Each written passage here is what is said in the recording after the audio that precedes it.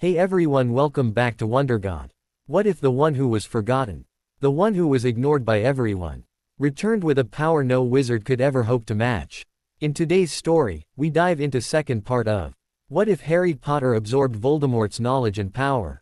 Here is short summary. After surviving a deadly attack in his second year, Harry absorbs fragments of the Dark Lord's knowledge and power. Watch as he navigates his newfound abilities, balancing light and dark on his journey to reshape his destiny. But before we begin, if you enjoy stories like this, make sure to subscribe to WonderGod and share it with your friends, because it really helps the channel grow. Now, let's begin the story. Harry turned back towards an angry Hermione and gave the girl a wink before he spoke in a series of hissing noises. The first was a simple command to open the sink for the girl's bathroom, then he followed it up with a command for stairs. It seemed that Salazar was not fond of slides like Ron and Harry had done last year. Finally the boy hissed out the command for light and a series of torches lit up, detailing a set of slippery, mold-covered stairs leading down into the darkness. A series of green lights faintly lit up the stairwell. The boy turned towards Hermione and smiled. "Shall we?" The girl started to follow her best friend down the stairs with careful steps over the slippery muck. "Harry, what was that about the Baron?" "Oh, that is nothing important, Hermione. I just wanted to get moving, and while Myrtle is nice and funny, I felt if we were to get somewhere safe to talk we would have to hurry up. I have another errand to run in the chamber that I promised a friend too." The boy continued down the steps till they came to a large chamber filled with skulls and broken bones of animals that had obviously been eaten in the past by the basilisk. The young man graciously helped steady Hermione over the pile as they walked to an area that had experienced a giant cave-in of stones. For a moment Harry frowned, studying the pile of rocks that had blocked the exit. Before, if he remembered correctly, Fawkes had zipped him and Ginny back to the world above through use of phoenix flames. Of course that was not an option now, still it would be a nice workout for his transfiguration to see how much he truly had learned. He let out a sigh and pulled out his wand, concentrating hard as he whispered under his breath the words of the transfiguration spell necessary. Slowly the rocks before him started to shift. First, two boulders changed to large sturdy walls, slowly molding shape and form. Harry added a bit of extra flair and detail to the work as he changed them to look like Romanesque pillars. Then he turned his concentration to the giant boulder sitting on the newly made walls and changed that into a curved dome roof of stone to match newly created walls for a walkway. To add a bit of good luck to the detail, he quickly carved "HJP was here." The display might be a bit childish of Harry, but still it was enjoyable work. The boy started forward after finishing up with a few heavy breaths, as it did take a lot out of him when he stopped after a shout, "Harry James Potter." He blinked and turned back towards his busy-haired friend. "Yes. It is safe, Hermione. I know it is safe, but how did you do that? Those spells for such a large amount shouldn't be possible to be transfigured to this type of details at our grade level. Not to mention how much power it would take to transform this much stone. This should be impossible for you." The girl ranted for a few moments in a lecturing tone with an obvious frown on her face. The boy couldn't help but laugh. If there was one thing he was certain, it was Hermione would always he. "Hermione, I just did it, so it is not impossible, and remember I studied a lot over summer with Tonks. Also Hermione, you know those air detentions every night I have with either Professors McGonagall or Flitwick. They are actually lessons for training to improve my skills." The boy snatched the girl's hand with a shrug and smile as he started to lead her towards the entrance of the actual chamber, hoping to head off an argument. He added, "This was fifth-year work. I will help tutor you if you want. I owe you for the first 2 years anyways." For a moment Harry thought that his best friend might react in jealousy and spurn him. But, perhaps he had misread her, or perhaps she had grown with Ron's death. Instead of jealousy, she gave him a quick hug and key on the cheek with a whisper, "Thank you, Harry. I would like that." The boy only responded with a crimson-cheeked smile. He still wasn't too used to human contact despite the efforts of Hermione and Nymph. He quickly stopped before the doorway of the chamber and hissed out the command to open. For Hermione it was the first time she had actually seen the chamber. The place was truly magnificently huge. There were giant hooded statues on the sides of a large marble walkway that led to a giant pool of water. Above the pool was a massive statue of the face of Salazar Slytherin himself. Of the basilisk there were no remains left, as they had all been removed by the hard work of Dobby and his team of elves. Right now all of the parts were carefully placed away into the Potter vault under stasis spells for use or selling depending on what needed to happen. Harry dragged Hermione forward with a smile on his lips. Amazing history within this place. Just think, there have only been a few people to set foot in here in over 1,000 years, Hermione. This was literally the protected lair of one of the most powerful wizards to ever walk the earth. The girl seemed a bit shell-shocked at the size of the place as she didn't speak up. Instead, Harry came to a stop, leading her to just before the pool. Slowly the boy reached into his inner robe pocket and pulled out a pouch covered in runes. He first pulled out a pair of dragonhide gloves and slid them on, the same type often seen for use in herbology. Next he reached into the pouch with his now covered hands and pulled out a locket. The boy moved fluidly as he placed down the locket. He looked at it a moment with a frown, then called out, "Creature." There was a flash, then an ancient-looking house elf appeared before the boy and girl. The elf bowed before Harry with bright shining pride in his eyes. "Master." Harry called for Creature. Creature honored to come to Master. Harry gave the elf a warm smile, then motioned towards Hermione. "Creature, this is my friend Hermione. Please treat her as you would me. She is almost a part of the family and very important to me. She must always be protected, understood?" The elf nodded quickly as it spoke up. "Creature understands, Master." "Harry James Potter, when did you get another elf?" the girl snapped at the boy. Harry turned his warm emerald gaze towards her as the elf seemed to tense up, ready to snap at the girl. "Hermione, Creature here is a house black elf. He is the honored favorite of the family. Creature had requested to be able to watch me destroy this locket. It was the dying wish of his master, so I agreed to the promise." The boy carefully reached into the pouch a third time and pulled out his basilisk fang. He smiled again towards the elf and girl before looking down at the locket. "This locket is filled with dark magic. Please stand back. I do not know what will happen, but I doubt it will be pretty." Harry closed his eyes as he lifted the basilisk fang. He could feel the pull of the vicious locket wanting him to place it onto his neck even as it sat before him about to be destroyed.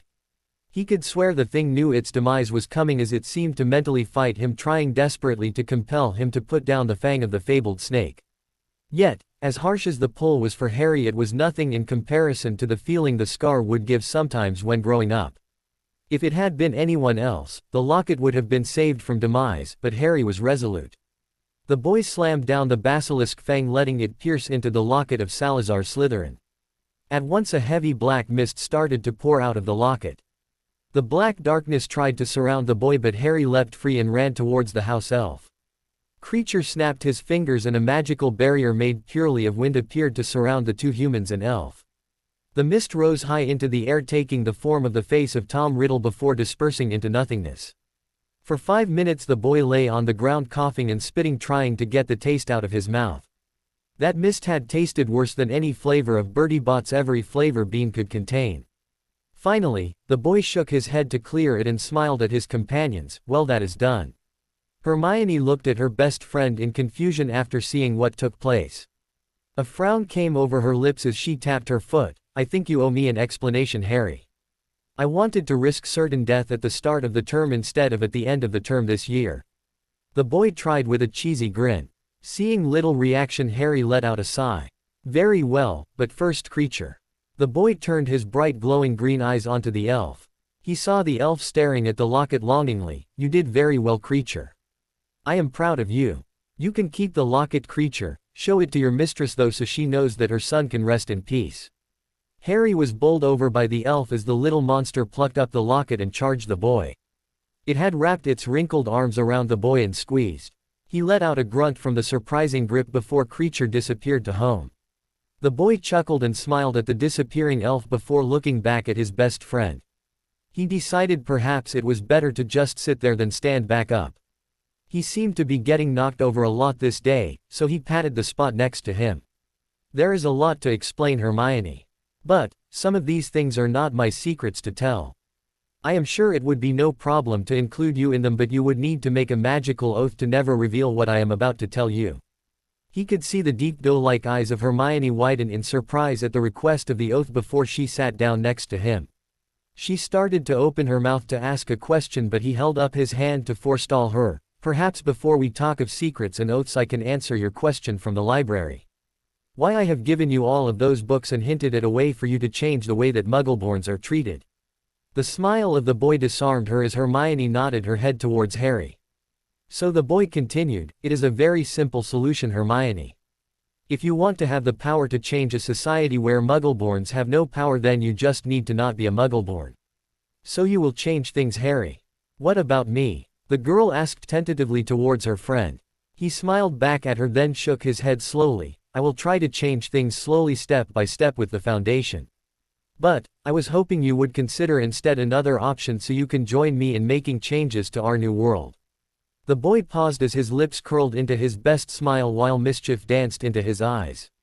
Harry slowly shifted to one knee as he looked up into the deep dark brown eyes of his best friend and speaking softly, "Hermione Jane Granger, will you consent to become Hermione Jane Potter?"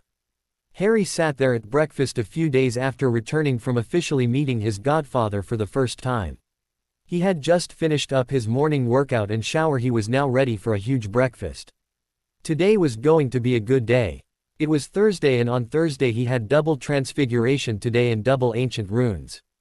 Of course they were his two favorite classes and the classes he could sit in and enjoy learning every moment. There was no teacher hounding him for answers about his life so far, no professor putting him to sleep, distracting him from arithmetic formulas with the sway of her backside, or breathing down his neck to take points or cause a potion to explode. Yes, runes and transfiguration were the two classes that Harry Potter always looked forward to. Of course, all good days for Harry Potter cannot be without a certain sentiment of bad. Today was no different, as a familiar white owl carried in a letter with the Morning Post. This letter was all in red. He had seen one last year when Ron received it from her mother. But who would send him one? Surely it was someone else's beautiful pure white owl that had flown next to him and was eating his bacon. So what if the creature looked exactly like Hedwig and about to nibble on his fingertip for attention? "Harry, are you going to open that?" Hermione frowned at the boy as she stared at the envelope. The boy let out a sigh and slowly took the red container, knowing it was better not to let it explode. Soon as he touched it, a voice rang out over the table. A voice that he remembered very well, his godfather. He smiled back at her, then shook his head slowly. "I will try to change things slowly, step by step, with the Foundation. But I was hoping you would consider instead another option so you can join me in making changes to our new world." The boy paused as his lips curled into his best smile while mischief danced into his eyes. Harry slowly shifted to one knee as he looked up into the deep dark brown eyes of his best friend and speaking softly, "Hermione Jane Granger, will you consent to become Hermione Jane Potter?"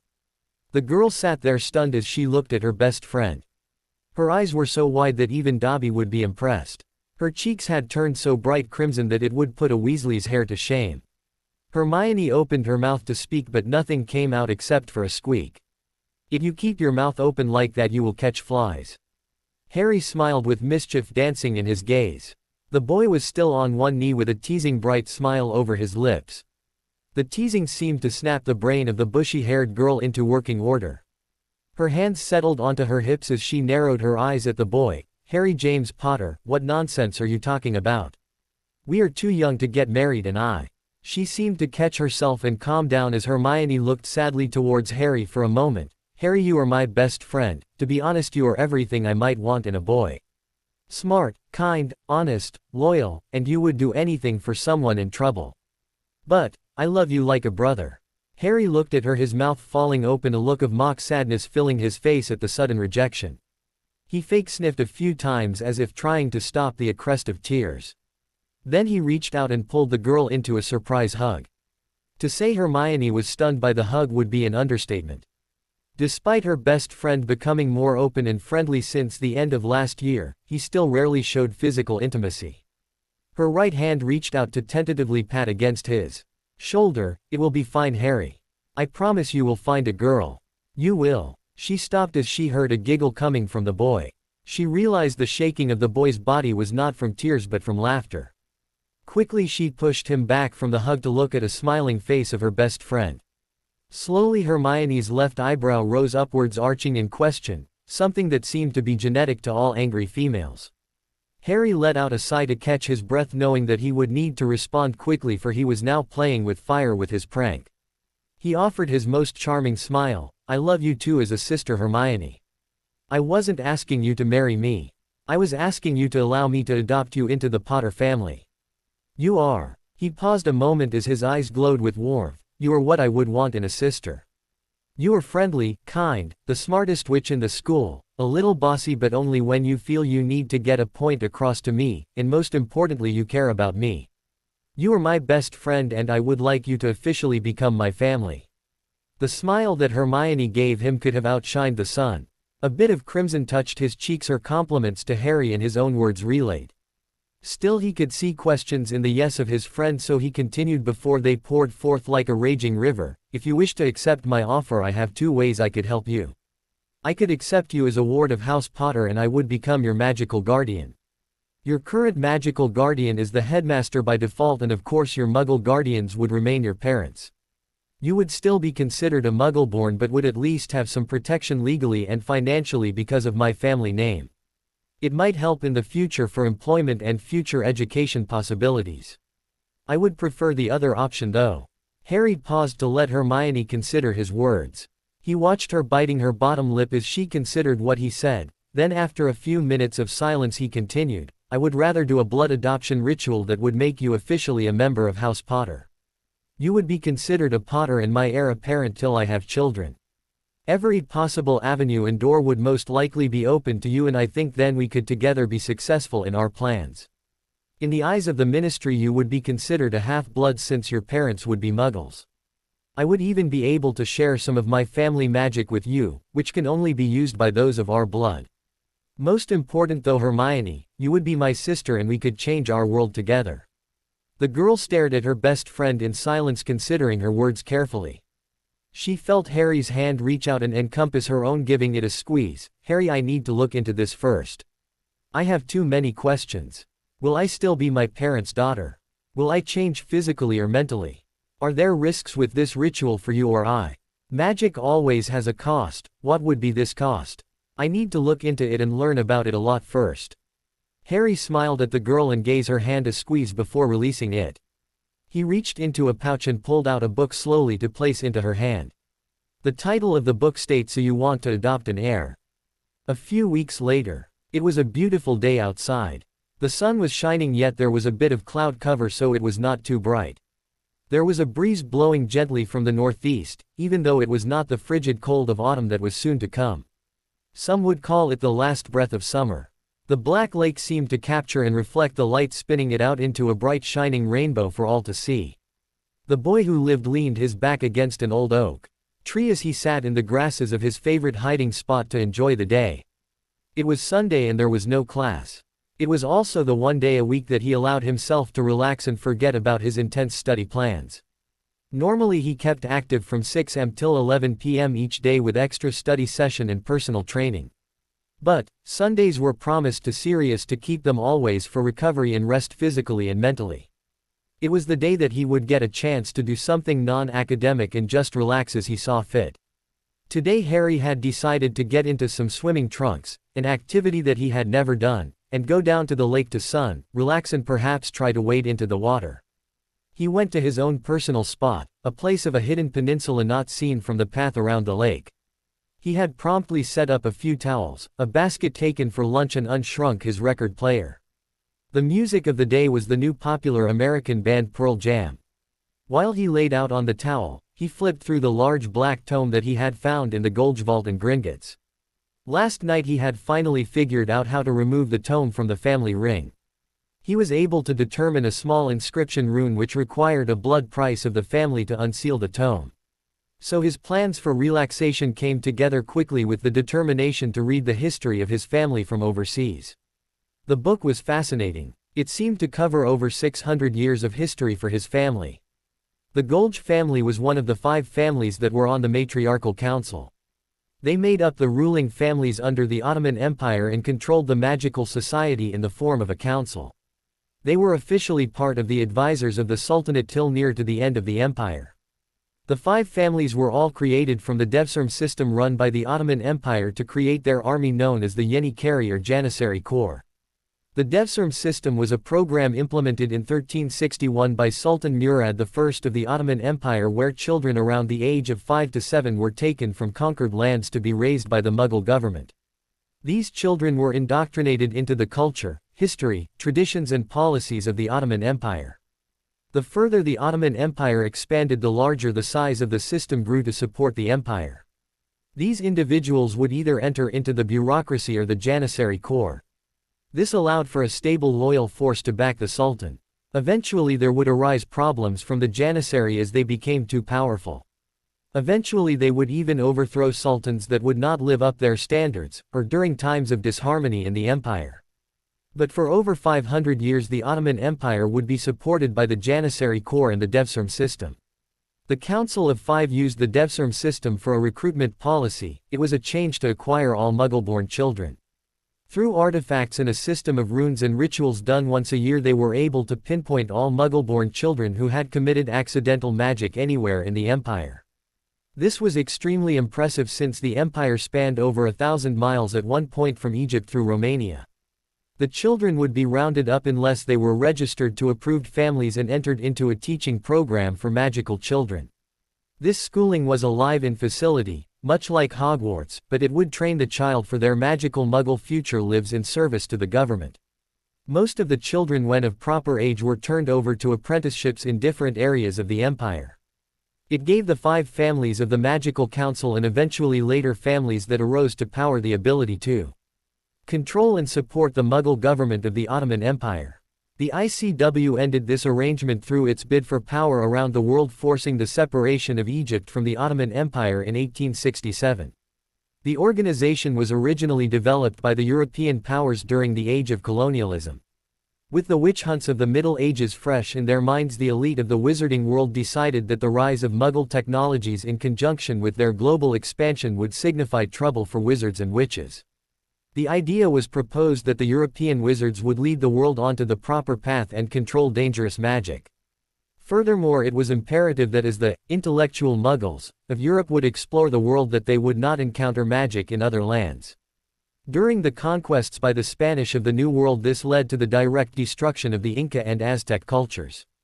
They were both societies controlled by the magical families in their domain. As such, it was deemed that they could not be allowed to continue to exist. After the wholesale slaughter, it was determined by the elite wizarding families that although Muggles were lesser creatures, they should not cause wholesale slaughter of their cultures. Instead, there had to be a way to keep separate magical from Muggle.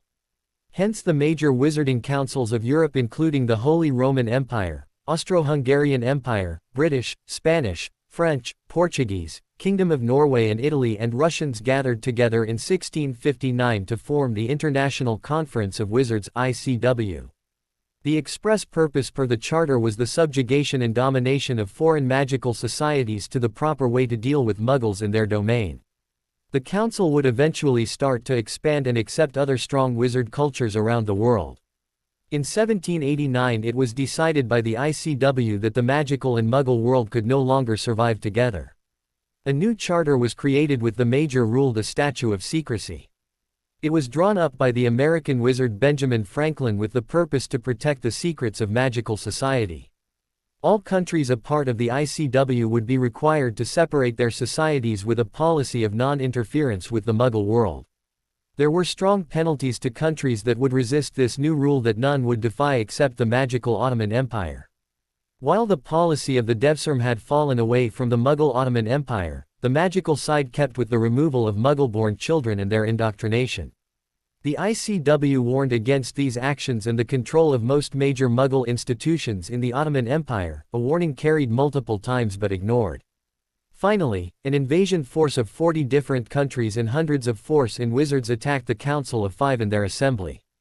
The ICW and the Ottoman wizards fought a fierce 20-year war before finally the Ottomans' strength was torn asunder. The ICW took control of the Ottoman magical government and society for a period of 80 years as punishment. This resulted in failures of the financial and political system throughout the Mughal Empire. The land controlled by the Ottomans started to be carved piece by piece away from them by European powers. Eventually it would become known as the Old Man of Europe, a weak and crippled thing of its once past glory. Finally, World War I put the empire out of its misery. Harry's family, the Golge, was one of the Council of Five. Traditionally it would be a family member that would sit on the council as the leader. According to the family grimoire, after ICW war his great-grandmother was taken captive. She was taken to England as a permanent hostage for the goodwill of the Golge family. The information was sketchy for what took place after her removal from England. It seems that somehow she had set up the Gringotts account. There was little knowledge available till his mother was by the Evans family. There was nothing for what had taken place in Turkey since the ICW withdrawal at the time of Grindelwald. This brought up questions that he would need to answer before he took a trip to Turkey. Would he be allowed to go there? Was there anyone there left of his family? How were the families of the Council of Five looked at and treated now? Too many questions to consider for this day. The tome further went into individual family members of importance and some of their contributions over the centuries. But he skipped that for now. Instead, his eyes were drawn to the ritual section. Most of the rituals held components of runes, arithmancy, potions, positions of the stars and ley lines of power. After looking a few over, Harry was honest with himself that he had no clue what he was looking at.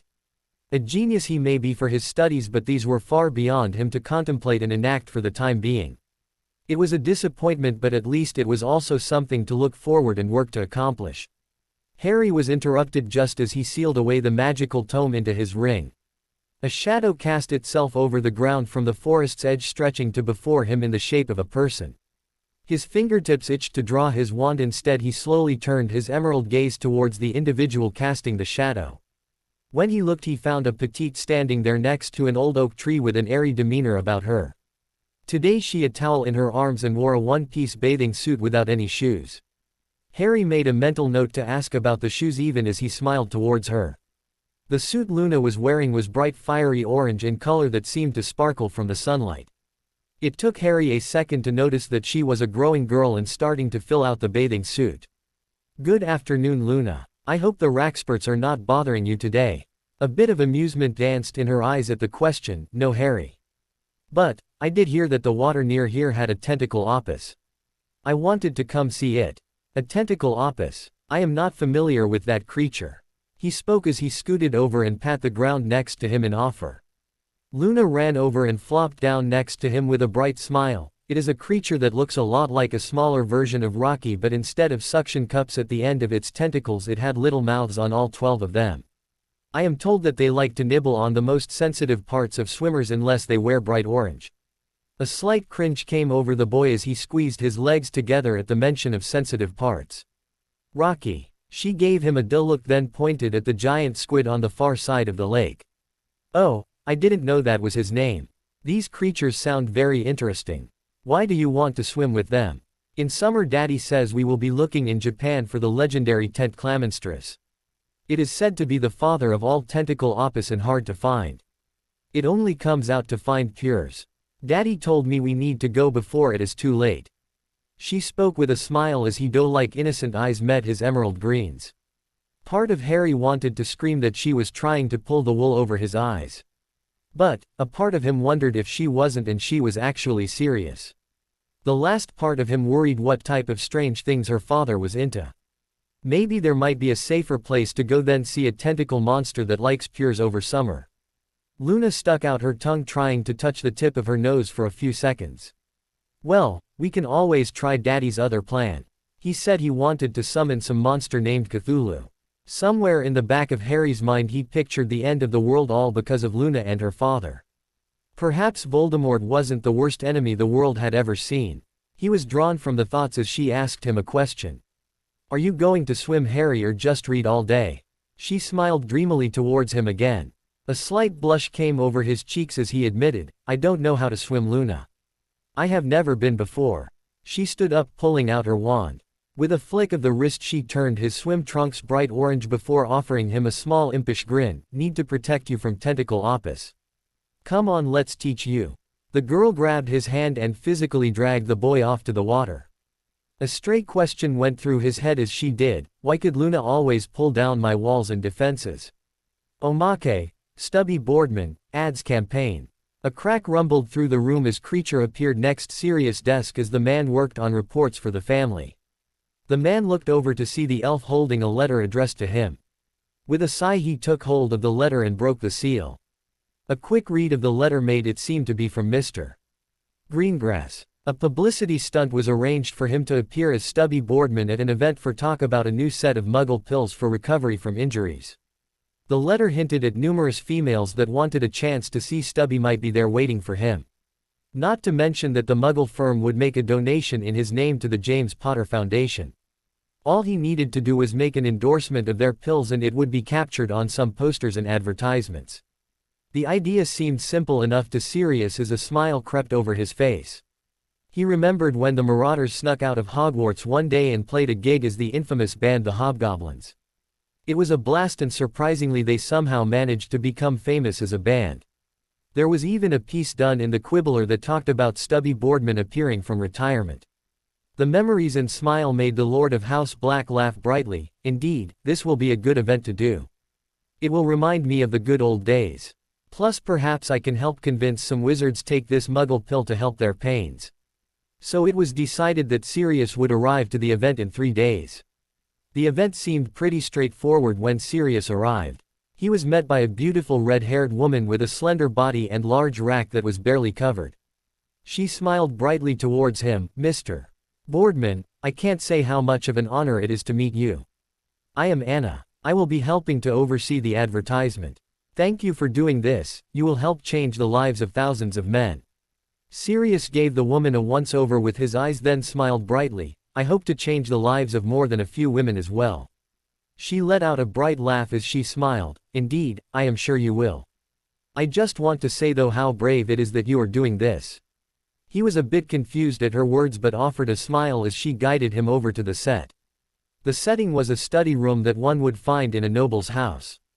Actually just like the one back at the Black household. There was a large fireplace that was lit with numerous books on the mantel. A huge leader chair was parallel to the fireplace which he was directed to sit down in. "Now Mr. Boardman, we need you to sit there and when it is time read the line off of the cards. We will take a few pictures and using a new technology the pictures will be placed on large screens at a few Quidditch stadiums. We have found a way to have the words you speak play whenever your picture cycles through." She spoke with obvious excitement as she bounced on the toes of her feet. This action drew the eyes to her large chest bouncing with her movements. She smiled at the rock star and motioned to the chair, "Take a seat and get comfortable. The photographer will start in a moment. Oh, here is the new product." Sirius took hold of the box and looked it over. It seemed to a large number of strange chemicals mixed together. He gave a sigh then shrugged. Muggles who knew what type of madness they created with their scientific experiments. The photographer and recorder called for everyone to get ready. Then a few pictures were taken of him holding up the product and smiling or giving a wave. "Perfect, now Mr. Boardman please say your line." The recorder called out as they hit a few buttons to record his voice.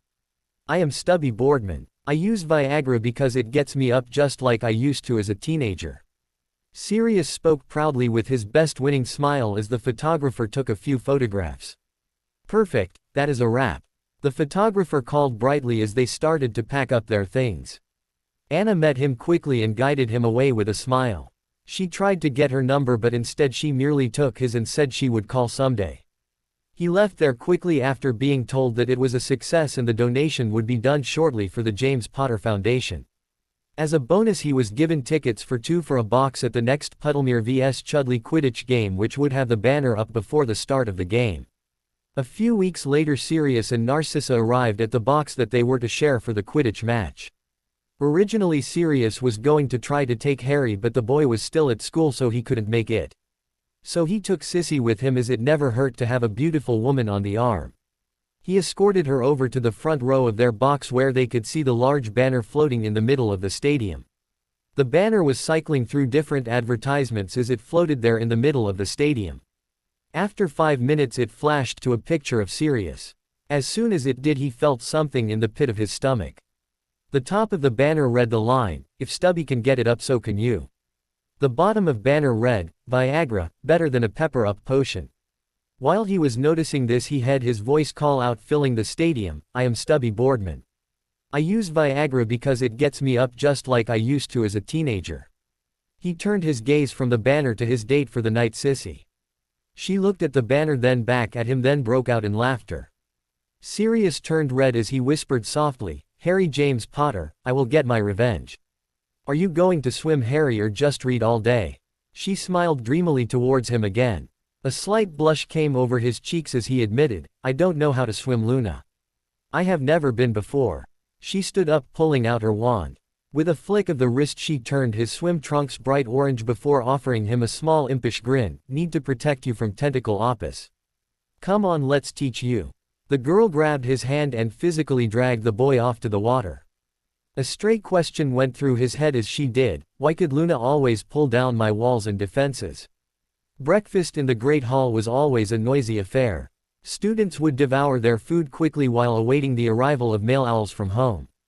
Today was no different for the hall in general, as numerous owls flooded the chamber carrying news and warm wishes of love from home to the assembled tables. What were different were two things. First, an owl landed before Professor Flitwick. The bird was a school owl carrying a parchment attached to its leg. It was uncommon for a school owl to be used by a student to send a message to a professor. But, it was not unheard of if the student didn't want to let others know who had sent the message. The little professor took the parchment and unsealed it to read quickly. The parchment was very short and simple. Nargles infest your house, deal with them before I exterminate them. No name or signature was on the parchment, and the writing did not look like any that he was familiar with. A weird occurrence, and rather frustrating that something was a threat against his young ravens. But, that brought up the question of what was these Nargles that were written about. He never had heard of any creature, and he was certain that Hogwarts would protect against anything too serious. Still, there was that troll first year, so he resolved to speak with Hagrid about the nature of Nargles later that day. At the same time as Flitwick received his letter, a pair of owls swooped down to the Ravenclaw table carrying boxes. They both landed before a cute little dirty-haired girl with dreamy blue-gray eyes. She looked extremely surprised to get mail other than the Quibbler, not to mention gifts. Tentatively she reached forward to plug up the scroll attached to one of the boxes and read it over. You never told me your birthday was last week, Luna. Friends normally get each other gifts for their birthday. Please accept these as gifts from me. Your friend, Harry. A startled look came over the girl as she looked up and met the emerald gaze of the dark-haired boy. A bright smile was given to her from the boy, who caused her chest to flutter. Nibbling on her bottom lip to hold back the tears, this being the first time she could remember getting a gift from anyone besides her father, she slowly opened the boxes. The boxes appeared to be enspelled to be enlarged. The first box opened up to show 10 pairs of shoes, everything from trainers to boots to heels. The bottom of the box was marked in a series of runes. She noticed the same runes were etched onto the bottom of each shoe. She wasn't certain of what the different runes were for, still the gift was wonderful and unexpected. The second box was much smaller in size than the first. When opened, Luna found a pair of bracelets and earrings. The bracelets were made of dwarven silver interlace with butterbeer cork while studded with emeralds. The earrings too were crafted of silver, each containing one large emerald in them.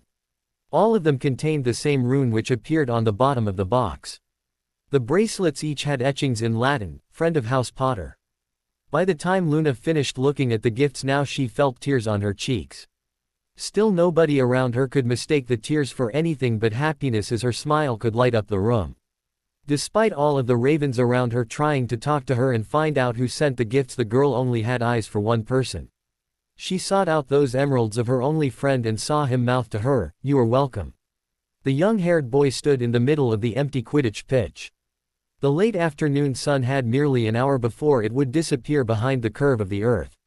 His eyes roamed over the empty stadium, imagining the seats filled with wizards and witches and all of them cheering for him. Unconsciously his grip on the broom tightened as he imagined the place screaming his name. His mind's eye could see the numerous beautiful witches wearing little to nothing leaning over to congratulate him after his victory. Each of the many women wanted to rush the pitch and give him their own special showing of how appreciative they might be for his victory. The young man raised his fist into the air, imagining he was holding up the snitch after a victory for House Slytherin, winning the Quidditch Cup. He chanted to himself, his last name softly at first, then rising in volume to a yell, "Malfoy, Malfoy, Malfoy." Was it a close match? The teasing question broke out of his imagination. The boy spun around on a canute before coming face to face with Harry Potter. His cheeks turned crimson at being caught in a childish daydream which caused a rare moment of stuttering for the Malfoy heir. Harry waved it off with a smile. Don't worry, despite who we are still young enough to dream, cousin. Besides, this year maybe you will get a chance to win the House Cup. A Malfoy-like snort came out from the Slytherin boy as he watched Harry. Of course Slytherin will win the cup, Potter. We are the best. Well, you weren't the last 2 years. A slight grin came over the lips of the boy who lived as he mounted his broom to float over the ground. But, I am not playing this year, so it is possible if you brush up your seeker skills a bit, you may win. My skills at being a seeker are fine, Potter. The haired boy snapped back at his raven-haired rival. Perhaps, but I can make them better, Harry said as he floated away a few feet in the air before shooting like a rocket towards the far-end goal rings. He quickly dove through the middle ring before sweeping around to streak high into the air. The raven-haired Star Seeker then dove towards the ground at breakneck speed onto to perform a Wronski feint before he finally floated back to his cousin. The crimson-robed boy appeared to not even be out of breath as he grinned at Draco, for a price. How very Slytherin of you, Potter.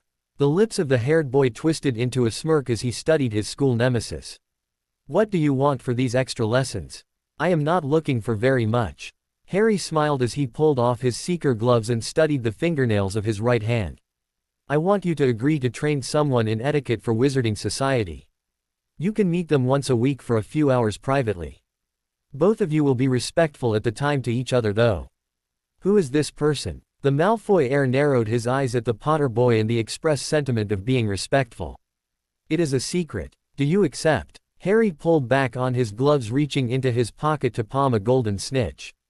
Draco studied the boy and the snitch, knowing that picking up a few of Potter's tricks would help perhaps make the difference against Chong, Diggory and whomever Gryffindor put up. Very well, Potter, as long as it is not a Weasley, we have a deal. Harry activated the snitch, then offered a rare smile for his cousin. Good, then let's get to work. Hermione had an interesting few weeks. She had been busy with her work on the runes project, which was completed already. She just needed to let Harry know that it was ready. In addition, she had been researching everything she could on House Potter, magical adoptions and laws in the magical world. The great thing about all of this research is she had stumbled on her future career choice. She realized with all of the intricacies and knowledge required for solicitors she might be a perfect candidate to become one. Always Hermione had been perfect at the details, which seemed to be another requirement of a good solicitor. After all, the brightest witch of her age should find a good job that can make an impact. Plus she could perform this career in the magical and muggle world. Sure, she would need to find a good college, and she wasn't certain how the Hogwarts grades would translate, but she was certain she could figure it out.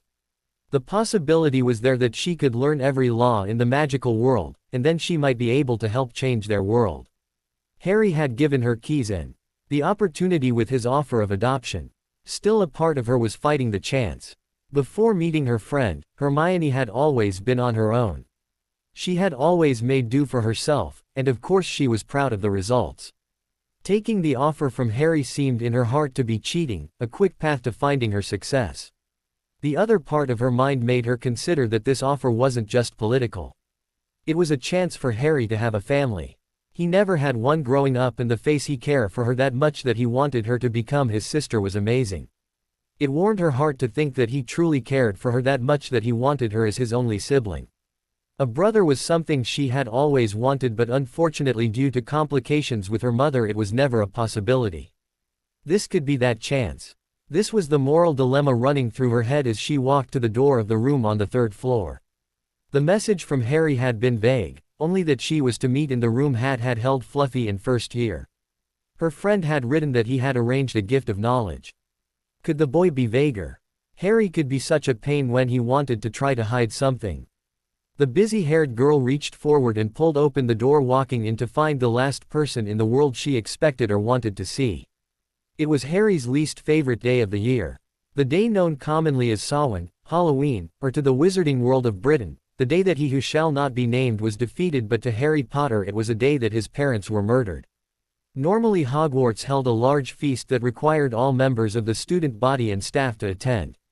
While everyone else experienced a party, tonight Harry would be in turmoil the entire time. So it was on that morning Harry was surprised when he walked into the Great Hall for breakfast and found 2 people standing at the staff table walking to the deputy headmistress. These two people Harry would know from anywhere. The bright neon pink hair, beautiful body that was plain to see even under robes, and great smile next to the mischievous man that had an aura of confidence. His godfather Sirius Black and dear friend Nymphadora Tonks. It took all of Harry's restraint not to rush to them both right away to wrap them into a hug, but the young man resisted. Instead he slowly and quietly walked forward to stand just behind the small gathering. Harry was silent as a mouse and careful to be seen, since it appeared that this was a rather animated chat. The only two questions on his mind were what had he done wrong lately? And second, was Tonks here to pick her up underwear that Sirius had sent via owl to him? It is most irregular to take a student from school without prior notice, Sirius. Unless it is a family emergency, it is not done, Sirius.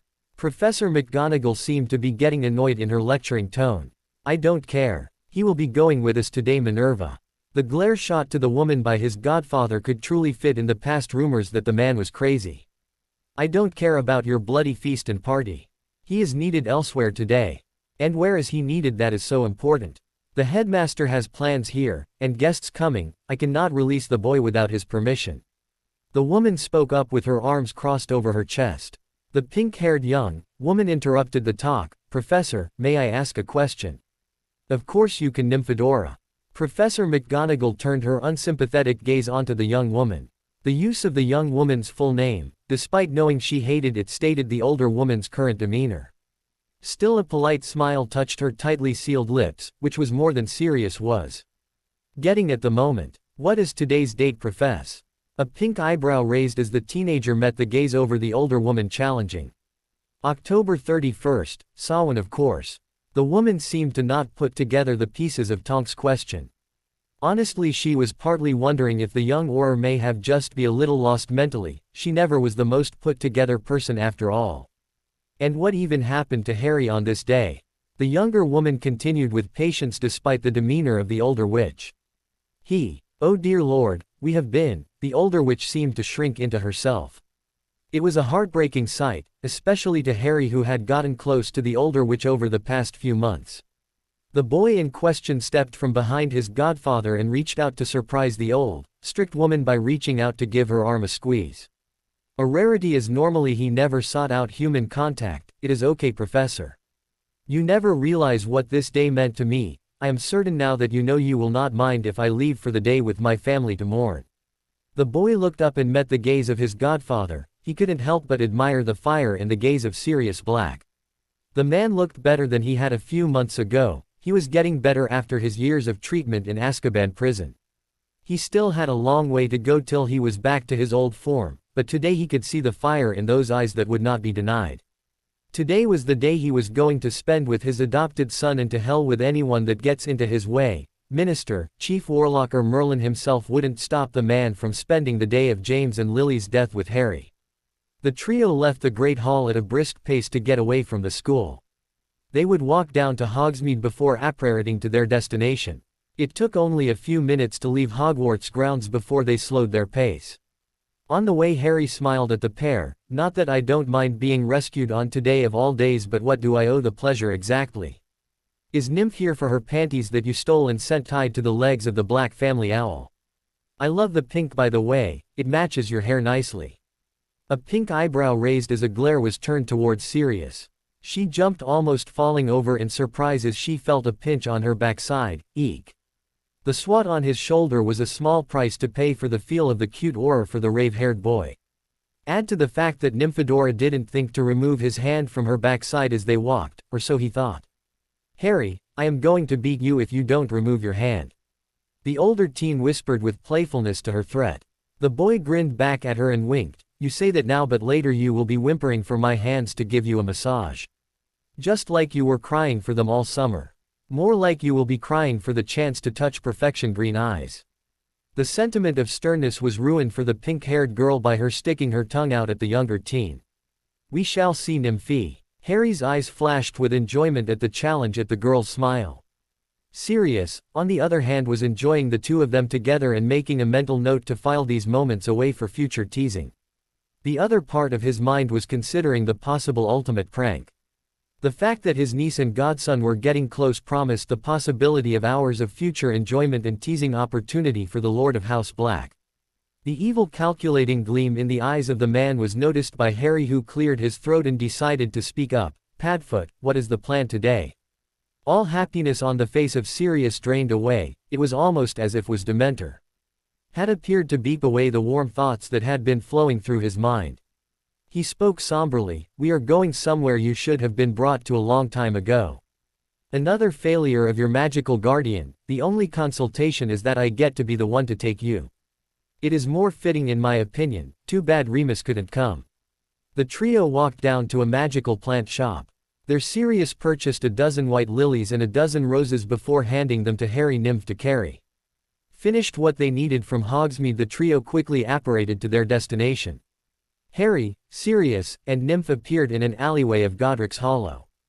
Godric's Hollow was a small town, with a mixed population of Muggle and magical. In the past the Muggles there were once squibs that slowly forgot their magical nature. The magical population was about the same size as Hogsmeade. Harry was a little surprised as he looked around, having never been there before. Then again, he had rarely been anywhere before this summer. They didn't spend too much time looking around, as instead Sirius quickly dragged them down the street to the cemetery.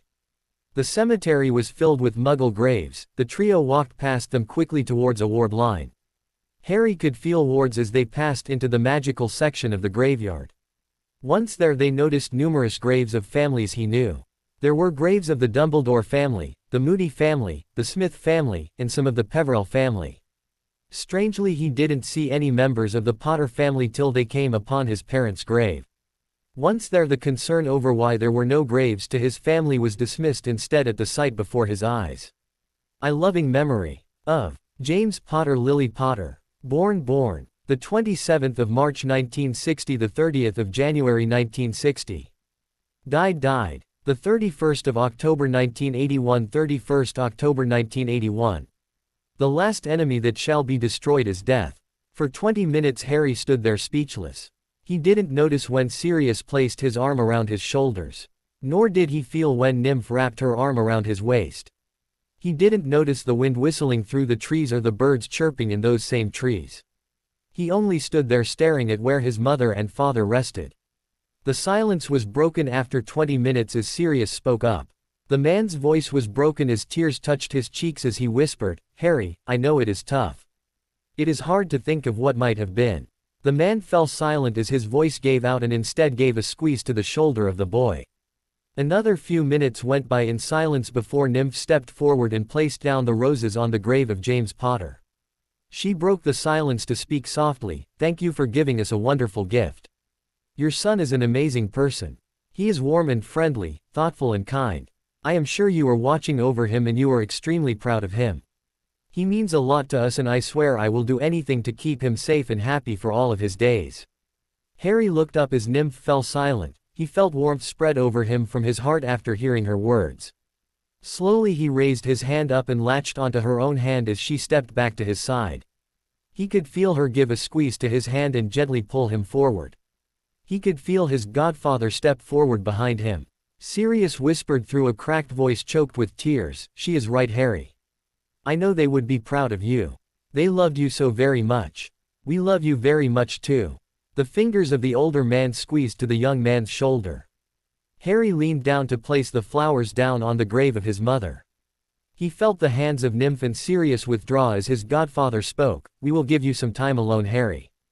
The raven-haired boy nodded his head as he felt them withdraw back to give some privacy. Then he turned his gaze back to the gravestones. A stray thought went through his head, never knew their birthdays. He made a mental note to remember the date to come back each time. Harry gently reached forward to brush his fingertips against the grass.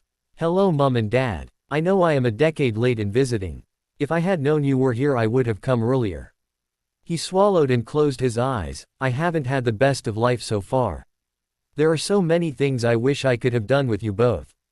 He paused again as he felt tears run down his cheeks but forced a smile. Thank you for Sirius, he is going to help take care of me now. It seems that something good is finally happening in my life. We have made some plans to change things. Just like Mum always wanted to change things. Harry smiled as he started to feel better. The more he talked of them the better he felt. So he started to tell his story. For the next 3 hours he told them everything from his time with the Dursley through his first years of school. He talked of his first year of school. How he was made a seeker, how horrible Snape was to him, what it felt like to know that he killed a man who was his own professor. Harry poured his heart out about his second year, the whole school turning against him, his fight in the Chamber of Secrets with a 1,000-year-old basilisk, and finally how Lord Malfoy tried to kill him. A smile crossed the lips of the boy as he told his father about getting to meet his mother. How he met Nymph and learned about his family. He blushed as he spoke of the summer with her. The trial, joining the Wizengamot, and the rest of the summer followed. He spoke of everything he could think of, and before he knew it 3 hours had passed. Finally, he stood up and carefully walked to the gravestones there, giving each of them a key and gently touching it. Though he knew it was only his imagination, both felt warm to the touch, just as his heart felt lighter after telling his tale. The touch on the shoulder and hand taking his own told him that the others were back. The boy turned towards the touch and smiled. "Thank you. I can't tell you how much this means to me." "I know, pup, I know." Sirius spoke before giving him a strong hug. The man gave him a squeeze that was surprisingly strong for someone that had been in prison for years on end. "Let me go pay my respects, then we will go home for a nice dinner. We can come tomorrow to visit the house." He stepped away from Harry only to be replaced by the warm embrace that smelled of lavender and vanilla. Pink hair obscured the vision of the young man as he felt his head nestled against the crook of her neck. A bit of crimson touched his cheeks as he felt a pair of rather large melons pressed against his chest. Then fingers slowly rolled through his long raven hair as a warm whisper brushed against his cheek. "Are you all right?" "I am fine, Nymph. I promise you. Thank you for everything." Harry spoke softly as he leaned forward to squeeze her back in a tight hug. His cheeks still stained crimson at the closeness to her despite feeling comforted. She leaned back and looked into the emeralds of the younger teen. A smile crept over her face at the look of red over his cheeks. "Are you sure you are all right? You two ready to go? We will have a small family dinner tonight at Grimmauld Place. I am going to make certain you have one safe and happy night for Samhain." Sirius smiled at the two of them as he reached out to offer his hand. Harry gave a smile to Nymph, then glanced at Graves one last time before he took the hand of his godfather. "Yes, let's spend time together as they would have wanted." The trio took hands, then apparated away for a safe, happy Halloween. The first Harry had since coming to the magical world. "You two ready to go? We will have a small family dinner tonight at Grimmauld Place. I am going to make certain you have one safe and happy night for Samhain." Sirius smiled at the two of them as he reached out to offer his hand. Harry gave a smile to Nymph, then glanced at Graves one last time before he took the hand of his godfather. "Yes, let's spend time together as they would have wanted." The trio took hands, then apparated away for a safe, happy Halloween. The first Harry had since coming to the magical world. It was the best dream he had ever experienced in his 13 years of life. In the dream, slowly a beautiful woman with a firm backside and full C-cup S slowly rubbed against his side. She wore a black corset and matching silk panties. Her skin was ivory reflecting the moonlight, and long curly pink hair fell down her shoulders to spill like curtains over her back and chest. In the dream he never saw her face, but he knew who she was. Slowly she rubbed all over his side, and as her hands wandered over to the tent in his boxers. Her fingers were magic as she slid down his body to between his legs. A quick flash of a smile was all that was seen on her face through the curls before she disappeared under the sheets. Unfortunately, all good things must come to an end, and this was one of them. While the dream seemed to just start to get to the good part, Harry awoke with a surprise. On the bright side, he was awoken by the girl of his dreams as standing over him in a short skirt, too tight Led Zeppelin t-shirt and thigh-high socks was Nymph. The downside was she was holding an enchanted cup that had contained an endless supply of ice-cold water which had just been tossed onto his nether regions. The scream that Harry let out was most girlish even according to Creature. The only nice part was when Nymph wasn't expecting the younger teen to reach up and grab hold of her, pulling her down into the freezing cold, wet bed. The ensuing wrestling match was something that could have sold out if tickets were released at Hogwarts. Of course, it was in the most compromising position that they were found. Harry pinned down by Nymph, who was straddling his hips. Both of them had their shirts soaked wet and heaving for breath. The room had a definite chill between the ice-cold water and the thrashing of the pair as Nymph's nipples promptly stood out from her shirt. Narcissa Malfoy cleared her throat, drawing the attention of both of the teens to her and Sirius standing at the doorway. "I told you the pup had it. He is a ladies' killer already," Sirius commented to Narcissa, whose lips were compressed into a definite thin smirk. She raised her chin as she studied the pair. "Indeed, while it is understandable for him to have a few bastards to prove he is viral and in case of trouble, I am not certain if my niece should carry one of them. I don't know. Think of it, the child would be more pure black blood in it. Plus, wouldn't it be enjoyable to see the look on Andromeda's face?" Sirius' lips twisted into the largest possible smirk. At this moment both of the teens looked between the pair of adults, then back at each other. The blood vessels in their faces seemed to explode as they turned completely crimson in color before leaping off of each other. Nymphadora showed her famous dexterity, falling down to collapse onto the ground instead of her feet after she leapt off of Harry. Harry, on the other hand, pulled his covers all the way up, partly to hide the rather impressive bulge for a young man and partly just to hide. He did try to recover by clearing his throat and speaking up. "I didn't hear anyone knock on my chamber's door. Oh, we knocked 3 times. Just there was so much groaning and noise in here." Narcissa kept her smirk as one eyebrow raised, slowly studying the boy. She turned to look at Sirius. "I will be reviewing the first month's budget for the Foundation downstairs. When they are done with their play, perhaps the young lord can come join me. We can share the news then with him." She turned and walked away with a sway of the hips that drew the eye of both men to her. Both Sirius and Harry let out a sigh when she was out of sight, then caught each other looking and broke out into a pair of identical grins. That was at least until a clearing of a throat turned their attention to Nymph, who shook his head once, then scampered past with far less grace. "I will be downstairs for breakfast." Harry saw her shoot one glare at him, as if all of this was somehow his fault. Then she was gone and he was left alone with Sirius. He started to get dressed and ready for the day as his godfather leaned against the door frame. "You know, despite the joking, she might be a good choice someday. She is my cousin, my family, I couldn't," Harry babbled out at once before taking up his toothbrush and toothpaste. "And my parents were cousins as well. I turned out pretty good if I do say so myself." Sirius wiggled his eyebrows with a smile that screamed mischief. "She would never want me, I am far too young for her. She just loves to tease me is all." Harry rolled his eyes as he started to brush his teeth before grabbing a towel. "I don't know about that pup. Age is just a number after all." Sirius smiled as he turned to head downstairs. Harry yelled back as his godfather walked off, "You just say that because I know you want to hit on some of those 7th years for a fresh catch." He didn't need to hear the stumble down the stairs by his godfather to know he hit the mark. It was 3 hours later and the Blacks had finished their morning breakfast and retired to the library office. Narcissa had taken over the small office attached to the Black Library for her own use. She had turned the desk there into her own private workplace for the James Potter Foundation. Everything from designs, plans, policies and even Wizengamot bills they were planning to submit was located there. It was part of that stack that Harry was currently reviewing. The bill, as he understood it, was a rider that would be attached to a Wizengamot bill. It was an amendment that had been proposed to help fund the Foundation through ministry taxes. The tax was something that was already collected, just at the moment was given to the improper use of magic department. Since that department normally helps to contain the use of magic in Muggle areas, normally the Muggleborn issue would be added to their overview.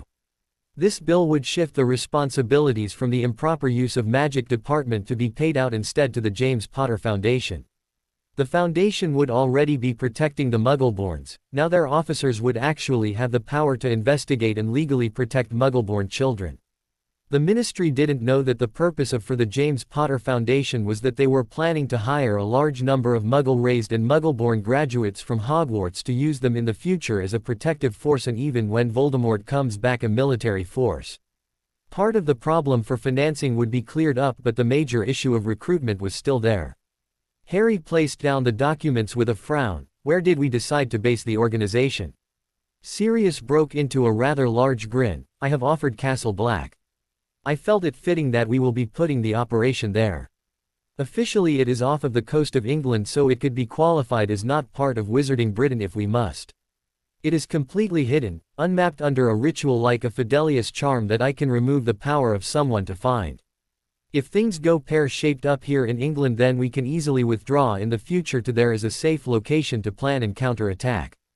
To put it simple, it is the perfect place for our activities. I already have some of the Black House elves preparing it. We shall move training and operations there by Yule. It sounds perfect, Padfoot. Harry smiled to his godfather before turning his gaze onto Narcissa, also far have accepted the oath and written contract without complaint. The elegant woman gave a slight shrug. 3 candidates declined our offer after they realized it required a binding magical contract and magical oath to work for us. But, overall the support has been rather receptive. We have hired 10 Muggleborns in multiple areas as we outlined. 2 are hopeful potioneers, 1 is a Muggleborn healer. Sirius was able to contact 2 retired Aurors who were both Muggleborns for trainers. The others are fresh graduates, mainly from some of the smaller schools about England that needed work. Since they are Muggleborns and not from Hogwarts, it is extremely hard for them to find work despite impressive grades.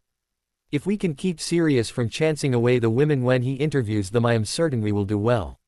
The Lord Black put on his most innocent look towards his godson and cousin before letting out a sigh as if he was hurt by their words. I cannot help it if they feel amazed to be in my very presence. Harry glanced at Nymph as they both smirked at the words. Then he turned his attention back onto Narcissa. I will speak with some of the professors for recommendations of past and future graduates to consider. Or at least speak with the professors to find out which students are likely to get an O grade on their newts in runes, transfiguration, charms and defense against the dark arts. Well, Sirius, you can ask Professor Lupin. Sirius' lips lost their smile as he frowned at his godson. Harry, I know you don't like him right now. But, I am asking you please as a gift to me, give him one chance. Harry met the dark eyes of his godfather with his own emeralds holding fiercely to his gaze. The frown that marred his face only added to the anger in his emerald eyes. I do not believe I will ever trust him. Not even if he took an oath to prove he is trustworthy. Sirius raised an eyebrow as he looked at the boy. A grimace crossed the lips of Harry as he broke the gaze with a sigh. Fine, I will give him one chance if he takes an oath that I prepare for him. If he does that, then I will give him another chance. Now on to other matters. Narcissa, have you encountered any pushback in the Wizengamot to our plans? Yes, strangely enough the Weasleys seem to have sided with Lord Nott. I always thought they were in Dumbledore's pocket, but now that Arthur has gained a bit of power he seems to become more of a traditional pureblood. The woman spoke with a patented smirk. This news did surprise Harry. After all, the family had been one of the most down-to-earth prior. He may have had a falling out with them, but he never suspected Arthur to turn his back on his ways. Harry leaned back into his chair and let out a sigh. So far the Weasley family had denied his requests to get any memories of Ron from them to create the memorial he wanted to have done. Still, did this change of position for the Weasley family mean that they have moved away from the Chief Warlock too? Or was this a way for Dumbledore to use his first family to spy on the darker houses? Harry shook off the thoughts as he felt a headache coming on if he followed that logic. Keep me up to date on what happens. I am curious to see if this will turn into their true position, if they are merely playing the political game. I just hope I didn't create my own enemy when I helped Mr. Weasley get that position. I will let you know what happens, Harry. For now we are in a good position between Andromeda and myself to control anything that comes our way. She smiled, then looked at the grandfather clock. Quickly she stood up and brushed off her robes. I need to depart for a meeting shortly. Enjoy the rest of your semester and please don't fight too much with Draco. Harry rolled his eyes at the idea, then let out a sigh. I promise to be as well behaved as Nymph was at school, Aunt Narcissa. After she left, Nymph leaned over and whispered to him, you do know I was the Hufflepuff version of your father at school. Harry locked his gaze with hers as his eyes danced with mischief. I know, we are blacks so we have standards to keep up to. Damn right you do. Sirius joined in with a smile. He let out a chuckle, then stood up too. Well, now that the paperwork is out of the way, let's go have some fun for the day. I promised you back by curfew, so I think we should enjoy the day. While the past few months had not been bad for the Black family, it was far from nice for one particular rat. This rat had hidden for 10 years with the Weasley family, spending time there with them to find safety, food and comfort. Well, as much comfort as one could have when a rat. Of course he had not always been a rat with them. See, Peter was a very dark and twisted soul. Peter had a soul so dark and twisted that he had needs and he would go to any length to appease these needs when they came up. He was rather lucky in a way that Ms. Weasley was an accomplished potions maker. She would often make potions on the side to sell to help raise money for the family. These potions would range from simple boil cures, to complex pain reliever potions. She even made potions that would cause an individual to daydream to pass the boredom. One particular potion she had actually created, which sold rather well in Witch Weekly under an assumed name, was a potion to allow a lover to see a different person. This potion when taken would let the woman, no matter the shape or size of the man, make him appear as if he was the perfect form that she desired. She had put the potion to quite a bit of testing for herself with Arthur. Actually often he would sneak home to visit her during lunch from work and she would take the potion to be ready for him and their lunch dates. Now poor Ms. Weasley had agreed with her husband to help spice up their marriage. They would always pretend that these lunch dates would be a stranger with her. Furthermore, after the first time they had arranged one of these dates, they had decided that she would never bring them up except when they happened. It was a funny thing that during the school year normally Scabbers would disappear and make his way home. Funny indeed that often when the boys got back from Hogwarts the rat had somehow almost always found his way home first. It would have been far less funny to Ms. Weasley if she ever found out that excitement of her marriage was actually never with Arthur but instead with Peter Pettigrew. But, all of that was past as now Peter had been on the run for weeks on end. First he had tried to run to a few of the former Death Eater residences but that did not go very far. It seemed no matter where he might go, he was turned away. So finally the man had decided that there was only one place he'd go to for safety. He knew that the shade of Voldemort had returned. He had overheard that conversation already between Ron and Harry. He knew too that Sirius Black had escaped.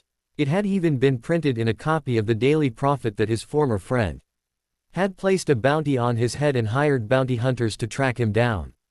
So there was only one place to run to for safety, that was out of England and to find the shade of Lord Voldemort. Harry was walking towards dinner after he had been dropped off by Nymph and Sirius. His mind was dwelling partly on the conversation with his godfather about his future family duties. It seemed since Sirius never could have a child it would be expected of him to someday give heirs for both the Black and Potter families. It was a tall task to tell a 13-year-old boy. But, the worst part was when Sirius started to give him the talk. Luckily his talk was very simple. He tossed a dozen issues of Play Wizard at Harry and told him to study up and ask him if he had any questions. Of course on his way out he had to mention if Harry asked too many questions he might have Nymph give the boy a quiz. It was in these thoughts that the boy was lost, which is why he didn't notice Malfoy stepping out of an abandoned classroom to grab his arm and pull him in. When he recovered, which was soon as he was pulled into the room, the Malfoy heir found a wand snapped to under his chin and a blazing-eyed Potter heir staring him down. Draco wisely released him and stepped back. "Potter, I needed to see you right away. The deal is off. I can't do it." A single eyebrow rise from the Potter Lord at the other young man. "Oh, a Malfoy backing out of a deal. After I gave you enough lessons to completely destroy Gryffindor as you had dreamed, now you will back out of the deal." "No, but we can't stay in the same room. She is just too arrogant. I will not put up with it." Draco glared at Harry as he spoke with barely concealed rage. Harry had to fight back a snort and will himself not to break into laughter. He was almost certain that tonight he would be jumped by Hermione and have this exact conversation about Draco as well. He let out a sigh. "Well, you did make a deal. Do you have another way to keep your end of the bargain for a tutor for Hermione?" The Malfoy heir turned away and started to pace in his thoughts. He then stopped and turned towards the raven-haired boy. "I do know a good candidate." "Very well, I will arrange it. It will cost me a favor that she owes me but it will be worth it." "Good, then in my eyes the situation is resolved. Now, I shall be off to dinner." The Potter Lord turned and left the chamber leaving Draco to his plots and plans. It was nice this year that for once those plots and plans didn't involve him. The conversation with Hermione did indeed come later that evening. Harry told her to wait and see and strangely enough Malfoy had come through. Instead of meeting with Draco, Hermione started to have meetings with Millicent Bulstrode. The large-framed girl was a half-blood but wizard raised for the traditions of wizarding culture. It seemed even better that she was an outsider caused by her looks and blood status and had little friends. She seemed to fit well with Hermione and the two strikes up a friendship. Over the next month no major concerns happened to Harry for once. He was able to go to classes, get exceptional grades, beating even Hermione often, and continue his special lessons with professors. The lessons with Flitwick and McGonagall were going smashing. Add to the fact that Hermione and his special project were finished. He had gotten Mr. Greengrass to place a magical patent on both the recording and playing features of the device and the magical grenade he accidentally invented. They were already planning ways to remotely activate the devices to record at key actions, people, or phrases. It would eventually be perfect for the James Potter Foundation to protect the children. He was truly considering taking his owls at the end of the year for most of his classes. There was nothing that stated he couldn't take the tests already and not even retake them if necessary. But, with his ability since summer to pick up anything the teachers taught him the first time, it seemed smart to try to advance as quickly as possible. He did accept Sirius' request and speak with Remus Lupin.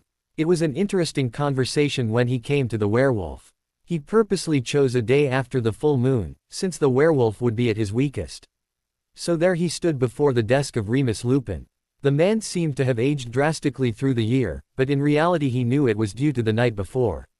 The bags under the eyes highlighted the wrinkles and exhaustion that the man felt. He was a man that Harry didn't trust, didn't want to be here. Yet, he was because he made a promise to his godfather and he would always hold his word when it came to Sirius Black. So Sirius wrote to me and told me that you might be willing to give it a try with extra lessons, Harry. I am glad you have come around. I really do wish to make up for our time apart and I am sure that James would want me to help look after you. Remus spoke up with a smile despite his tired state. Harry didn't respond at first, instead he reached into the pouch at his side and pulled out a scroll to place down before the werewolf. He gave the man a few minutes to look over the scroll before he spoke. I don't need someone to look after me, Professor Lupin. I have family already with the Blacks and I am not a child anymore since I am emancipated.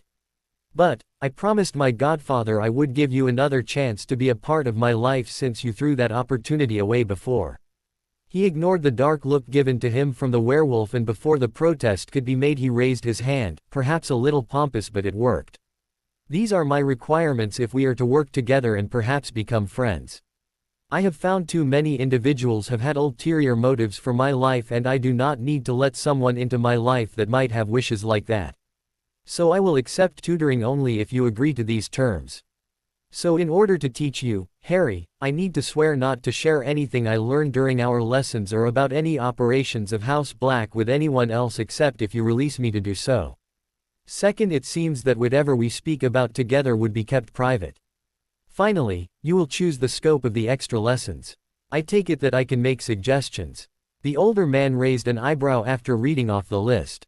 He frowned noticing that it was written as a magical binding contract. He couldn't help but wonder what the headmaster would say since he wanted updates on exactly what Harry would be learning from him. Not to mention Albus wanted him to get comfortable with the boy and fish for information about the plans he had and how he felt about many different subjects. According to the old man, the boy had changed remarkably from last year where before he was withdrawn, quiet and yielding to everyone. Now it seemed Harry stood out proudly, knew what he wanted and would stand up for himself. The choice though was simple for Remus, he truly wanted to be in Harry's life. He wanted to have the chance to learn who his best friend's child really was. The only way to do that was to agree to Harry's terms and take advantage of this opening. He pulled out his wand and raised it into the air. I, Remus Lupin, swear on my magic to the terms listed on this contract. Furthermore, I swear on my life that I will help and protect you, Harry James Potter. The haggard man slid away his wand but not before slicing open his own hand and picking up a quill to sign the magical contract in his own blood. Will you give me a chance to get to know you, Harry? I want to be part of that family you spoke about. Harry was stunned by the actions of the man. In one move he had removed almost all of the possible restraints he had from the man. He parted his lips to show what the action meant to him. Thank you, Moony. The smile that broke out over the worn-down man's face was so bright that it seemed the weariness melted away. Good, then let's get started. I was told you were working on a certain charm. Harry raised his wand into the air, concentrating on Halloween this year with his new family, then spoke firmly, Expecto Patronum. The choice though was simple for Remus. He truly wanted to be in Harry's life. He wanted to have the chance to learn who his best friend's child really was. The only way to do that was to agree to Harry's terms and take advantage of this opening. He pulled out his wand and raised it into the air. I, Remus Lupin, swear on my magic to the terms listed on this contract. Furthermore, I swear on my life that I will help and protect you, Harry James Potter. The haggard man slid away his wand, but not before slicing open his own hand and picking up a quill to sign the magical contract in his own blood. Will you give me a chance to get to know you, Harry? I want to be part of that family you spoke about. Harry was stunned by the actions of the man. In one move he had removed almost all of the possible restraints he had from the man. He parted his lips to show what the action meant to him. Thank you, Moony. The smile that broke out over the worn-down man's face was so bright that it seemed the weariness melted away. Good, then let's get started. I was told you were working on a certain charm. Harry raised his wand into the air, concentrating on Halloween this year with his new family, then spoke firmly, Expecto Patronum. He stared at the back of the werewolf as the man closed the door to leave his office. A sigh of frustration escaped the lips of Albus Percival Wulfric Brian Dumbledore before he picked up a few pieces of his favorite candy. The elder wizard tossed a couple of the sweet and sour gems into his mouth to enjoy the tart taste of the drops. If only life was as simple as a good piece of candy. But instead, sometimes it seemed for the old man that life was far too frustrating. The boy who lived seemed to be getting more and more independent. While this had resulted in a few rivals and supporters of the Dark Lord being dealt with, not to mention the larger focus of support for Muggleborns, it still went against the plans of his great good. After all, Harry was supposed to follow his wisdom and his path. The boy should become his apprentice and take after him as tradition dictated. He could be the perfect choice for the next leader of the light, assuming that he somehow survives his confrontation with Voldemort. According to reports from his teachers, the boy was excelling at every subject except potions. He seemed to have finally flipped the switch, as Muggles say, and started to show he was worthy of attention. Perhaps telling him the prophecy had been the correct choice, even if it was forced. The boy now worked with a reckless abandon that shamed even the brightest Ravenclaw. According to Minerva, Babbling, and Phileas, there was a good chance that the boy would be ready for his owls at the end of the year. This was truly remarkable to accomplish, especially when considering in prior years the boy had been a middle-of-the-road student. There had been a remarkable very few students that had been capable of learning at a pace like the boy was. He was proud to say he was the last one that had skipped years to take his L's early. Perhaps this was the power that the Dark Lord knows not at work. If so, what was the reason that the boy was different now? There was so many factors different with the boy from the end of last year to this one. It could have been the influence of those horrid Muggles, or perhaps it had been the poor influence on education of the Weasley boy. The Muggle wouldn't be bothering anyone ever again, at least. Poor excuses for humanity. Steal from Albus Dumbledore. Ignore his plans and requests to raise the boy properly. The beasts instead took his money to spend on their fat pig of a child. A slight smile crossed the lips of the old man as he beeped on the drop, wondering how that family will enjoy the winter in Siberia. A few compulsion charms never hurt anyone, and nobody had to know.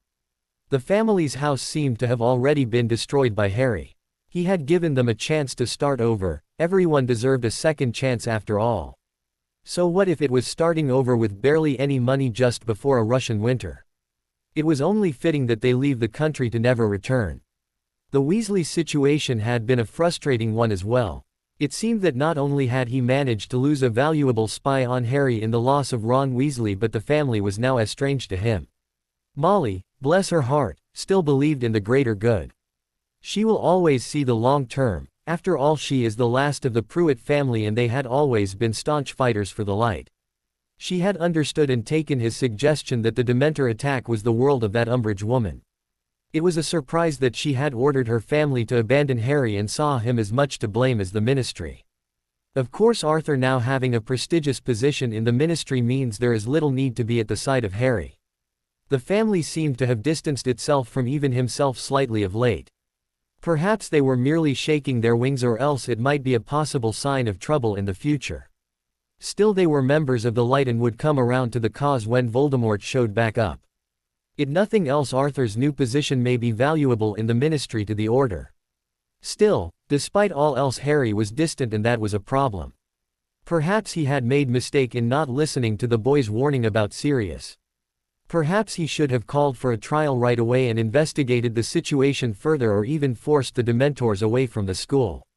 While it would have been useful to have the Lord Black in debt to him, he only had so much political capital.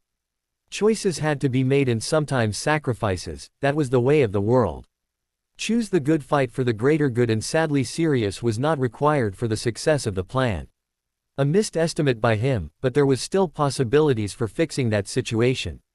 While Black now had legal control of the boy, he had been making small inroads with his professors to the boy. Still, there had to be more to regain his loyalty and trust. The plan had been for the werewolf to be brought in to teach this year and befriend the boy. Hopefully Remus could gain the trust of Harry by talking about his father and their youth. But it seemed that Remus, the foolish brave boy that he was, decided to take a loyalty oath to Harry. Remus would not talk about anything that he would teach the boy without Harry's permission. Furthermore, he wouldn't let slip purposely any knowledge he might impart on the boy or what the boy was planning. To put it simply, it ruined the whole reason he had fought with the Board of Governors to get the werewolf approved to teach. It seemed Remus was awash to be useful. Perhaps he could at least guide the boy to walk the path of the light. A split second the thought that Snape could perhaps infiltrate the boy's mind using legilimency. But that was dismissed right away. From the actions of the boy it seemed he had already started to learn enough about the mind arts to know when he would be assaulted. Add to the fact that Severus was a childish fool and would not be able to ever control himself with anyone named Potter. It just spelled disaster. No, Severus would not be a good choice unless he wanted to end up getting charges filed against him for mental torture. He would have to do it himself. When the boy was ready, he would need to just take young Harry under his wing and start to teach the boy some of his special abilities. It might be called favoritism, but it was more important to get the boy prepared for what was to come. Next year, with that ridiculous tournament that the ministry had coming, it would be the perfect time to train the boy.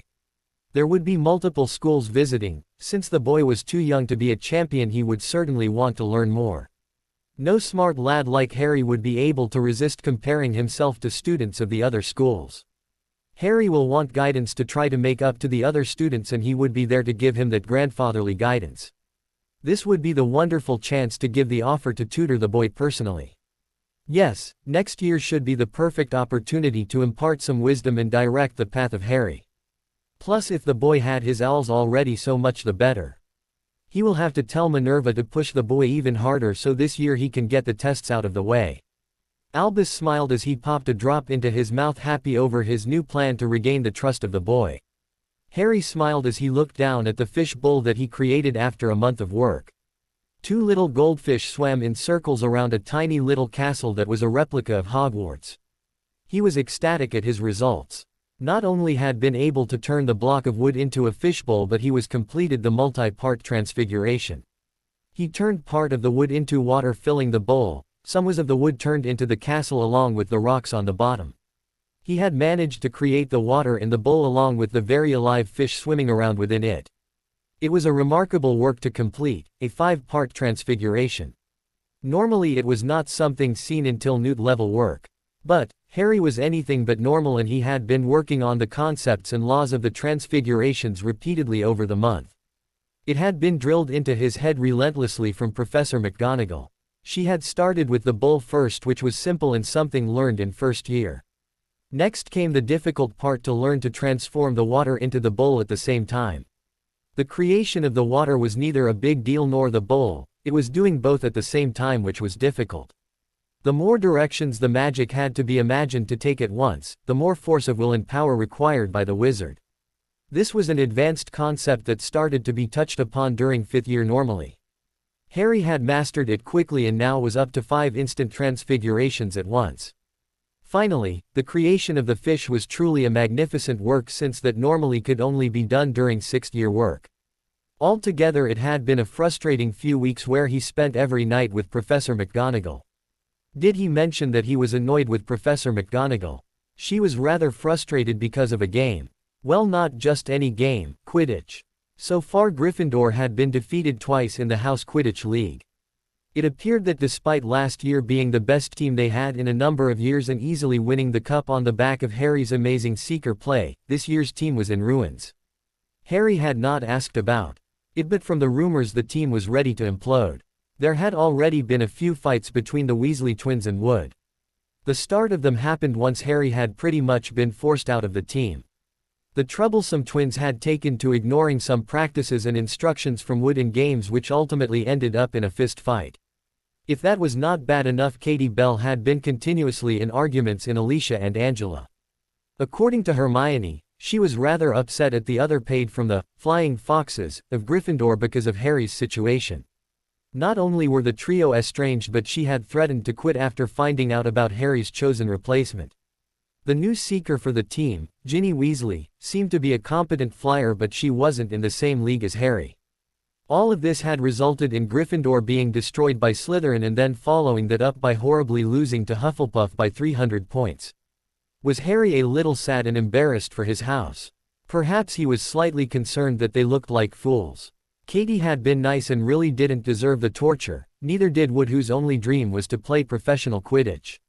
Maybe he was a little guilty of teaching Draco how to fly better and become a better seeker. Currently the Snakes were 2-0 and looking to become champions this year. But, overall, Harry just didn't care. Quidditch was fun, it was a wonderful game and he loved to fly. But, he had no intention of giving support or even watching the games when his heart wasn't in it. So while Professor McGonagall was partly blaming herself for the situation with her Quidditch team, she was also proving demanding to Harry with her expectations. She had made the fishbowl assignment to Harry, not expecting the boy to complete this level of transfiguration.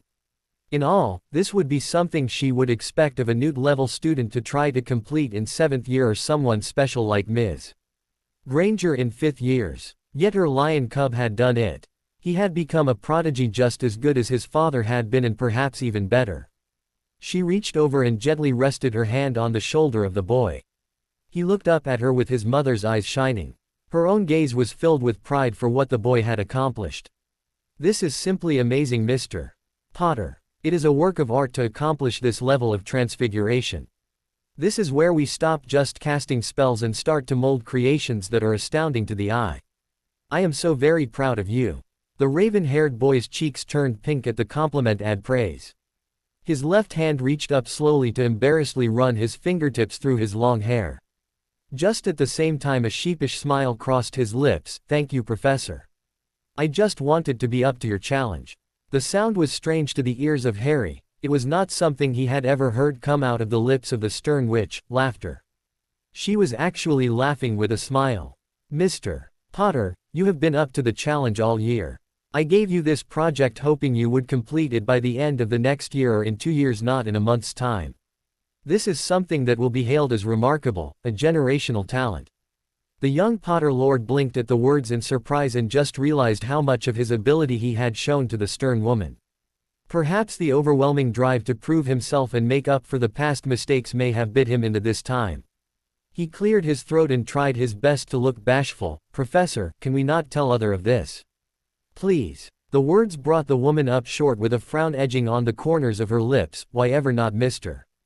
Potter? Harry scratched the back of his head as he looked down at his feet with his best lost child look. I already get attention all of the time because of my parents' death and Voldemort. I don't want any more if I can help it. Would it be possible to make this our secret? At least for now, please. The boy looked up with hopeful, innocent eyes to his professor. She swore that she felt her heart melt a little bit at the sight of young James, her favorite pupil ever, looking at her. She was reminded when James came to her asking for her help to learn to become an animagus. He had gotten her to promise to keep it quiet, and it had been a promise she kept to this day. She knew in her heart that his son just managed the same request. She let out a sigh. Very well, Mr. Potter. But, I expect you to come to me only for any questions on transfiguration. If I am going to be your confidant, I will consider you my apprentice when you are ready. She paused as she watched the boy blink and nod his head swiftly. A slight smile touched the corners of her lips. One of the few this year. Good, but now that I know you are capable of completing this work, I will start to be demanding with your assignments. Am I understood, Mr. Potter? Yes, Professor. I swear I will do my best. I won't let you down. Harry smiled brightly to the elder witch. Good, now let's work on your little hair-changing ability that little Nymphadora mentioned to me. The stern woman enjoyed the sight of the boy's cheeks turning pink at the name of the teenage witch. So like James. The old saying is that time flies when you are having fun. In this case it flew because Harry was so busy this year. Between classes each day, extra lessons that he attended till late at night, homework, and extra studies perfecting the rune project with Hermione, the months seemed to fly by, and before he knew it was almost winter break. The rune project had been perfected by Harry and Hermione. They decided to name it the JP Record, or JPREC for short, and it could now record up to 10 hours of music or the Wizarding Wireless. Then it could play what it recorded back. The James Potter Foundation would be the front to sell the product. The foundation was already designing headphones to work with the product for those that want to listen quietly and not disturb others. In addition, the foundation was able to work out a deal with the British Quidditch leagues to record their playoff matches and sell them as a permanent record for their fans. The device so far was a success for the Potter Foundation. While it was difficult to create them as they were actually a rather intricate craft, the runic pattern, this was partly because there was a secondary overlay rune pattern which hid all of the carved runes. The devices were set to be sold for a profit. There was already numerous pre-orders from many of the major shops in the alley that wanted to be the first to order the devices. Sirius had even been able to arrange for a free Hobgoblin song in each device sold for the first year. It was early December and he was truly getting excited at the prospect to spend his winter break with a real family. It was something that he had never experienced before. So naturally he was excited when he received a familiar owl. The beautiful white owl, Hedwig, landed before him with an angry hoot. She still was rather upset at him for this summer, and it seemed no amount of bacon would make up for it. Naturally he tried again, offering her a few pieces which she took, yet the glare was not out of her eyes. Carefully Harry plucked out the parchment and broke the seal from his godfather. Hello pup. I hope this letter finds you well. I figured I would let you know that the family holiday dinner will be held at Castle Black instead of Grimmauld Place. I figured it was a good time to show our guest the operation. Yes, we will be having a guest family join us. On another note, I remember your last letter stated you have not gotten a date yet for the little dance at your school.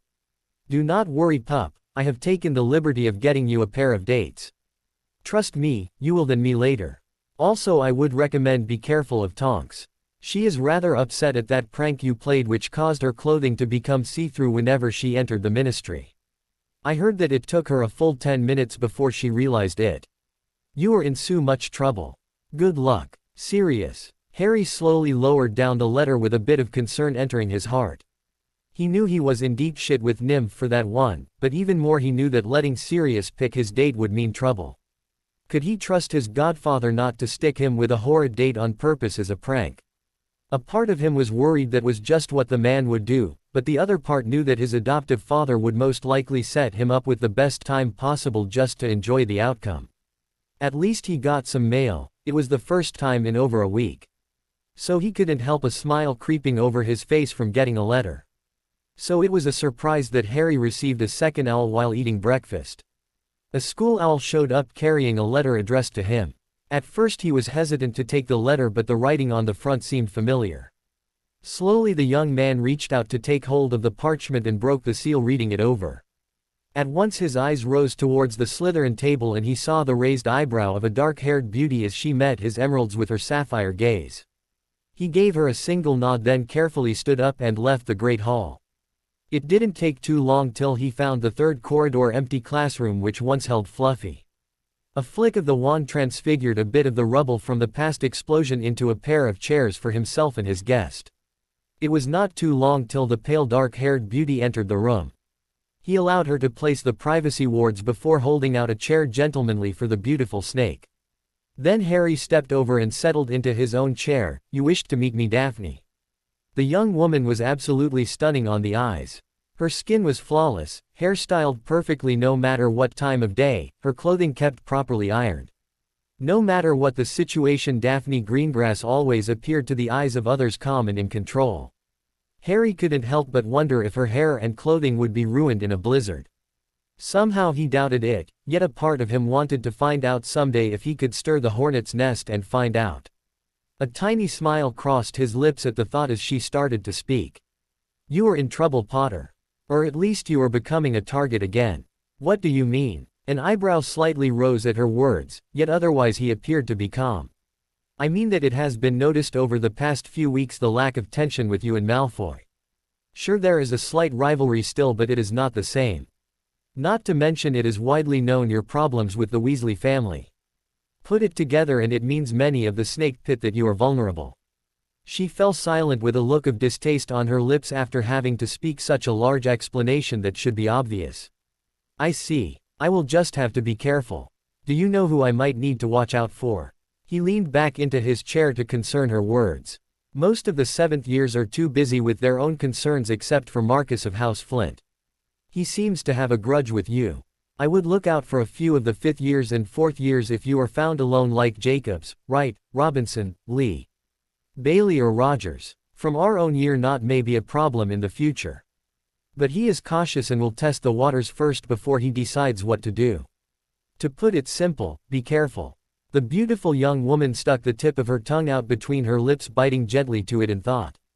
Whatever the thought was, it was interrupted by Harry as he reached out to touch her arm gently. Thank you, Daphne, I seem to often be in your debt. A heat wave seemed to take the girl as she turned crimson in the cheeks at the touch from the boy. Her tongue disappeared as she pulled back her arm. A clearing of the throat was done before she spoke. This benefits my house as well as yours. But, you can do a small favor in return perhaps. The hands of the boy folded together onto his lap as he waited for her to continue. He was not disappointed as her soft voice picked up again. Tracy needs to learn to dance. I was going to teach her, but I prefer not to dance as the male lead, of course. Perhaps you will consent to standing in. It was Harry's turn to turn crimson in his cheeks and clears his throat. I do not, I mean I have never danced before. She rolled her eyes at the boy and let out a huff. Very well, you will both learn together. But, I expect you to provide the music. We will need classical, a waltz and perhaps some Muggle rock and roll. At that request a smile crossed the lips of the boy. I will definitely not disappoint in that. You will have the music you require for our lessons. Harry stood up slowly, then glanced at the Slytherin girl. He still was sometimes confused by her. Was she a friend or simply an ally? Did it matter right now? He truly rarely ever had friends. Perhaps it would be nice to have a few more. Thank you, Daphne. I honestly do appreciate you looking out for me. There is nothing to thank me for, Potter. If I let something happen to you, my father would be rather annoyed. She paused a moment in consideration, her eyes seeming to roam down his body to his boots, then back up before she continued. Her voice was softer, almost hesitant. You have a proper date for the dance? The question stunned the boy in shock. At first he merely looked at her so long that he could spot a hint of crimson at the edges of her pale cheeks. He gave her a small smile with a nod. Yes, my godfather seems have arranged a black associate's daughter as a date for family reasons. I am to be hosting them a few days before at the family dinner. A haughty sniff came out of the girl. Letting your godfather ask out your dates. She rolled her eyes and continued before Harry could speak up. I guess, I shall see what this date looks like when we have that dinner. I expect her to be up to standards worthy of our family alliance. The boy's lips turned to a small smile as he folded his arms over his chest, then spoke out in a snooty voice. Indeed, we do have high standards. Very few could meet the requirements to someday be worthy of becoming the next Lady Potter or Black. For a brief second surprise passed through her eyes as she stared at him, then a hint of a smile crossed her lips. Daphne turned and walked away from the boy. Her hips seemed to swivel back and forth enticingly.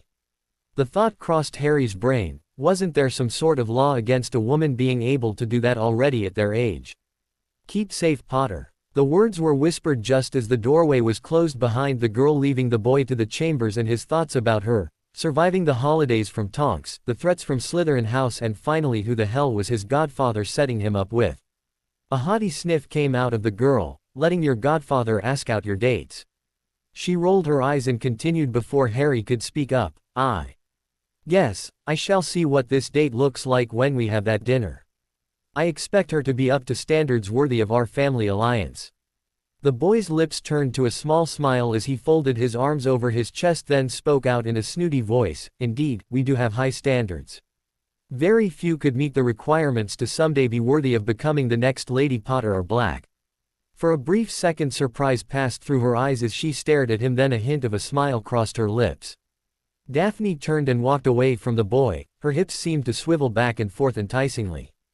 The thought crossed Harry's brain, wasn't there some sort of law against a woman being able to do that already at their age? "Keep safe, Potter." The words were whispered just as the doorway was closed behind the girl, leaving the boy to the chambers and his thoughts about her, surviving the holidays from Tonks, the threats from Slytherin House, and finally who the hell was his godfather setting him up with. It had been an interesting time for Harry leading to the winter holidays. He had spent a large amount of time with his late night, detention, study periods with his professors. A second draw on his time was the lessons with Daphne and her friend Tracy for his dancing skills. At first he was hesitant, not because they were Slytherins but to relax around the two beautiful girls. Still, he had gotten over that after a few dozen stepped on toes. Now it seemed normal to laugh and joke in their company, or at least getting Tracy to laugh and joke. Daphne was still frustrating sometimes with her stony silence. The trouble for the past few weeks was the twins. To be correct, the problem was the pranks that the twins were playing on his friends. While it seemed he was officially off the mark for all pranks, or interactions with the Weasley family that courtesy did not expend to his pranks. In the past, Hermione and others he knew had been immune to their mischief. But, now that he was officially no longer a part of their little family, it seemed to be open season. Unfortunately, they were making up for lost time. The start was when Neville showed up to Potions class with a blue mohawk. Of course, this ended up with him getting a detention. The poor boy ended up getting bombarded by Peeves for stink bombs the next Potions class, which earned him a second detention. Hermione was the victim of not only getting her hair turned bright pink but on the back of her clothing for a full day red, brains of the boy who lived. Hermione and Harry were able to figure out a removal for the hair and break down the charm for the curse on her back by the end of the day. But, the twins were not done. They managed to ruin her copy of Hogwarts: A History, her favorite book. The book now only read a single line repeated throughout the entire book: "Nobody likes a know-it-all." While this pissed off Harry and put the twins on his official shit list. A list they had obtained in the past when they had stuck Peeves on him, which luckily the Baron stopped. The prank that truly set him off was done to poor Luna. Harry walked into the Great Hall to get lunch when he found Luna rushing from the hall in tears. The sight at first startled the boy because despite her repeatedly being picked on in the past, there had never been an instance where he saw her break down and cry in public. Quickly he followed her down the hall. Once he caught up to her, he pulled her into an old abandoned classroom to talk. The haired girl crumpled against him in tears. "Shush, Luna, it is okay. I am here." The tears from the girl did not stop as she held her head against his chest, crying her eyes out. Her face buried into the folds of his robes as she continued to cry away. Harry gently reached up and rubbed her back, unsure what to do with the crying girl. "I am here, Luna. It is going to be fine." Slowly she raised her head up to meet his emerald gaze as she let out a sniffle. His eyes swept over her face even as he reached up with his free hand to softly brush away the tears from her cheeks. As he was lowering his hand, he noticed her butterbeer cork necklace was gone. Instead of the necklace was a red mark around her neck that looked as it had been torn from her body. The anger that seemed to often be buried under the surface these days started to boil. His voice was almost a hiss as he whispered, "Where is your necklace, Luna?" The girl slowly held up her left hand. Found in her palm was the snapped necklace along with both of his bracelet that he had given to her. Harry gently reached over and took up the bracelets with a frown. The crest of House Potter had been changed into the shape of a man bent over, showing Histo the world. Perhaps a poor-tasting prank that the man was mooning everyone for the girl named Luna. Furthermore, both bracelets felt extremely hot to the touch, almost to the point of burning the flesh. Gently Harry reached forward and pulled back the sleeves of her robes, showing burn marks against her wrists where the bracelets normally sat. A growl escaped his lips as his eyes dangerously started to glow. "What happened?" The beautiful young girl flinched, her dreamy demeanor was completely absent. Harry tried to calm himself when he realized he may be scaring her. His hand, free from the bracelets, again started to rub her back calmingly. "Please, Luna, was it the nargles?" Slowly, while biting her bottom lip, the girl shook her head back and forth for no. The dreamy quality of her gray-blue eyes seemed to glaze over as she calmed down, meeting his own gaze. Her voice was hoarse, almost dried up. "The twins did it. They were hiding in a hidden passageway when they cast it, but Helena saw them do it. I didn't know till I got into the great hall. It was so hot, I ripped off the necklace and broke it. She paused a moment and swallowed, the angry line against her neck in stark contrast to her pale skin. Her whisper broke up against, it burned so hot. Mother's necklace is ruined. We will fix it good as new, I promise you. The charms will be fixed too. First let's get you to Madame Pomfrey to get you fixed up. I will fix everything, I promise you. Harry lowered his gaze to linger on the bracelets as he knew this had to end right away. A prank was one thing, but they seemed to let their new freedom go to their heads. If they wanted to make others feel pain now, then it was time to end their pranking ways once and for all. He would not let his friends become targets for the twins. The walk to the infirmary was done in silence. Luna leaned against him the entire way, which under other circumstances might not be unpleasant. But Harry's mind was distracted as he held tightly to the charmed bracelets. A plan was already starting to form to humiliate repeatedly the twins in every possible way. If they enjoyed ruining the day of others, then he would ruin their lives. Once at the infirmary, he gently placed Luna into the care of Madame Pomfrey. The witch seemed slightly surprised that he wasn't the one going into her care for once. A polite smile was given to the medical witch before he whispered softly to Luna that he would be back. He waited till he saw Luna guided away behind a curtain, then he sprinted off towards the second-floor woman's restroom. He needed a place that nobody else could hear his plans. He wanted to be precise in his attacks and they wouldn't be completely legal in his methods. No trail should be left, that was a rule of a prankster. A rule it seemed that the twins never understood. Once he raced down the stairs and traveled through the Parselmouth wards, he called out, "Creature! Dobby!" There were twin cracks as younger and older house appeared before him. They spoke almost in unison. Master called Creature Dobby. Harry watched as they each shot the other distrustful looks. A slight smirk touched his lips as he studied the ancient house elf, Creature. The demeanor of the small troll-like wrinkled monster was still horrid as ever according to his godfather. But, since he destroyed the locket, the elf seemed willing to walk through fire for him. "Creature, someone has insulted the protection of the houses Potter and Black. I need your assistance to resolve this problem." The eyes of the small, old house elf narrowed in anger that Harry also felt. Creature leaned in towards his young master, excitement glowing in his eyes to get revenge. Out of the corner of his eye he could see the crestfallen look on Dobby's face. He turned towards the elf with a smile. "I will need you as well, Dobby, to execute this plan. We are going to ruin these two individuals. Are you both with me?" The pair quickly nodded their heads towards Harry. "Good, then this is what we shall do. They say it is normally a difficult thing to prank a prankster. But when someone is willing to go to any lengths, spend any amount of money for quick results, and most important has the assistance of two house elves, it really is not too difficult." For step 1, Creature acquired the potion needed and Dobby acquired the hair from their prey. The plan was executed flawlessly for step 1. It was only one day later at dinner time in the Great Hall, and Gryffindor table was loud as always. The twins seemed to be acting rather strangely. For some reason, right after they drank their pumpkin juice with their meal, the pair of them couldn't take their eyes off of one another. It was normal for them to always be at each other's side and whisper constantly their plans. Hell, they often were mistaken for one another and sometimes seemed to share a brain too. But the fact that in the middle of dinner the two looked at each other and started to snog one another turned more than a few stomachs and surprises.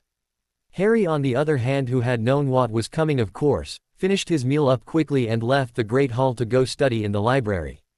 He could barely hear over the surprised talking in the Great Hall, Snape yelling out point deductions and about impropriety. Who cares though if Gryffindor loses some points? The fact that he was able to humiliate the two in the middle of the Great Hall made step 1 a success. Step 2 took place later that evening. The twins were released from the confines of the infirmary quickly. After all, it was a weak love potion that he had Creature use. Harry now stood in the far corner of the room for the 5th-year male student's chamber. The young Potter Lord was under his invisibility cloak with a charm not only to keep his movements quiet but also to remove his scent. He couldn't help but wonder how the twins would take being the center of the prank instead of those that startled the prank. It was always more fun to be the bully logically. The twins entered the room each looking exhausted and angry after their day. They seemed to be moving towards their respective chests to acquire some pranks, hopefully not to Harry's friends for revenge. That was when they spotted on each of their beds a message written in salt. Repent in public or the ghosts of the marauders shall have their revenge. Fred, do you see what I see? One of the identical twins spoke up. The other responded, I do indeed, brother of mine. Do you think then we are under attack? Is this to be a full prank war against us? The two stepped together between their beds. Raising their right hands upwards into the air, they looked up and shouted, a war it is. As soon as the words left their mouths, the ceiling about them fell in. Piles and piles of hippogriff dung rained down onto the Weasley twins' heads and open mouths. It was such a surprise that they did not have time to close their mouths. It was also such a distraction that they missed the sound a house elf popping away. Harry watched safe in his corner as the terrible duo started to spit out manure that seemed to cover them from head to toe. The smell was truly rancid, as the foul odor was strong enough to even turn Hagrid's stomach. He couldn't help but crack a smile as his eyes glowed, loving the revenge. It seemed that the twins had ignored his option for possible peace, instead wanting to pursue a war against their unknown assailant. The smile on Harry's lips turned into a scary sight. From now till Christmas break he would make their lives a living hell. The twins went off to the showers as Harry pulled a small slip of parchment from his robes. He quickly scribbled down, execute stage 3. He folded it up, then released it. Before it hit the ground it disappeared into the hands of the invisible house elf. Harry carefully walked around the pile of dung as he swept out of the room, still hidden by his cloak and charms. He didn't look back, he didn't need to glance towards the showers. He knew that even right now Dobby and Creature were pouring anger potions into the shower water of the twins. In moments the pair would start a brawl that would perhaps land them again into detention in the infirmary. Harry couldn't help but be surprised. Snape was actually correct on something, potions were truly deadly creations. Harry sat the Gryffindor table next to Hermione for lunch the next day. Both of them had a book out for runes and were going back and forth comparing notes on a new project as they ate. He quickly glanced down the table at the Weasley twins who had just entered into the Great Hall. The pair were beaten up with bloodied lips and black eyes. They kept glaring around the Great Hall as they walked towards the Gryffindor table, searching for whomever might be the perpetrator of the attacks on them. They looked exhausted, but even more important to Harry, he could see even from here their eyes were filled with pain. For a brief moment Harry considered perhaps it was not right to enjoy the pain of others. After all, they had suffered a lot so far this year, losing their brother and almost sister last year. But, then his eyes glazed over to the Ravenclaw table, to Luna sitting along with her pudding. All hope of mercy fled from the young teenager as he took out a scaped piece of parchment and wrote, execute stage 4. It was folded up and dropped to the table, disappearing without ever hitting the tabletop. The Weasley twins finally reached their house table, sitting down next to Alicia and Angela from the Quidditch team. Just as they lowered their backside onto the bench they knew something had gone wrong. The first hint was the squelch sound as their backsides touched the table. The next was the oozing down their pants legs and under their robes. The smell hit the table a moment later, causing more than a few students to turn green at the horrid smell. Finally, a few pieces of the hippogriff dung fell onto the floor between the twins' legs. Harry had seen, and smelt far more than he wanted to. He closed up his books and pushed away from the table. He turned to a green-looking Hermione, shall we go? I think they just managed to ruin breakfast with their failed prank. The girl nodded her head, for once not trusting her voice to speak. With the horrid smell encompassing the entire Great Hall, the pair left the Great Hall. Just as they left with a rush of other students, they could hear again Professor Snape yelling at the Weasley twins for detentions and point deductions. The funny part was nobody saw another scrap of parchment folded up disappear from where Harry had been sitting. It was amazing how many pranks and troubles that the Weasley twins experienced that day. Every staircase they needed would change. Every secret passage that they could normally use to get to class early was now blocked with heavy storage boxes from floor to ceiling. Their showers would either run freezing cold, burning painfully hot, or end up with turning their body or hair different colors. Not to mention love potions or hate potion that would find its way into their shower. Their soap would cause rashes and itching. When walking the hallways, slipper oil would appear under their feet, causing them to fall down, yet as soon as someone else looked, the oil was gone. Their shoelaces would mysteriously tie together at odd times. 4 cauldrons were destroyed in the brewing of one potion, which of course landed them into the infirmary and detention. In Quidditch practice, the twins found that the bludgers, no matter what they did, always assaulted the opposite twin. Their beds had bedbugs appear and their robes seemed to have cutouts of their backsides.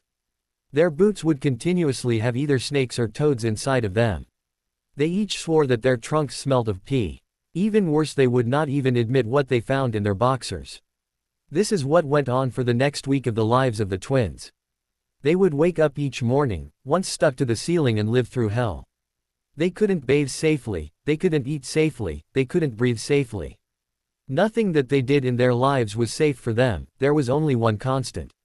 Written onto their beds each night in salt was the same words: repent in public or the ghosts of the marauders shall have their revenge. Harry sat on his bench spot next to Hermione and Neville, staring as the twins were standing before the entire school. A slight smirk touched the lips of the boy at the sight of the terrorized duo. What was the old muggle saying? Do not dish it out if you cannot take. He reached over and clicked on the JPREC that he had on the table, ready to record this. Some things just deserved more than a pensive memory after all. Fred and George stood before the gathered students at dinner. The hall was brought to silence by Professor McGonagall. May I have your attention, please? Mr. and Mr. Weasley have asked to make a statement. Fred took a deep breath, then slowly let it out before speaking. We are here to admit wrongdoings. George followed up quickly. We may have in the past gone overboard in our pranks for other students of this school. Fred took over. We thought it was harmless fun, but we have learned otherwise. We have been a bit extreme. George completed the sentence. We are sorry. We beg for your forgiveness.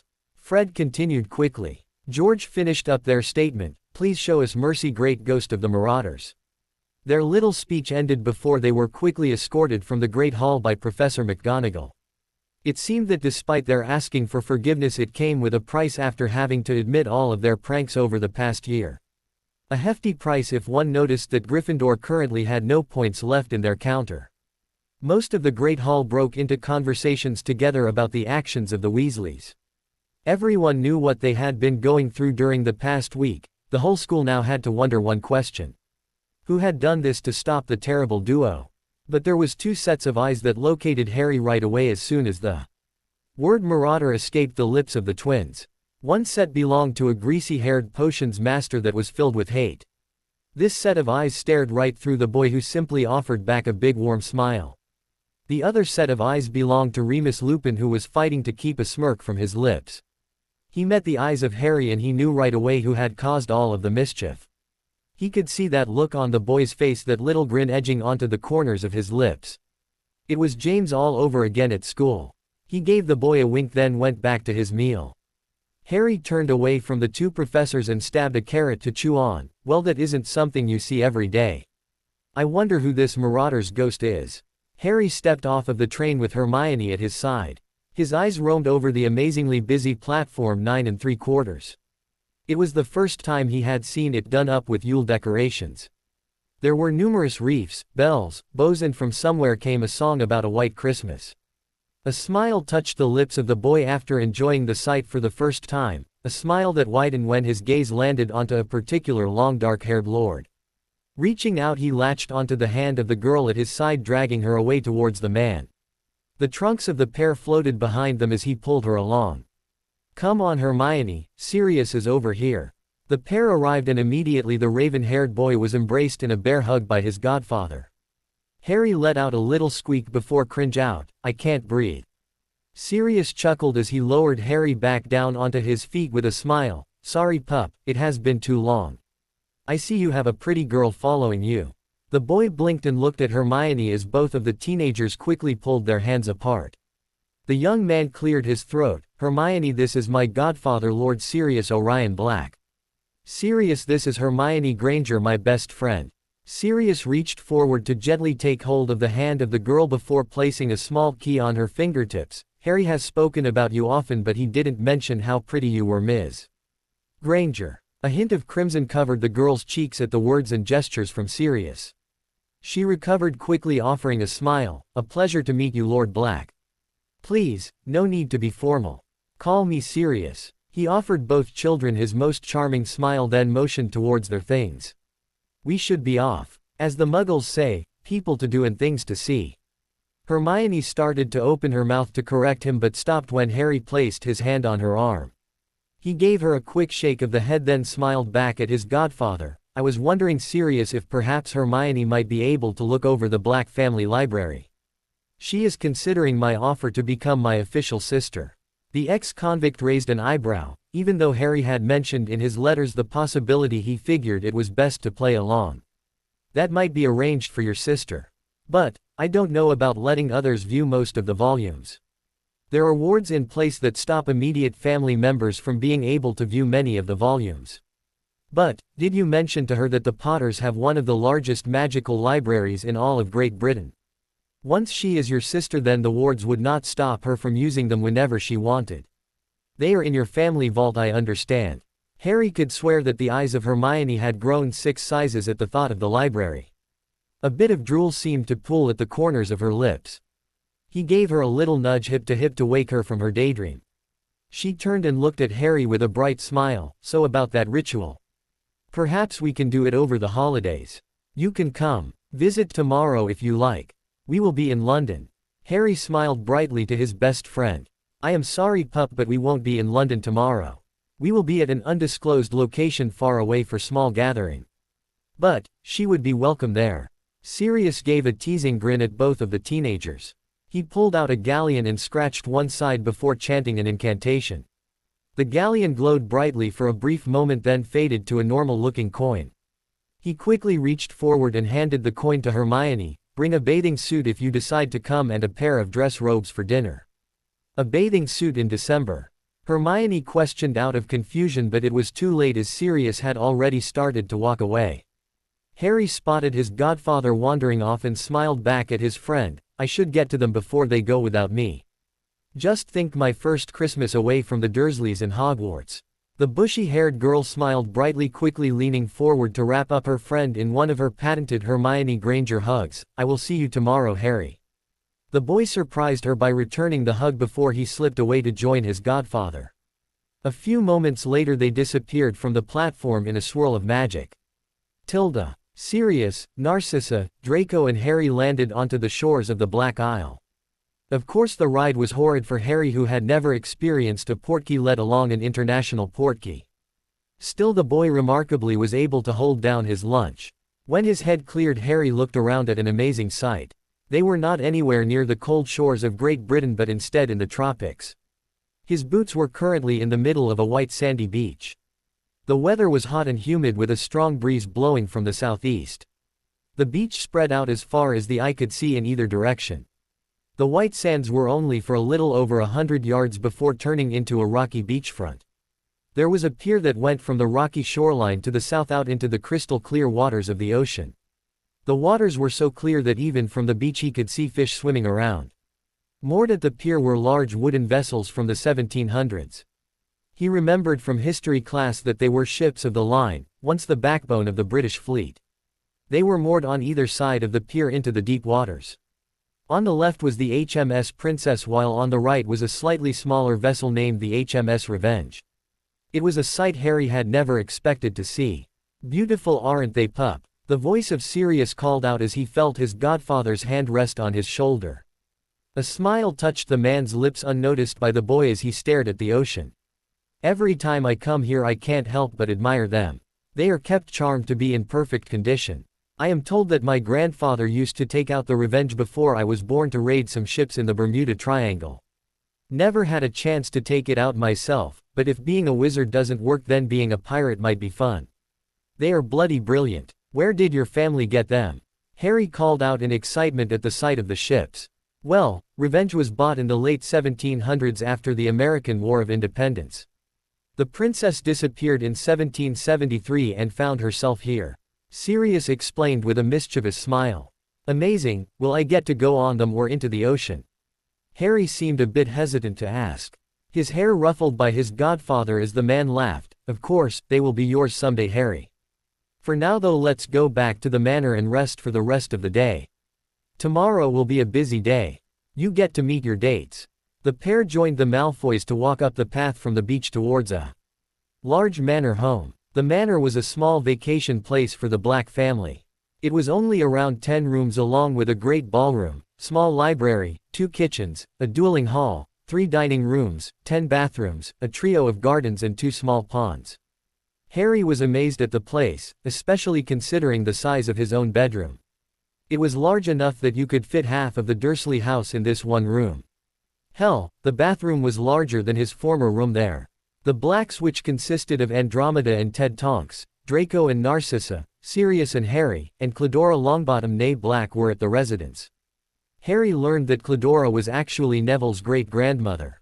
Unfortunately, Nymph was stuck for now back in London for some of her Auror work but would be free in the next few days. Part of Harry was excited to see her and the other part was dreading it. The first day back Harry spent with his godfather, they talked about everything that had gone on over the school year. Harry learned about the JP Foundation and the work going on at Castle Black. The castle had been decided as a perfect base of operations for the JP Foundation by Sirius. It was right next to Britain in the middle of the channel, yet it was technically outside of the jurisdiction of the Ministry of Magic due to old treaties at the founding of the ministry. Even more important, it could house numerous families for the workers and Muggleborns that might need to hide if war did come. The island was under a ward similar to the Fidelius charm, so it offered a perfect hidden defensive base of operations.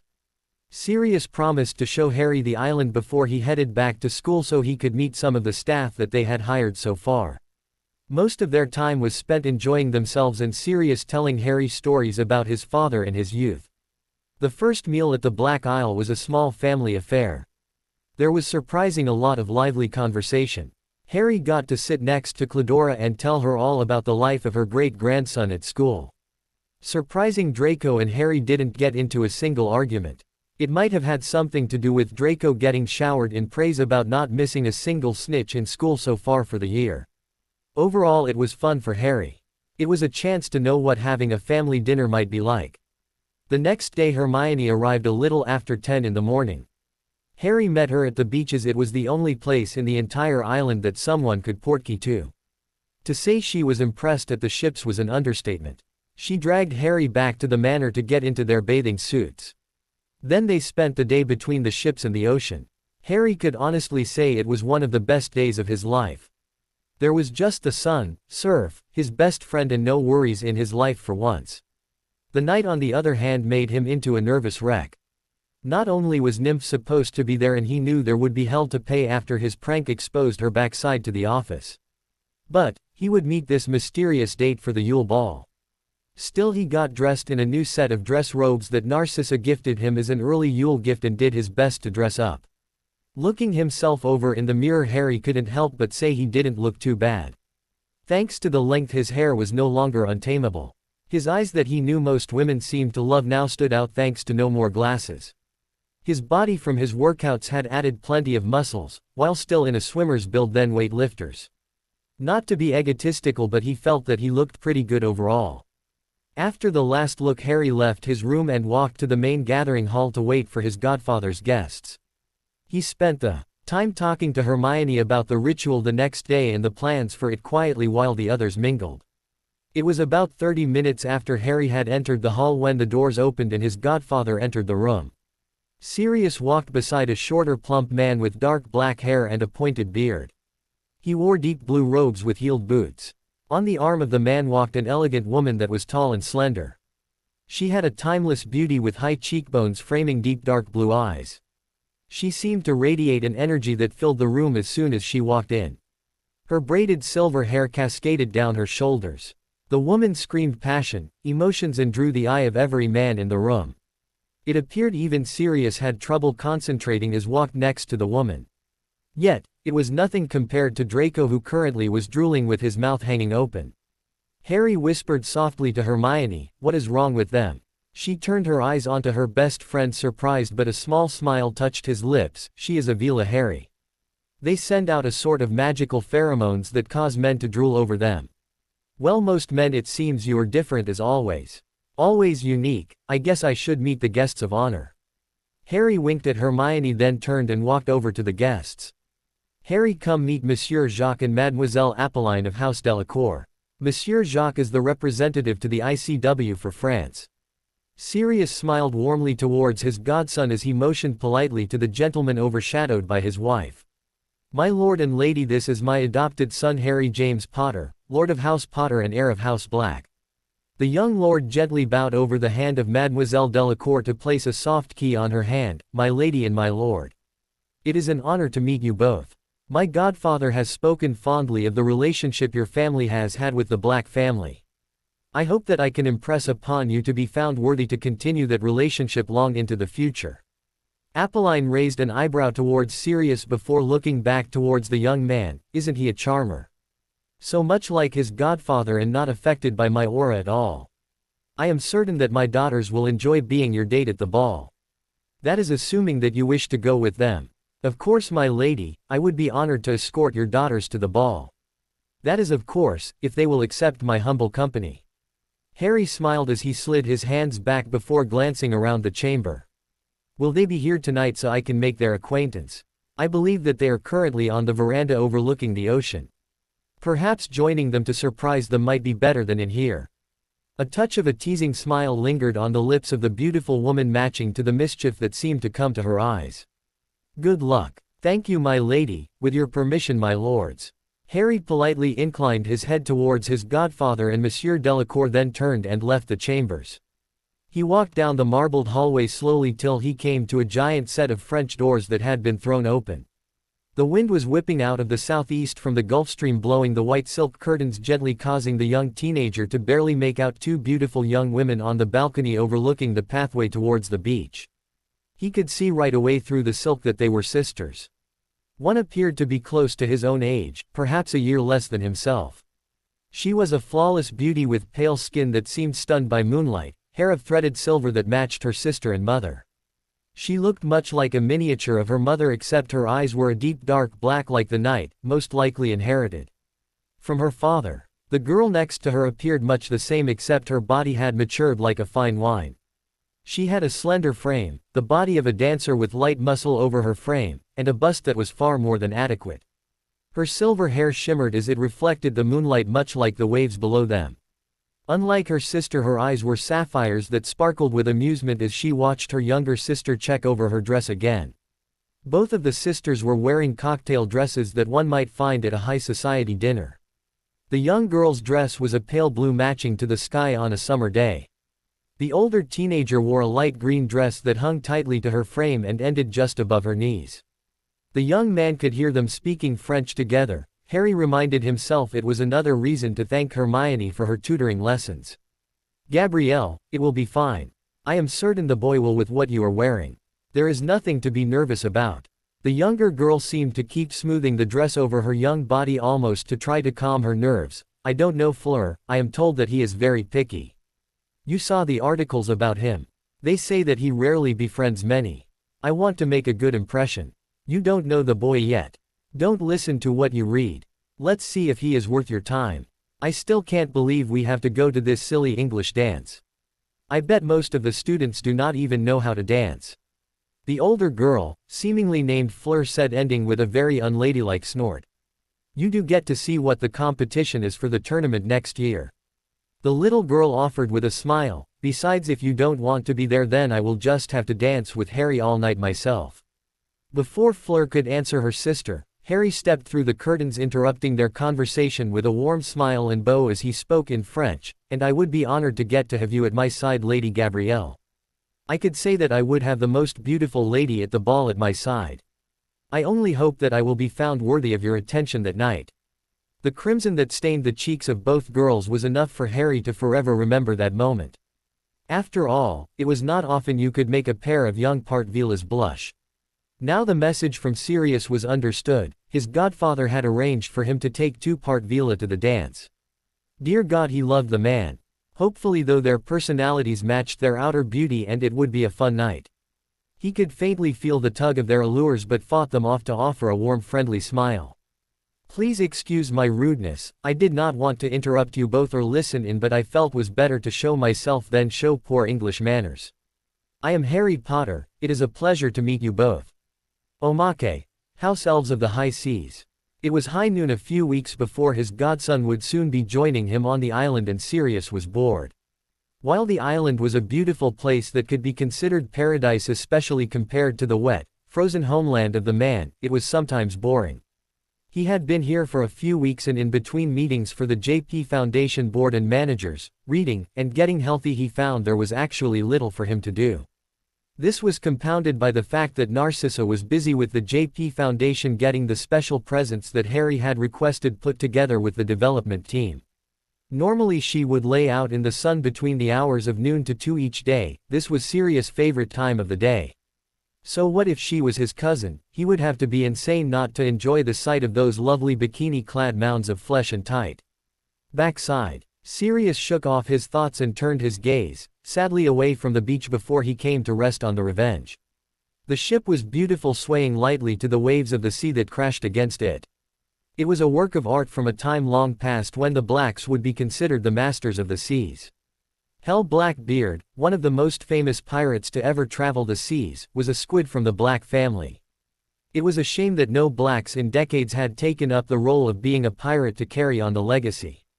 Like a light bulb going off, Sirius got a brilliant idea. Quickly he sprinted to his room to find what he needed. After all, if you are going to do something, do it right. It was an hour later. Lord Sirius Black stood in the aft of the Revenge. The man was dressed in clothing that would look proper on a Robert Stevenson's Treasure Island. He had on a bright yellow button-up shirt, a red dragonhide vest, black leather pants, and a pair of boots that go up to his knees. Somewhere he had managed to acquire an eye patch and tricorn with a pirate symbol on the front. To top off the costume, a parrot sat on his right shoulder. "ARRG, creature, Dobby, come here." There was a twin sound of loud pops, and 2 house elves appeared before the master of House Black. The ancient-looking house elf took one look at his master and appeared strangely gleeful. "Stupid, ugly, bad Master Black has decided to follow the House Black tradition, pillage and burn Muggles, master." The second elf spoke up seconds later, clapping brightly. "Dobby come for the great Harry Potter's godfather Paddyfoot. Can Dobby have a parrot too?" Perhaps this should have been the moment that Sirius realized his plans were not the best ideas. But, sometimes he can be a little slow, and decided to ignore Creature's idea. Instead, the man smiled brightly. "We need house elves to become the full crew of the ship. I want each house elf to take on the appearance of a pirate. Then we will go for a sail and act out the role. Dobby, you are the first mate, and Creature, you will be the master gunner. Now go get some of the other House Black elves here at once." The 2 elves disappeared in a pop away to acquire the other elves. 20 minutes later, and a bottle of rum, his second of the day, Sirius looked up to see that the ship was filled with house elves, all dressed in strange bright colors. "First mate, where ye be?" A crack was signaled with the arrival of Dobby. He was dressed in all black leather from his boots, pants and vest. On his belt was a dagger belted to his waist. The elf had found a small black eye patch over his right eye. At once the elf saluted. "Dobby here for Captain Black." Dobby reports all stations ready to go, and Floppy is ready for his sea shanty. Dobby has captain's leave to cast off. "Aye, you may." Sirius started to speak with he heard his name called from the docks. He sighed as he recognized that voice. He walked over to find Narcissa standing there, hands on her hips, looking rather upset. "Sirius Orion Black, where have you been? Did you forget we had plans today? We need to get everything prepared for the dinner part when Harry and Draco come home. Get down here right away." The beautiful buxom woman looked furious in a way that only a woman of House Black could be. Sirius knew he was in trouble. He really wanted to play being a pirate. A brilliant idea came to him. With a grin on his lips, the man took off the tricorn hat and placed it over the floppy ears of Dobby. "First mate Dobby, I need to go with the wench down below." He ignored the shout of, "I heard that." Sirius continued as he smiled, a bit drunken at the house elf. "Till I return, you are in charge. Sail the seas, first mate Dobby, that is an order. I will meet you soon as I am free." After those words, the man took the walk off of the long plank to drop down to the wooden ramp and the dangerous future ahead of him shopping. Unfortunately for Sirius, he would forget that he had given the house elves these orders for 3 whole days. After the witch and wizard disappeared with a pop off to go carry out their errands, Dobby turned towards the waiting huge eyes of the rest of the crew. He used his house elf magic to take on the appearance of Long John Silver before he yelled out in a deep voice, "Dobby is captain till master returns. Master demands we shove off. We will raid, plunder and pillage as all pirates should. Urgh. The rest of the house elves let out a yell of arrgg back to their new captain. The elf standing next to the captain's wheel, Floppy, started to sing as they left the showers of the Black Isle. When I was young lad I sailed with the rest, on a Liverpool packet bound out to the west. We anchored one day in the harbor of Cork, then put out to sea for the port of New York. And it's row, row bullies row. Them Liverpool Judies have got us in tow. Somewhere back in Hogwarts a raven-haired young man got a shiver up his spine. His Potter sense was tingling that his godfather had just made a big mistake. Before Fleur could answer her sister, Harry stepped through the curtains, interrupting their conversation with a warm smile and bow as he spoke in French, "And I would be honored to get to have you at my side, Lady Gabrielle. I could say that I would have the most beautiful lady at the ball at my side. I only hope that I will be found worthy of your attention that night." The crimson that stained the cheeks of both girls was enough for Harry to forever remember that moment. After all, it was not often you could make a pair of young Partvillas blush.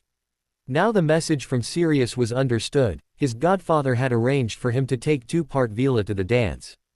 Dear God, he loved the man. Hopefully, though, their personalities matched their outer beauty and it would be a fun night. He could faintly feel the tug of their allures but fought them off to offer a warm friendly smile. "Please excuse my rudeness, I did not want to interrupt you both or listen in, but I felt was better to show myself than show poor English manners. I am Harry Potter, it is a pleasure to meet you both."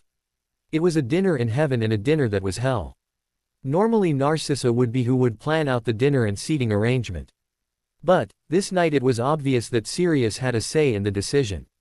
That helpful hand by his loving godfather, who would be pranked without mercy for this, was present in the form of Harry's dinner companions. On the left of Harry sat the beautiful Gabrielle Delacour. Gabrielle, Harry had learned during dinner, was more into the outdoors than her sister.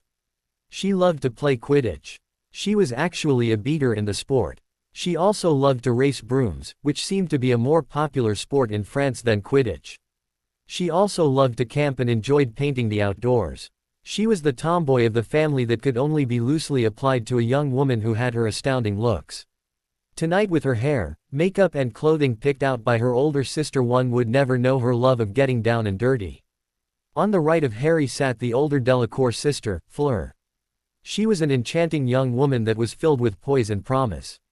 She loved music, dance, runes and charms. She hoped to become a charms mistress someday and was fascinated by the new JPRECs that Harry and Hermione had created. She was a large proponent of the arts, which seemed fitting to Harry as how she took detailed care of her beauty made her almost appear a work of art. He could compare her beauty to a statue done from the Renaissance period. Still, the more curious parts of her were what were beneath her skin. If Harry had just been surrounded by the two beautiful young ladies, then it would have been a perfectly enjoyable night. After all, what is better than two beautiful Quartervilla fighting for your attention? Nothing, except if they were twins. But the situation was not wonderful, for a third individual was seated directly across from Harry. A rather pissed off Metamorphagus, that was upset that Harry's attentions were elsewhere. Tonks was already rather upset at Harry for his last prank, one she had not gotten him back for yet. It had been rather embarrassing to show off her backside to a few people in the ministry before she realized her robes had been enchanted to see through on the back. Oh, there would be hell to pay for that one, and she had plans already in motion, but revenge is a dish best served cold. No, her anger right now confused her, partly because it was over the fact that Harry was surrounded by not one but two beautiful young flirting Vila, and they seemed to have his attention. To top that off, he had been given dates with them by Sirius already.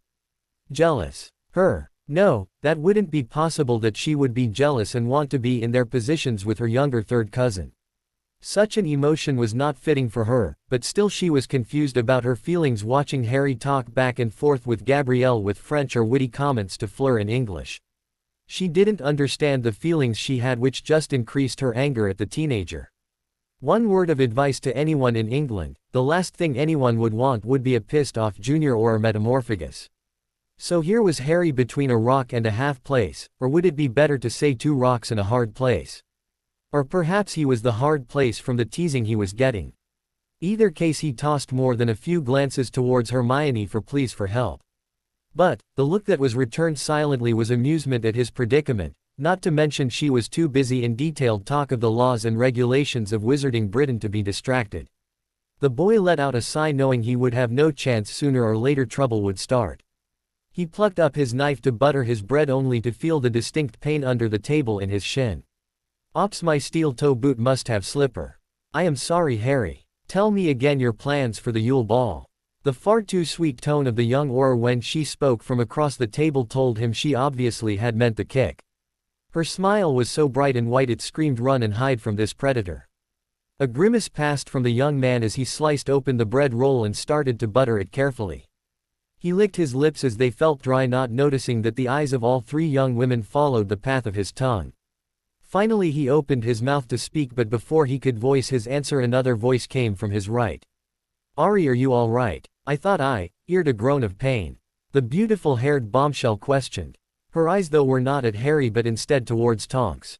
Her lips curled into a grin of a cat that ate the canary, knowing that she was stealing the young man's attention from the older woman. Her finely tuned senses had picked up the tension at once between Harry and the pink-haired beauty, and nothing excited her like the chase. Her eyes shifted back towards Harry's own emeralds as she put on a look of concern. If you are hurt, I will be happy to help you soothe your injury. On his right, Gabrielle watched in confusion, her English not very good. Instead of speaking, she merely reached out and touched the fingertips of her left hand onto the teenager's elbow and gave him a smile. When the boy offered a smile and nod back, she turned towards her venison to enjoy her meal. It was an amusing sight. Fleur seemed to only eat dainty foods like salads and fruit. On the other hand, Gabrielle seemed to actually enjoy hearty English food. He would have to remember that detail in the future.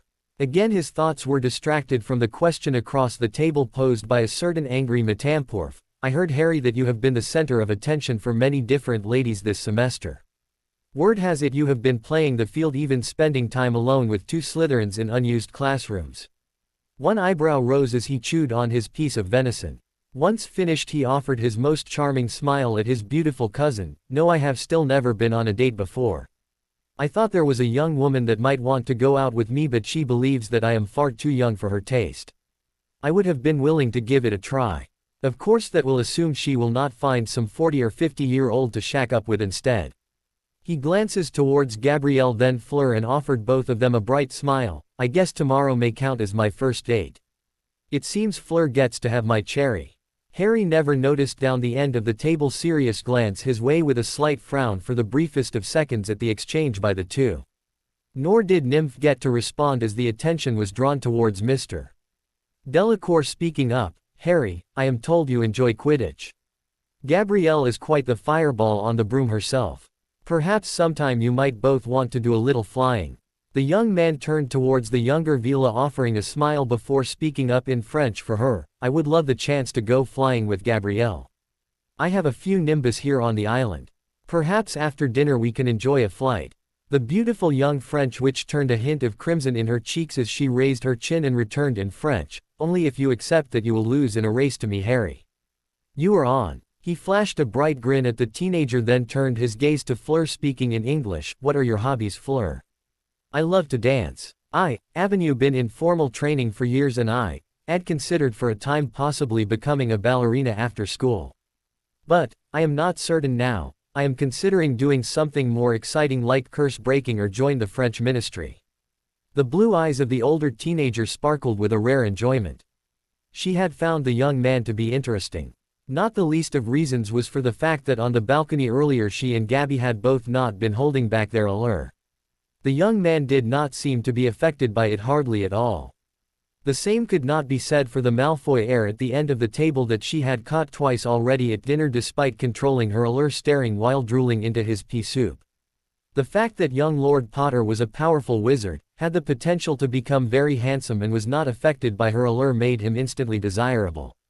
Add to it that it seemed not only was her sisters interested in the boy, but she senses that the metamorphagus across the table was as well. She had hit the jackpot for a hunt. She had never been in a competition before for a man. Perhaps this might be a good testing ground for the future. I hope I do not cause too many broken toes for you or your sister Fleur. I have never been to a formal dance before. Please accept my apologies now ahead of time for any awkwardness that my two left feet may provide. Harry offered both of the French wishes the comment with a smile and conspiratorial wink. You know, if you find curse breaking not to your liking, perhaps you would consider someday working with the JP Foundation. I believe we are always hiring talented witches, correct Aunt Sissy? Narcissa broke her conversation with Andromeda to smile at Harry. Indeed Harry, we are looking for witches that are good with runes and charms for our research division. I believe your mother Fleur mentioned you are exceptional in both of those areas. The beautiful Quarter Vila allowed a hint of crimson to touch her cheeks at the praise. It was rare when someone outside of her family or teachers would notice and provide praise for anything except her appearance. Normally any female would be distinctly uncomfortable around her due to her nature. But, it seemed the females of the Black family were far from normal when it came to their sense of worth for their own beauty. There was not a hint of jealous in the face of either Black sister, and even the jealousy from the young Auror was more directed for the competition for Harry than anything else. She raised her chin with a hint of pride. Thank you Lady Malfoy. I will keep in mind that possible offer. I will have to see how the rest of the year and next will go. I hope to be considered for the Tri-Wizard Tournament champion selection when it is held next year. What is the Tri-Wizard Tournament? Harry inquired, politely unsure about what it might be. Mr. Delacour spoke up. The Tri-Wizard Tournament is a competition that used to be held 3 years by the premier schools of Europe. It was held to determine which school had the most powerful graduating wizards and witches. It would be a competition inspired with 3 events that would contain dangerous, life-threatening stunts in the competition. And you wish to be a part of this, Fleur? Yes, I do. The beautiful witch replied quickly with a smile. Then leaned close to whisper, it seems to be planned to be held at Hogwarts too, Ari. Perhaps make certain that I am comfortable and safe. I am told that English castles are very drafty. The young man was caught off guard when he realized what she might mean by her teasing flirt. His cheeks went crimson. Before he could answer, from across the table came the voice of Nymph, I will have to get you a sweater. It will keep her warm so she doesn't have to worry about drafty castles. I am sure Hogwarts will be perfectly safe for you, Ms.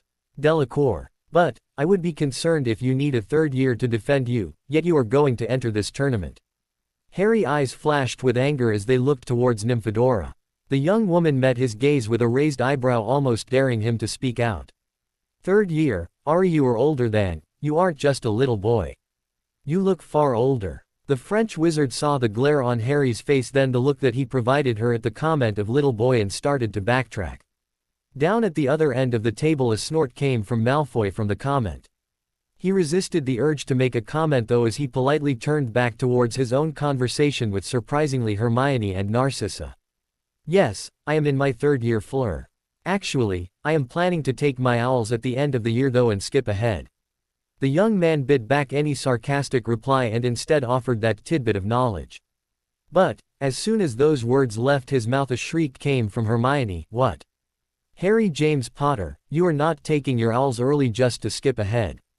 The owls are the most important test of your life, except the newts and masters. You will not try to just pass them with low grades just to jump ahead. Plus, how could you think about leaving me behind like that? Harry realized he had not mentioned to Hermione about his future plans to try to progress a bit faster in classes. After all, of the late-night study sessions with his teachers, he figured it might be a good surprise to unveil to her. Unfortunately, that would have been a surprise in private, not to be aired in the middle of a political dinner table. It seemed that the cat was out of the bag though now. He cleared his throat and placed down his napkin to the table. Hermione, this is not the time or place. A family gathering with guests is not the correct place to have this conversation. Perhaps we can speak together on it in a few days. The girl turned a hint of crimson on her cheeks as she realized all of the gathered Black family and guests were looking at her after her outburst. She gave a quick nod of the head and a meaningful look that it would be a conversation very soon. The young man turned his gaze towards Gabrielle with a smile. Now that is settled. It looks like a nice night for a flight.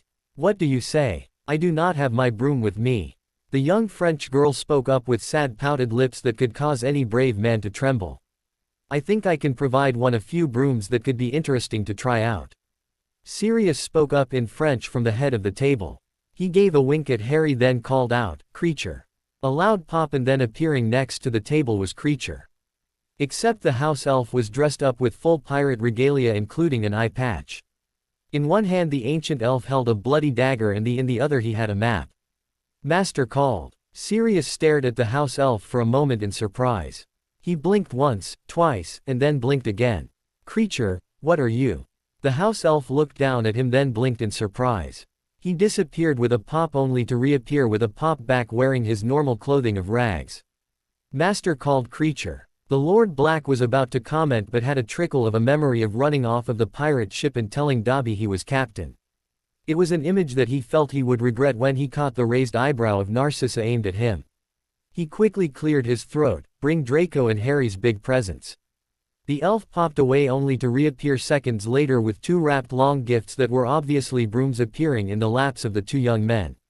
Harry looked up and met the eyes of Draco and both shared a rare smile.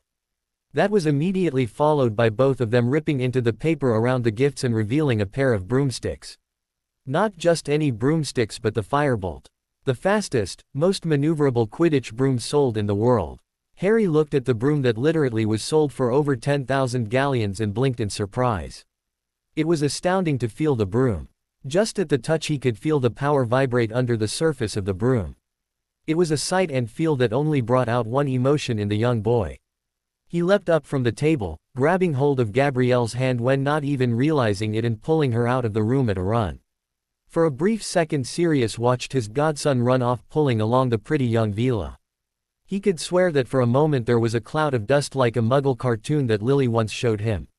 The older man shook his head back and forth with a laugh. The laugh was picked up by all of the adults at the table with amusement dancing in their eyes. It appears Harry liked his gift. Draco, are you going to join? Sirius stopped his question as he noticed that the boy was no longer there. Instead he noticed that Draco was gone from his seat along with Hermione and Fleur missing too. He let out a sigh then put on his best winning smile while pulling out a deck of cards. Now that the kids are away, how the parents shall play. Harry released the hand of the beautiful young teenager and flashed his best smile at her. A hint of crimson touched his cheeks after he realized what he did. He cleared his throat before speaking up in French. I hope you do mind flying together. They are saying it is the fastest broom on the market.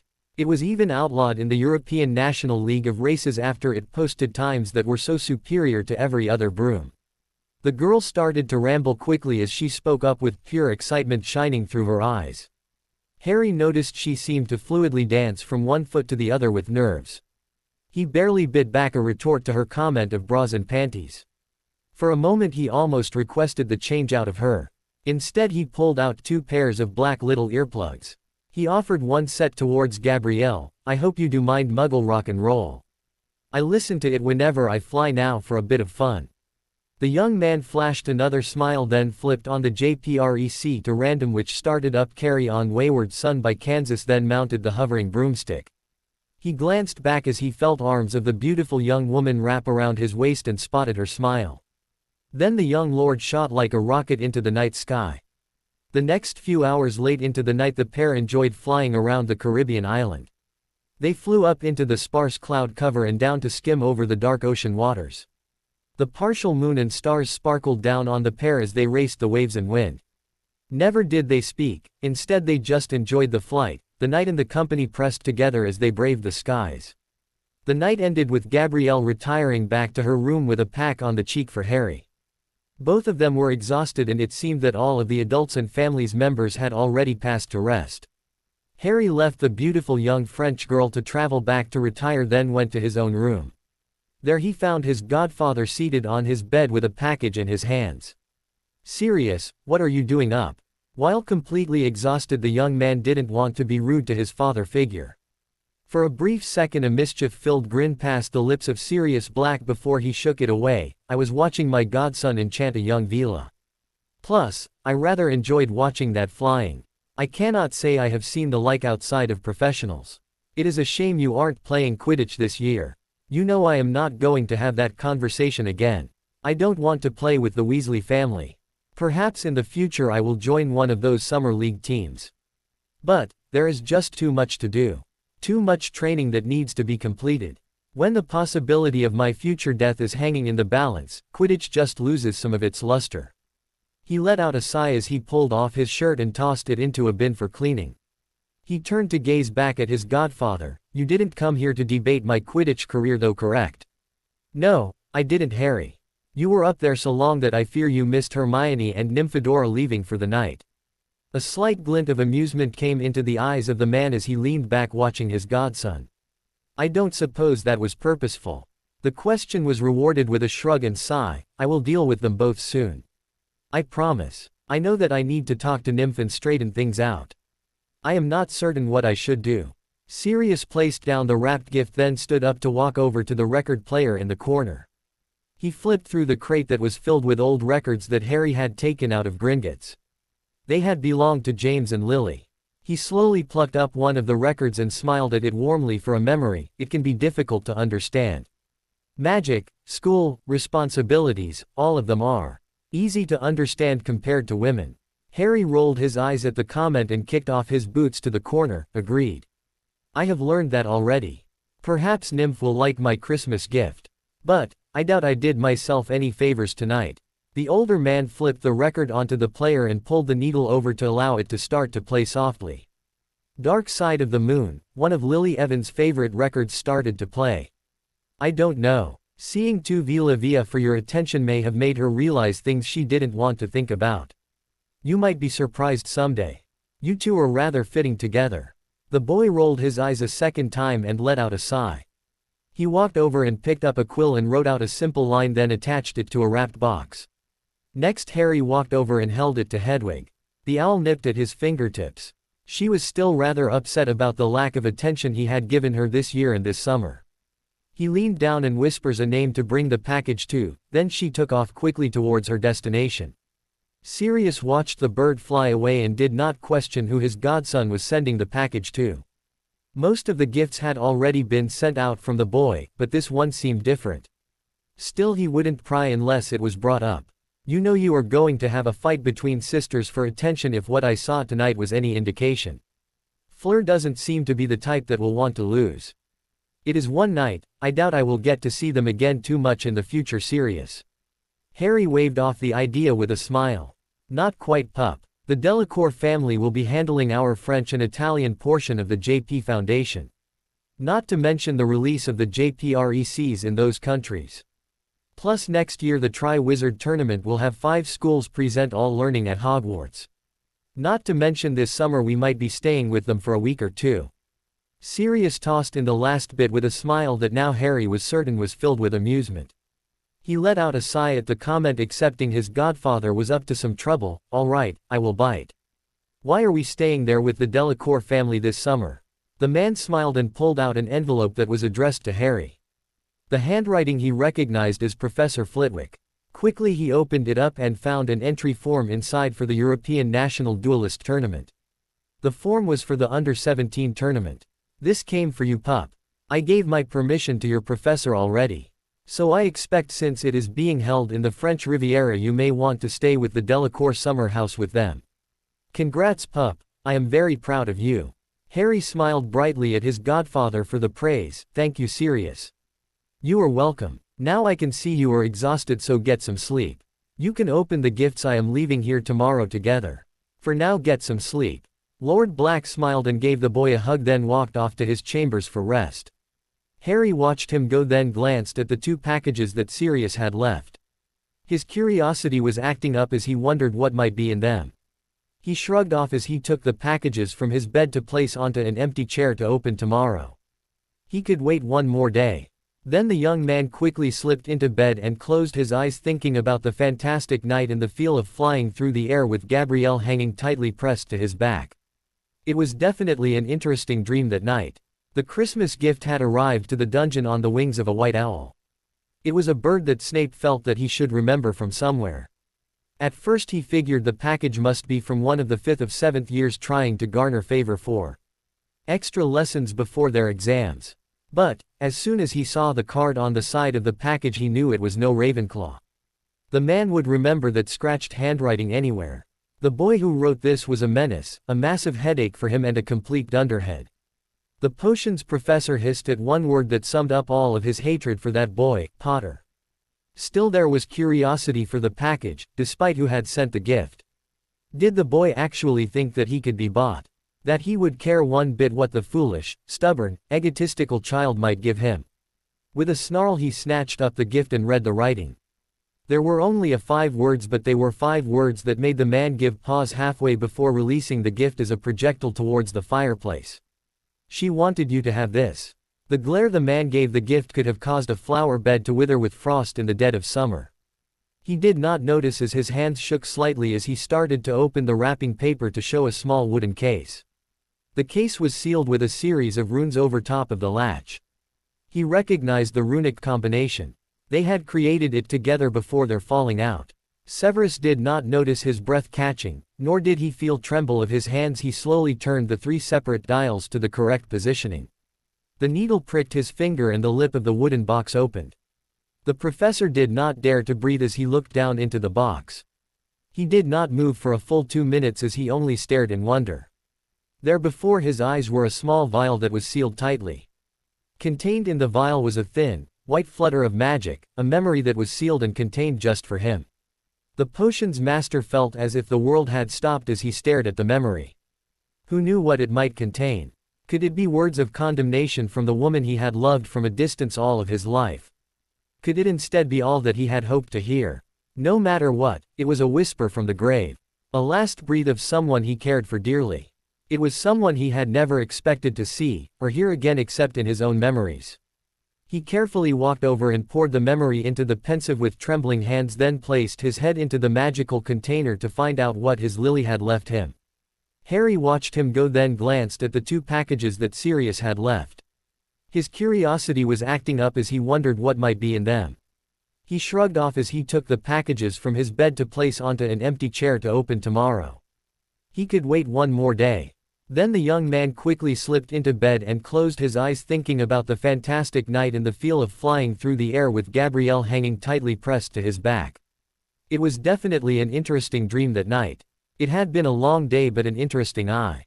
She had flown the length and breadth of the English Isles delivering her minions gifts. It was a good bit of exercise and she did enjoy the fresh air. Unfortunately, since it was the middle of winter, it was far too frosty to enjoy with her feathers. Still, there were high points in her travels. She had enjoyed when she arrived at the Granger house. There she delivered the package, which turned out to be a special book that would connect the girl's personal library together and recall any book from that library by a series of runes. Of course, the Granger girl provided her with praise at her great skill to make the delivery in the winter weather. But, sadly, there was not bacon left from the morning meal. Still, she was able to steal an all treat before she set off. The next stop brought her to a large apartment which she had spent the last summer. The woman Nymphadora was not home as she had volunteered for work on the holiday. It was unfortunate as she would have liked to test the woman's reflexes to see if the aura could dodge her talons. Still, the gift from her minion was left for the pink-haired woman as a surprise for later. Perhaps it would sat the woman's anger at her underling. Sadly, there was no bacon left for her at the residence or all treats. The next residence was a large manor that Minion had visited a few times last summer. The House of Greengrass was mild in weather compared to the surrounding climates. Most likely it was the work of some of that magic contained in the household. The females of the house which had befriended her minion appeared to be happy to see her. The youngest she had never seen before, but the older child seemed ecstatic with the gift delivered. The gift was twin set of bracers to hold those long pointed human sticks. The bracers seemed to be made of a hide that looked like a snake's skin, perhaps that basilisk her minion had slain. It really didn't matter, but what did was she was provided a piece of bacon before she left. There was a delay on the travel to Scotland and the school that her minion attended. A gathering of large black birds with crimson burning eyes circles around the skies and forced her to perch in a tree for cover. She had learned that these creatures were dangerous. They could see through magic that hid messenger owls. Often the creatures were known to the owls as the black demons of the sky. The only way past the creatures was to hide. They seemed not to see you if you did not move. But even then it was not foolproof. There was one suggestion that was passed on to her from an elder of the wings of the messenger owls. Don't turn your back, don't look away, and don't blink. Good luck. Luckily the nasty beasts with the dark auras flew off after a time so she could continue her way. She eventually did arrive at the castle, dropping off the package to the dungeons for the slimy-haired human. Next she took wing to the old mumbling fool's office. There she delivered her minion's gift, which was a few packages of woolen socks. The ancient wrinkled man offered her no bacon, instead a stupid drop. Of all the foolish things to offer an owl, why a piece of candy? She made a mental note to make certain to drop a surprise in the man's porridge next time she delivered mail to the Great Hall. The same time the headmaster's office provided the opportunity to deliver two other gifts. The first was a large bag of serrano peppers to the phoenix fox, which seemed to love the gift. The magical bird nuzzled her cheek, which caused her feathers to puff up. The damned creature was going to ruin her preening. A bark at the bird caused the phoenix to stop and go back to eating his peppers. The final gift to deliver at the office turned out to be for the hat ledge of the office. It seems her minion decided to provide assistance to the ancient hat with its yearly songs in the form of new music and comedy to draw from.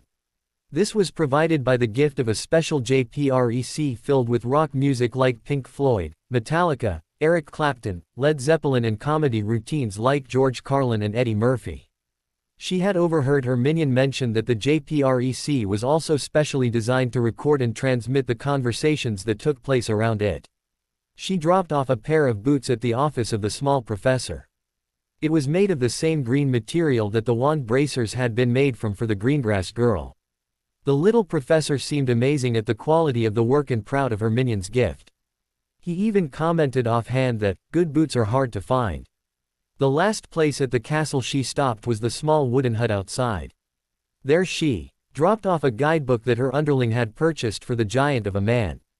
The book had pictures and names with information about different birds and animals of the Muggle world.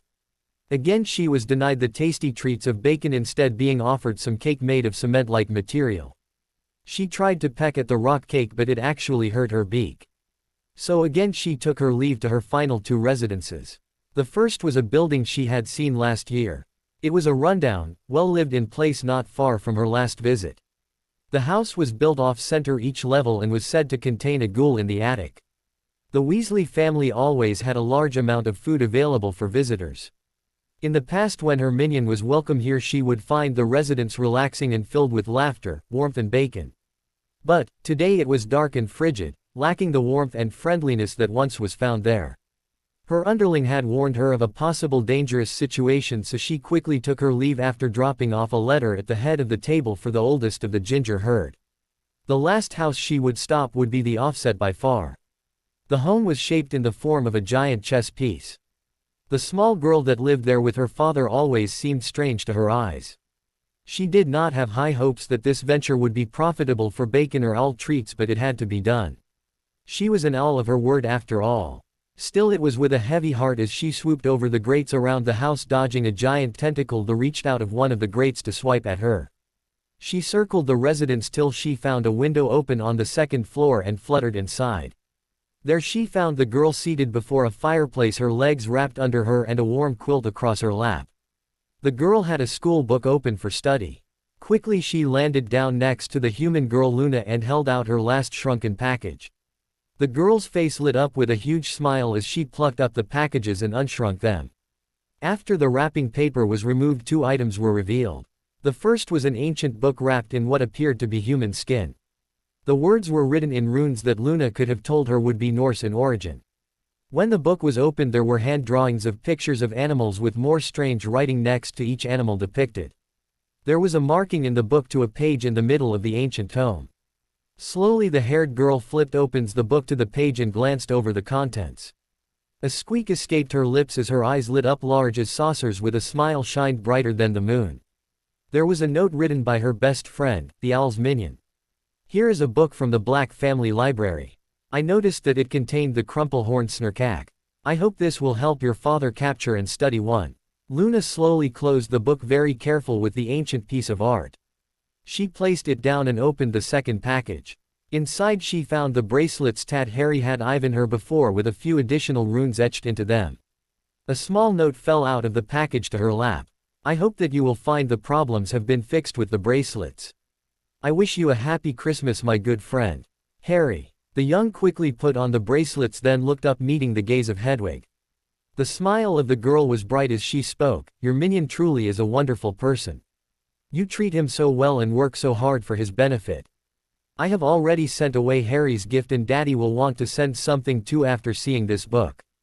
But, before I go I have a gift for you beautiful Hedwig. A quick bark and hop saw the owl onto the arm of the girl. She was carried into another room of the strange house perched on the girl's arm. Luna brought her past mirrors that showed different shapes and sizes of the people walking past in their reflections. There were a series of bookshelves on the walls of all manner of creatures and geography. It was a full library that would make any noble house proud. Another chamber had skeletons of numerous creatures from mundane squirrels to lions, tigers, bears. There were even complete skeletons of gnomes, fairies, and pixies on the walls in a cluster near some flowers. The girl skipped around a grate that seemed to echo with growls that might have been from a griffin, but that couldn't be possible. Who would keep a Type 4 dangerous creature in their house? Finally, after the quick tour through dozens of rooms often stranger than the next, the girl came into the kitchen and there she saw it. Hedwig could swear that the sun had parted the winter clouds just to shine its brightness down upon the greatest gift the world had ever known. In the center of the room was a wooden table with a white tablecloth. On the covered tabletop, in the center of the table was a pile of glorified goodness. It was a massive pile of bacon 2 feet high by 2 feet wide. The bacon was cooked to a crispy perfection and all of it for the owl. The barks of happiness from the snowy owl could be heard from miles around. It was so loud that it scared the other strange creatures of the Lovegood property into hiding, even the giant squid-like creature in the basement. It would be 24 hours later that Hedwig would arrive back at the Black Isle, even using the portal that had been set up for express mail through 12 Grimmauld Place. She would be puffed up and 10 pounds heavier, looking like a floating chicken, but she would be a happy bird. It was the best Christmas ever. Hedwig could swear that the sun had parted the winter clouds just to shine its brightness down upon the greatest gift the world had ever known. In the center of the room was a wooden table with a white tablecloth. On the covered tabletop, in the center of the table was a pile of glorified goodness. It was a massive pile of bacon 2 feet high by 2 feet wide. The bacon was cooked to a crispy perfection and all of it for the owl.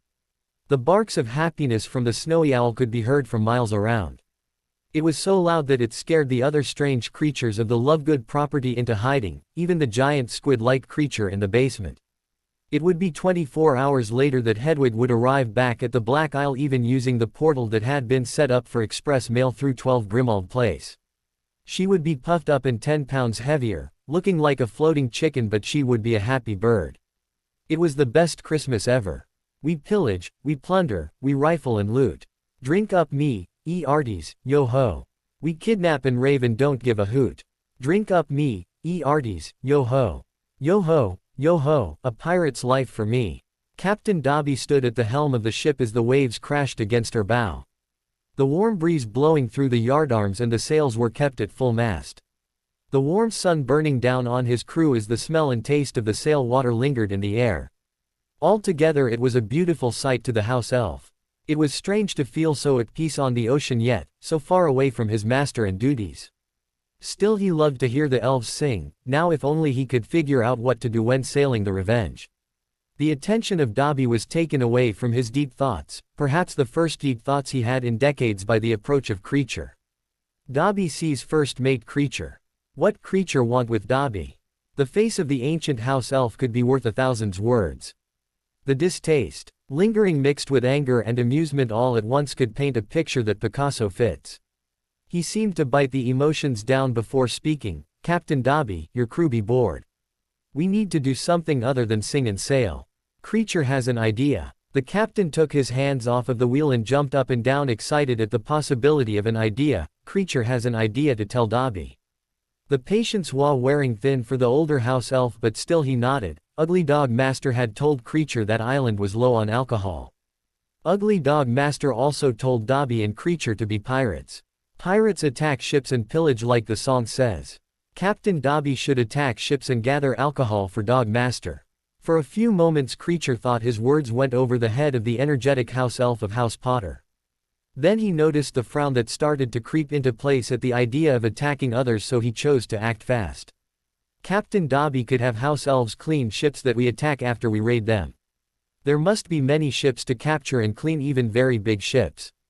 I heard of huge ships bigger than Hogwarts that are filled with dirty muggles making a mess. They call them cruise ships. The eyes of Dobby were always very large for a house elf, but at that moment they were big as stars in the night sky. The chance to clean large floating castle-sized ships and serve his masters gathering alcohol for the island was too good to pass up. This would be perfect to keep his crew happy. They serve and do what house elves do best, clean. Captain Dobby met the gaze of his first mate with a bright smile. Creature has good idea. We do first mate creature's idea. We raid ships as pirates. The Bermuda Triangle is a large triangle that stretches on maps from Fort Lauderdale in the west to deep into the Caribbean at San Juan for the south and north all the way to Bermuda. For hundreds of years the Bermuda Triangle was steeped in mystery as ships and aircraft would disappear lost in the skies or wave never to be seen again. There were stories of Spanish treasure fleets coming back from the New World that were dragged down to Davy Jones' locker. The Germans in World War II parked U-boats off of the coast of South Florida and listened to American music while spying. They lost 2 of those U-boats under mysterious circumstances. Planes, large ocean liners and many smaller ships all lost their way when their compasses would spin wildly, losing magnetic north. The triangle was a place known throughout the world as a place of mystery and magic. Still, it was a place filled with yachts, cruise lingers and a major shipping route. But most importantly, it was right where the voyage of Captain Dobby began. It would come to pass over the next month there would be a whirlwind of attacks on ships and yachts in the Bermuda Triangle. A heavy mist would settle around the ships that were about to be assaulted. Sounds of off-tuned sea shanties would echo through the air. A large classic British warship would arrive out of the mists flying the Jolly Roger with an invisible crew. The ship would attack the vessel, stealing all of the valuables and alcohol, before cleaning up the vessel to bright shiny new. It was spoken in hushed whispers by sailor dive bars that the ghost of Blackbeard manned the ship and no other was present.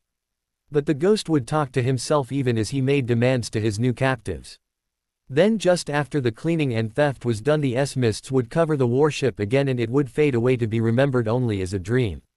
Those attacked would forget the faces and names of their attackers. They would only faintly think of Captain Blackbeard and the Jolly Roger flying in the sky.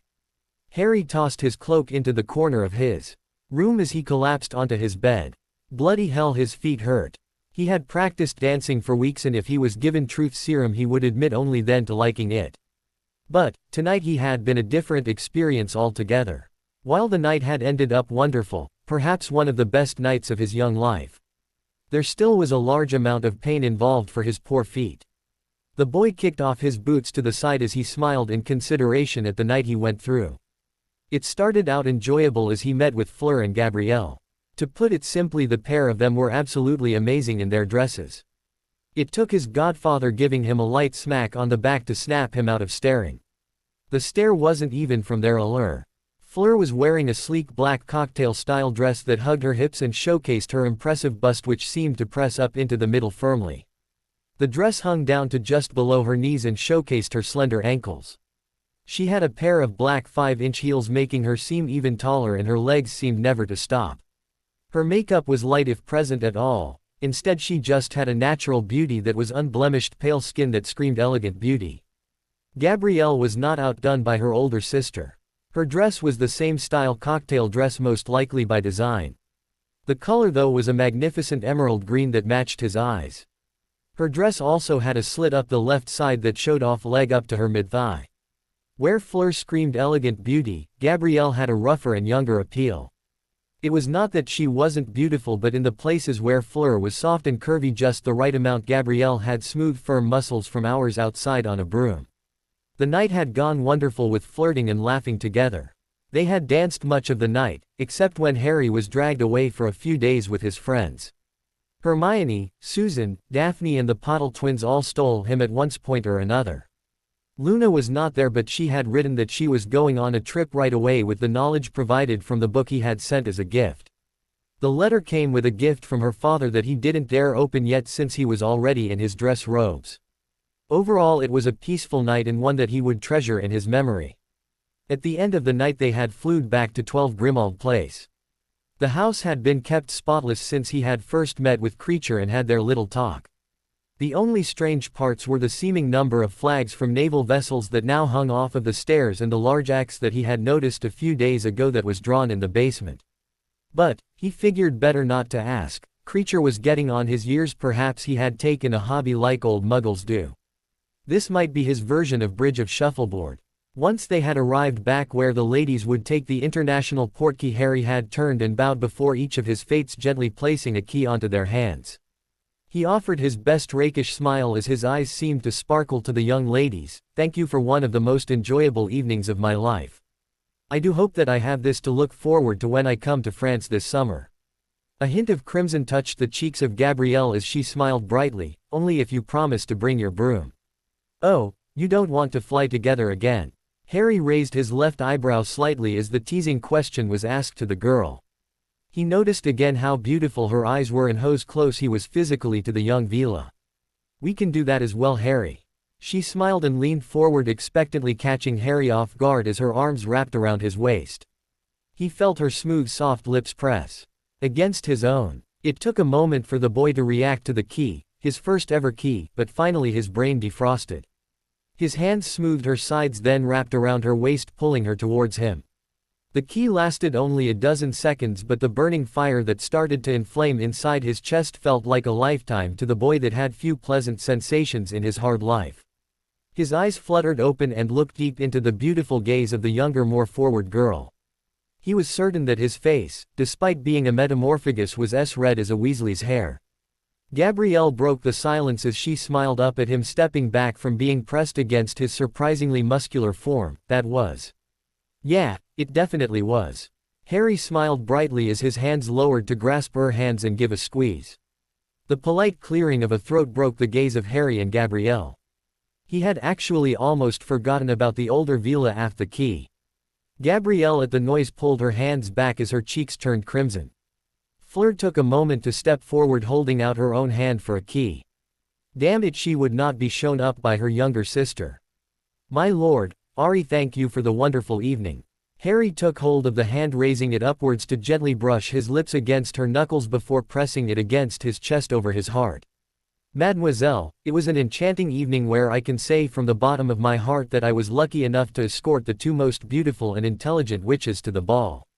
I fear when I return to school for my safety from the beyond number of jealous stares both of you have inspired. Thank you for being such a wonderful date, Fleur." The platinum-haired young woman's resolve broke as crimson touched her own cheeks now after hearing the young man's words. It was amazing to her how the boy can be so bashful one moment and then the next he would be so outgoing. He was a mystery and riddle that she needed to unravel. He was a puzzle that she was given and missing the edges. Now she had to solve the middle. She wanted to know what made this young man tick, even if it was to find out and move onwards and perhaps leave her sister the boy. But, the question really was what made Harry Potter who he was. She stepped forward till her chest pressed against Harry's own, trapping their hands captured between them. Her free hand rose to his chin and slowly lifted it upwards till their eyes met. Then she leaned forward to latch onto his lips with a fierce, passionate key. She may have poured a little of her allure into the key, releasing her control as she tried to figure out who was Harry Potter in this moment with that key. It was a moment she was in joy, it was a beautiful moment, but a moment that was interrupted by her sister. "I believe that is Papa at the fireplace," Gabrielle called out as she kept her back turned. She had just tossed in some flow powder but knew this was a quick way to make her sister jump and try to keep Fleur's claws out of the young man who gave her such an enchanting evening. When she did turn around, it seemed she had met the target dead on with her little prank as Harry was standing 2 feet away from her sister.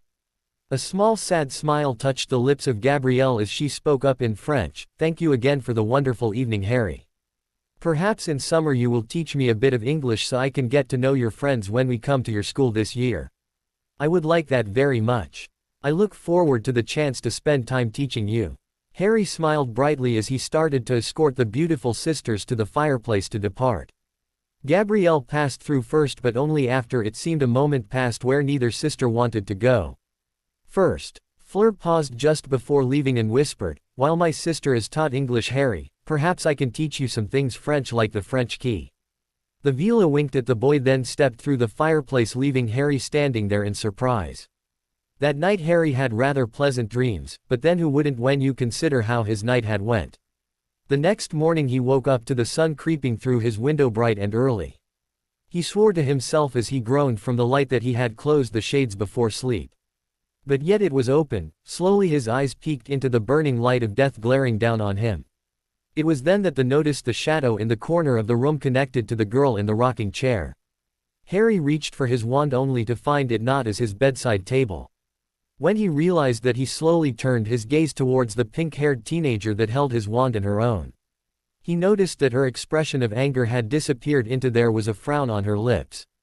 In her lap as she rocked back and forth was his gift, the dagger that he purchased for her that would alert her to any threats in the area. Also in her lap was a second package wrapped to be opened. He mustered up his courage as it seemed she wasn't here to kill him from her anger. "Hello, nymph." Harry. Her one-word answer didn't do much to calm him down. After all, she may not look angry, but she was a metamorphagus and he knew that she was upset about the pranks and the dinner.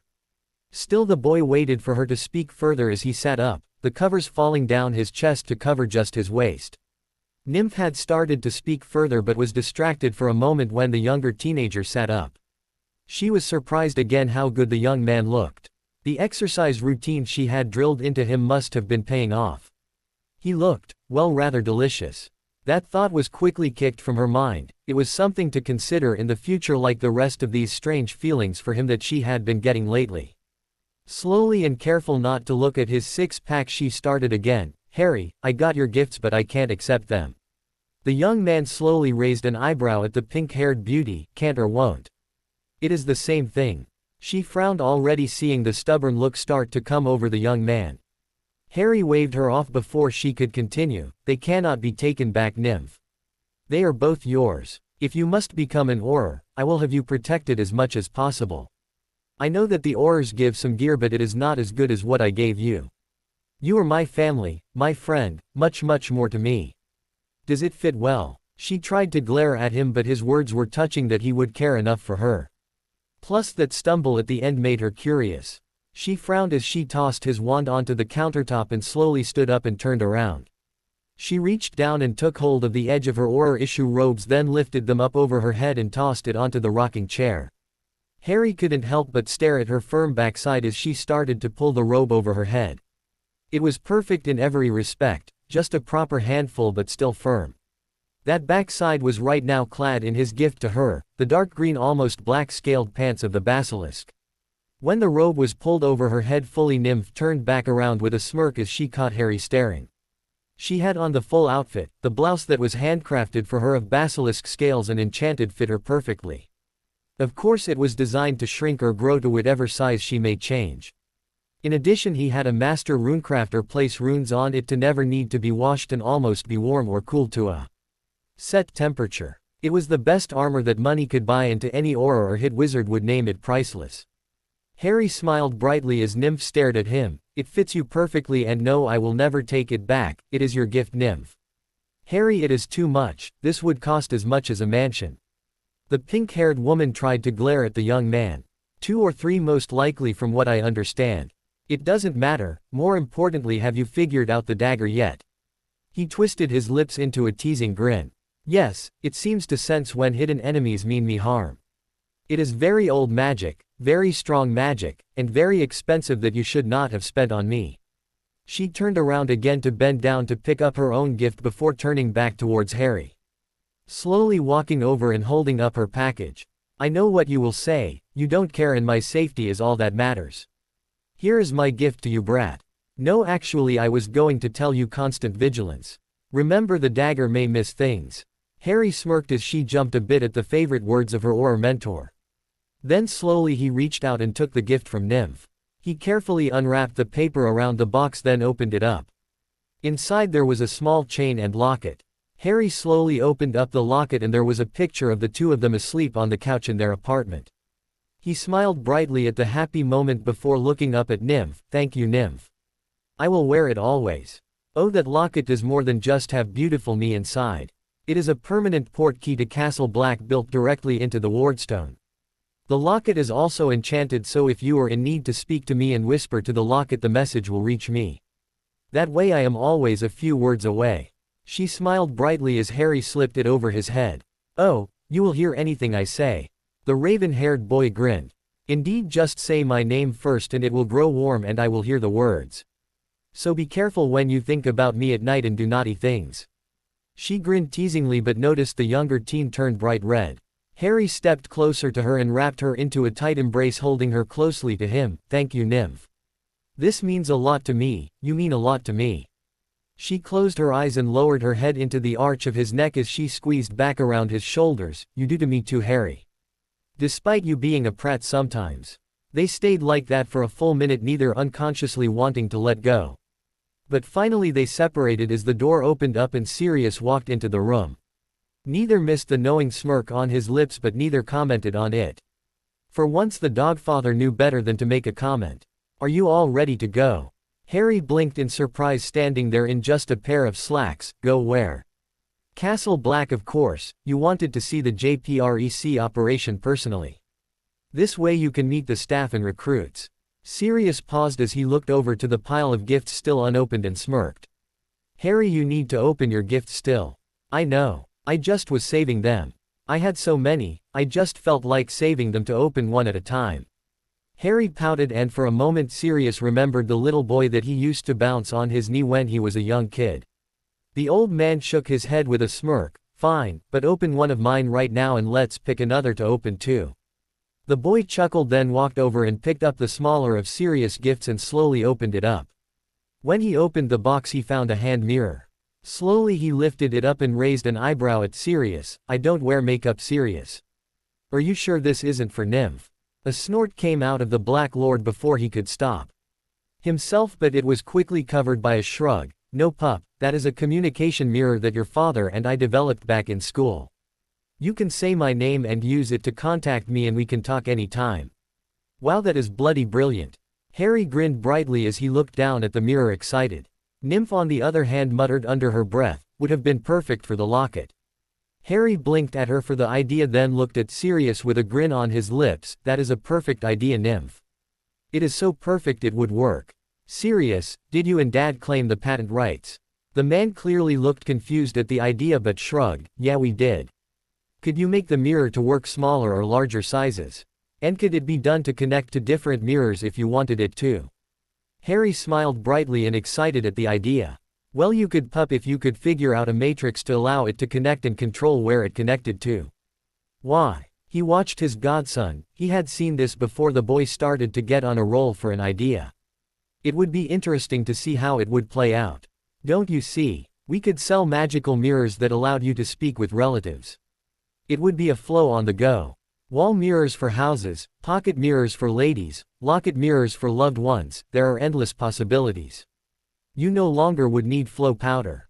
You would be able to directly communicate with your loved ones visually over long distances.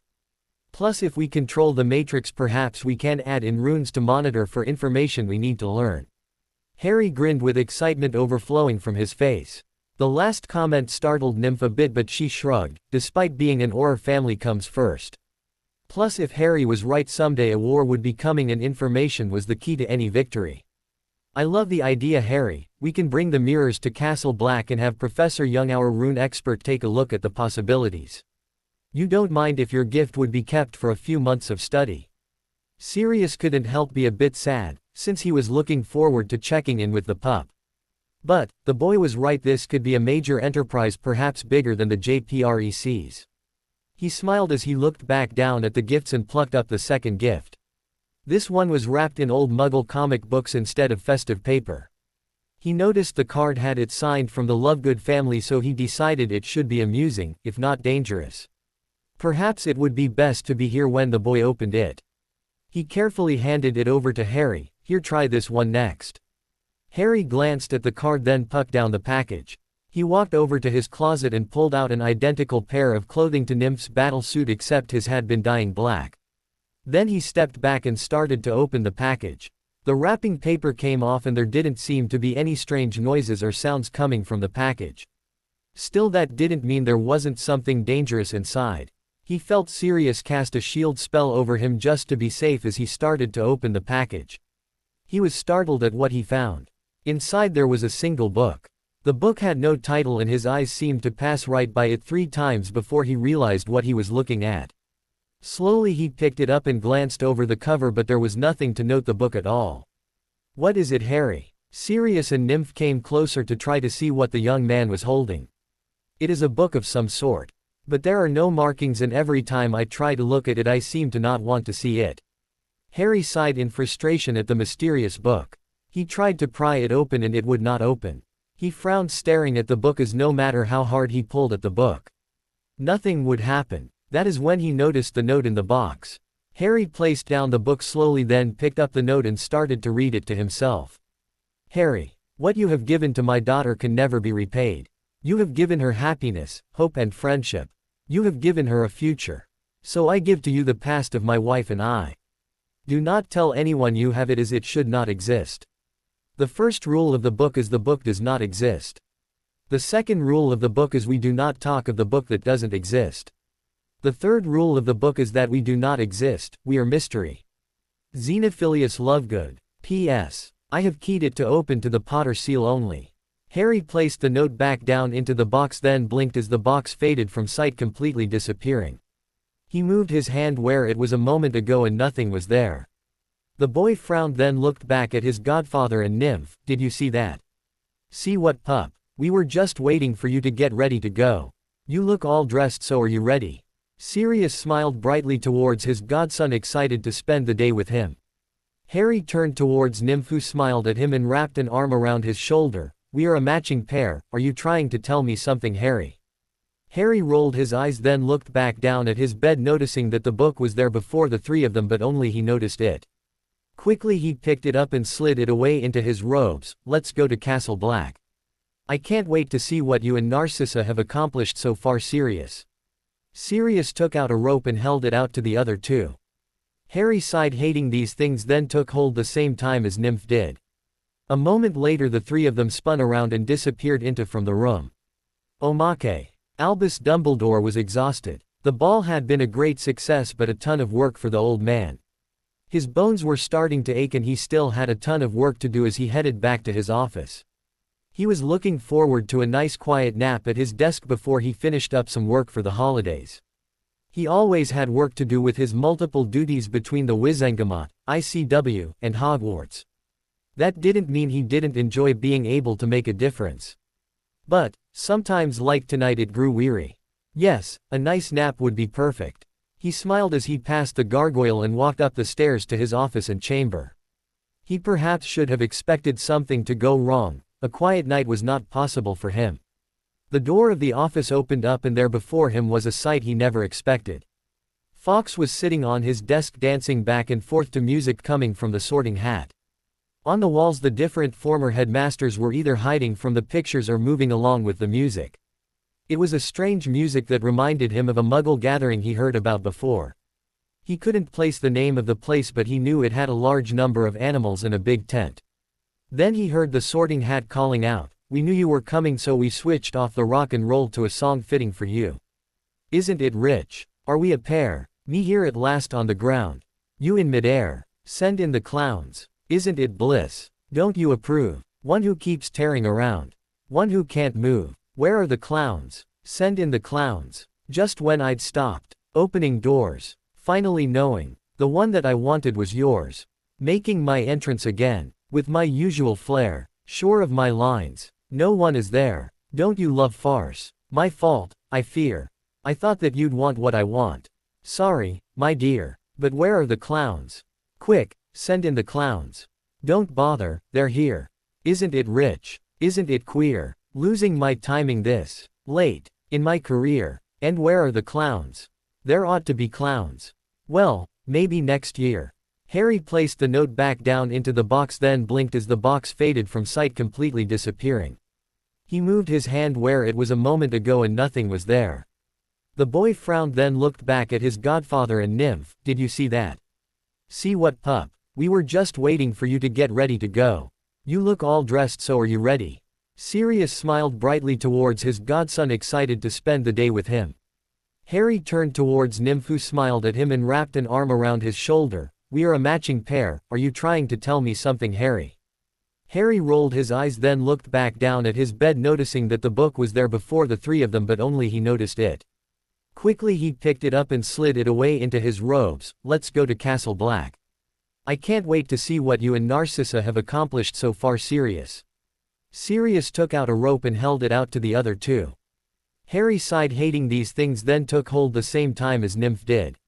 A moment later the three of them spun around and disappeared from the room. A sigh escaped the old man's lips as he entered his office for the fourth time this week to the sound of Muggle music. This time the Sorting Hat seemed to be listening to some song called Highway to Hell. The man's voice that was singing it sounded like he was from Australia. A grimace touched the lips of Albus before he glared at the Sorting Hat.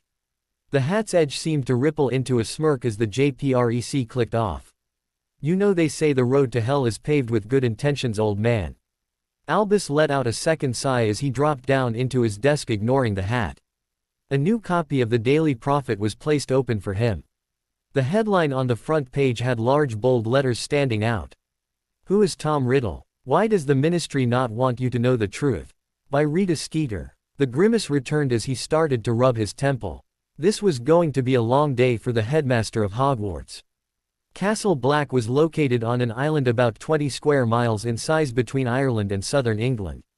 The Black Island is rather large pieces of private restate which contained croplands, rolling hills, grasslands and even a large set of natural springs. The Black family built a large stone keep for the family to live when times of trouble became too hot on the mainland. This would be their sanctuary whenever trouble would come to the British Isles. The estate was made to be self-sufficient with crops, animals and fresh water always available for the family. In addition, the island was spelled to be unplottable and untraceable. A permanent fidelius was placed on the island under the control of the head of House Black. In addition to the keep which overlooked the Bay of Cassiopeia, there was a set of ruins from the Roman days. The Black family traced their ancestry back to the time period of the triumvirate of Roman and was part of the Roman invasion of Britannia. It was said their political ability was a gift passed down through the generations from their Roman ancestry. It was on the beach below the cliffs in Castle Black that the portkey deposited Harry, Sirius, and Nymph. The beach was a mixture of sand and rocks, unlike the white sands and clear Caribbean waters that was Black Island. There was a pier but no ships at dock, and the bitter cold was far different than the warm jet stream.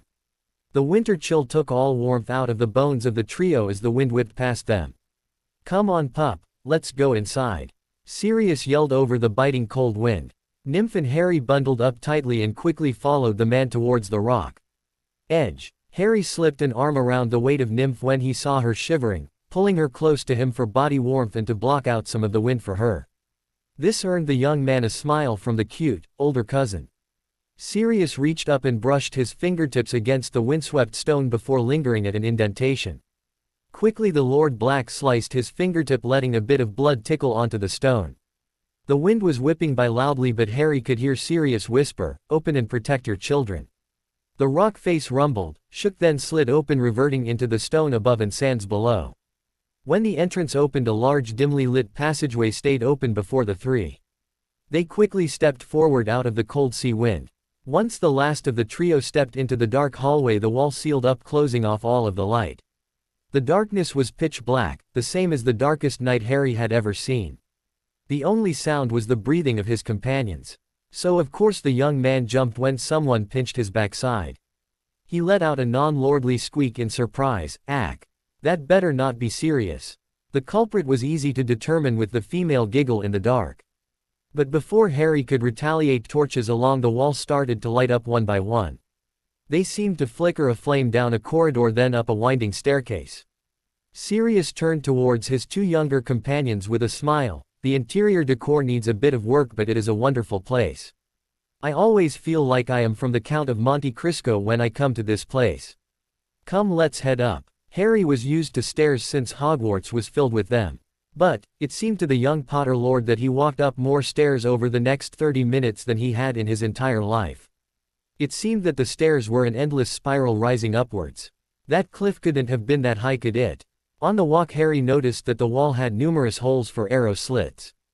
But, instead of having anything on the other side, there were spears filling up the holes with sharp points ready to stake someone.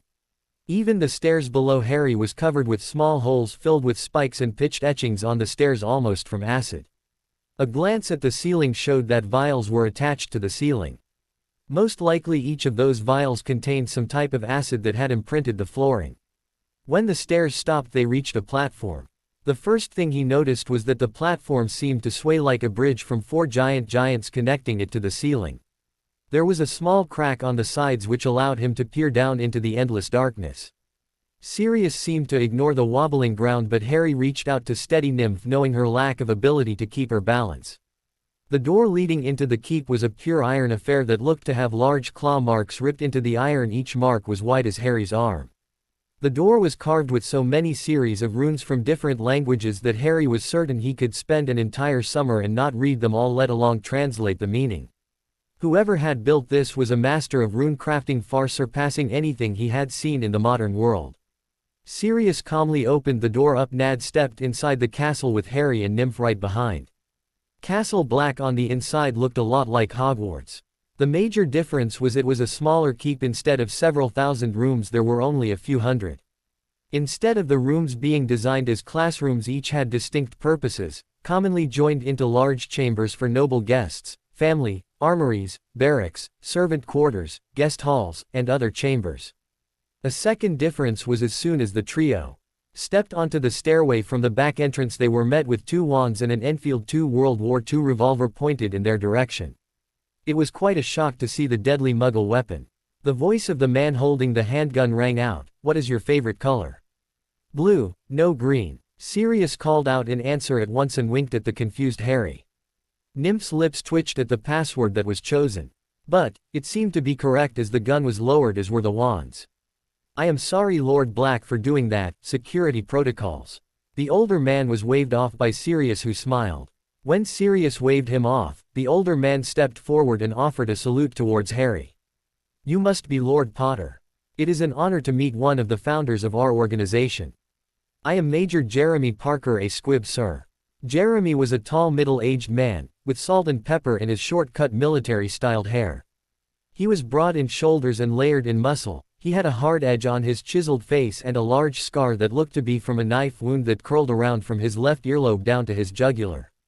The man was dressed with a finely pressed pale British SAS uniform. Harry was more than a little bit surprised, but recovered quickly with a bright smile. He tried to pass off a salute back towards the man, but knew he was far from proper with it. "It is a pleasure to meet you, Captain Parker. Thank you for the services you provided to our nation. I am pleased to see you have chosen to join the JP Foundation.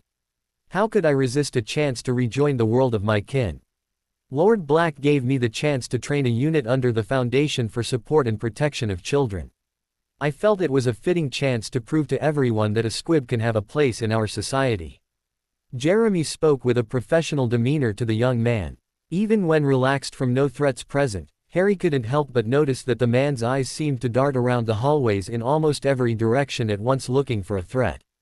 "Captain Parker will be one of your instructors this summer, Harry. He will be teaching you close combat techniques and Muggle weaponry, as he does to all members of the JP Foundation." Sirius smiled and placed a hand on his godson's shoulder. "I look forward to the opportunity to learn from you." Harry smiled brightly to the retired military officer. The major chuckled as his eyes sparkled with mischief. This sudden change in demeanor took Harry by surprise. He noticed the grimace from the two wizard guards at the side of the man after the mention of training. Each wizard wore a set of black robes with a red JP in a green circle. One of the two spoke up. "You say that now, Lord Potter. Trust me, when you are done with your first day of training you will be saying differently. Enjoy the tour of the facilities." The trio left the guards and walked down the hallways past a few armories stocked with Muggle weapons and mundane weapons like daggers, swords, and even what looked like parts of a ballista. Harry had to admit it seemed they were supplied with enough weapons to fund a small army, which was pretty much the goal. Sirius led them past a large chamber which was used as a dining hall with individual tables set up with chairs around them. He noticed numerous bedrooms for guests which had been converted into permanent quarters for those staying on the island. A few of the chambers were locked and sealed and contained items that were family heirlooms that were considered often too dark to be useful. It was a plan to remove these items to Gringotts for storage in the future if the extra room became necessary. Overall, the castle could hold comfortable 190 individuals plus staff of 20 house elves. Currently the numbers were far less. The JP Foundation had a team of 7 trainers which were captain rank, two majors who ran day-to-day operations and the Lord Council to handle major decisions. That council currently consisted of Lord Black, Lord Potter, Lord Delacour, and Lady Malfoy. Each of the 7 trainers would eventually be given a team to set up into squads and consisting of witches, wizards, and squibs. The squads would consist of 1 sergeant and 4 other members. The 7 teams were divided up into essential personal needs. 3 of the captains were assigned to field monitoring and security deployments. These teams would rotate with a 4th team which would be used for rapid deployment in emergency situations. These teams were focused in their training of physiological training to deal with children along with military close combat and defensive training. 1 team was assigned to Wizarding Society monitoring. This team worked with the founding of Muggleborn Orphanage, the integrating the children into Wizarding Society as a primary function. The event plan was to start offering training for the wizarding world to Muggleborns before they went to Hogwarts so they could understand the heritage and culture of their new world. Their secondary function was to find information in the Ministry and all levels of the Wizarding Society. In addition, they managed the locator board which was used to pinpoint accidental magic performed in Muggle society. They had gotten permission to acquire a copy of the one at the Ministry. These individuals would need to be able to meet and explain Wizarding Society to Muggles that had special children. This group of teams would also be the face and front for the JP Foundation in the world. The final 2 captains worked in-house at Castle Black. The first was a research division that sole purpose inventing and creating items of use for sale and manufacturing in the JP Foundation. These were responsible for the JP Rex updating and changes. They were working on a type of relay system like the Muggles used for television. These divisions were made up of mainly Muggleborns and half-bloods that received their masters in charms, runes, or arithmancy. The mirrors would be sent to them for study and possible conversion into items for sale from the Foundation. The hope was that small mirrors could be connected to a system like the Flow network to allow instant communication anywhere. The final captain was in charge of the internal demands for the company and island. They were in the process of creating a magical village on the island itself, which had been nicknamed Avalon. The plan would be to use the Castle Black as a last fallback point if everything else in the possible future war went poorly. So it had been decided to make the entire island self-sufficient for support of up to 1,000 people. This included multiple greenhouses to be constructed and magically expanded for food. A few ponds were created and stocked with fish for breeding them, crop silos were created and magically expanded, food was placed in cold storage and enspelled to remain good for decades. There was consideration of possibly starting a bank since technically it was not on British soil so it would not be part of Gringotts' past agreements with wizards. There were plans for shipping docks and even an idea was being tossed around to determine if it was possible to create a power plant that would allow for lighting and heat for dwellings and still be safe with magic. They had gotten permission through bribes to study the night bus to see how that worked with magic and were trying to apply those principles. It was a vast project, but if completed the future of the village and Castle Black could become the most advanced combined magical and Muggle community in the world. There were a few other essential personnel on the island. The JP Foundation had an accounting staff which coordinated supplies necessary for the island. There were a number of house elves that were acquired by the House of Black, Potter, Malfoy and Delacour to service the island.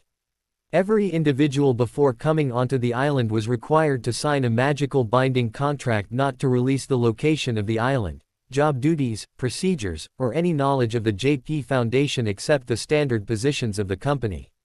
This contract and oaths were enforced by blood and magic and held in trust by the board members. Secrecy was security for what they were planning and what they thought might be coming. Overall, Harry was impressed by what had been accomplished by his godfather and Aunt Sissy. Their plans were well underway and honestly he had nothing to add to the preparations. If war came to the wizarding world they would be prepared, if it didn't then they would be able to slowly execute their plan to change the world from behind the scenes. Harry stood next to his godfather from a high vantage point watching the wizards and witches below undergo their live fire training. Each of the combatants was given a training wand, something developed a long time ago by the Black family. These wands would allow for someone to cast any spell but it would lessen the power of the spell to be non-lethal. Some spells were still not allowed, primarily the 3 unforgivable. But, almost every other spell was capable of being cast by the wands and became non-lethal. That is not to say that the spells could not be dangerous and that the Foundation didn't have their medical staff standing by in case.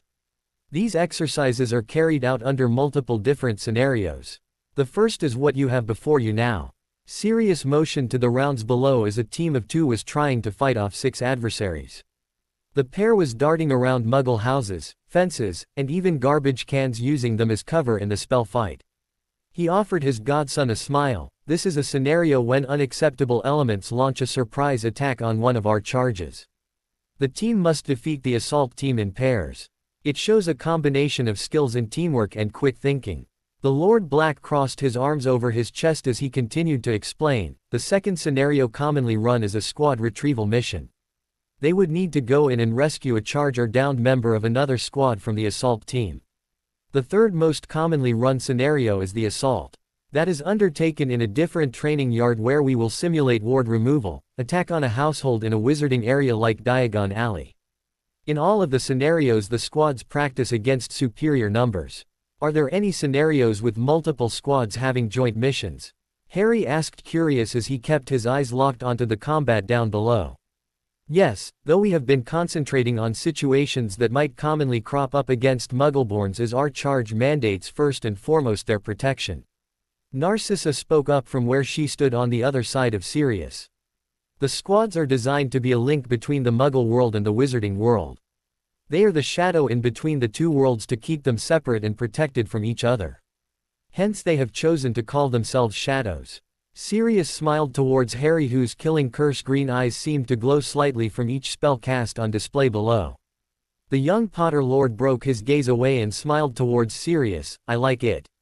They are the shadows of the Wizarding world. There was one trip away from Castle Black that Harry undertook with his cousin and godfather. Together they went to the Ministry of Magic. They traveled quickly through the front entrance, careful not to cause a scene. It was not uncommon for lords of houses to visit their representatives in the Wizengamot. For Harry, that would be Andromeda, who was handling House Potter's positions. She had taken over the duties since Harry could not make most of the debates and meetings with his schooling. But today was not meant to be a meeting with Nymph's mother. She was too busy to meet with them after the political fallout of the recent news article in The Prophet about Tom Riddle. Sirius had actually been cackling for a week after the release of the information that he offered the reporter print in a deal. The world now knew that Tom Riddle, known as Lord Voldemort, was the child of a almost squib and a Muggle. It would be interesting to see the final reactions of the darker families, if their loyalties would change. Instead of the meeting, they took the elevator down the flights till they reached a floor that was not commonly visited by the ministry staff. The iron door swung open as the voice rang out, Hall of Records. As soon as they exited the elevator, they were met by a man wearing a mask and cloak. The mask seemed to be almost a wrap over his head that conformed to his face yet shifted every few seconds into different blank features. The hood over his head was a dark blue that seemed to not have slots even for eyes. The cloak seemed to be made of some type of scale, most likely a dragon, matching a pane of dragon hide boot.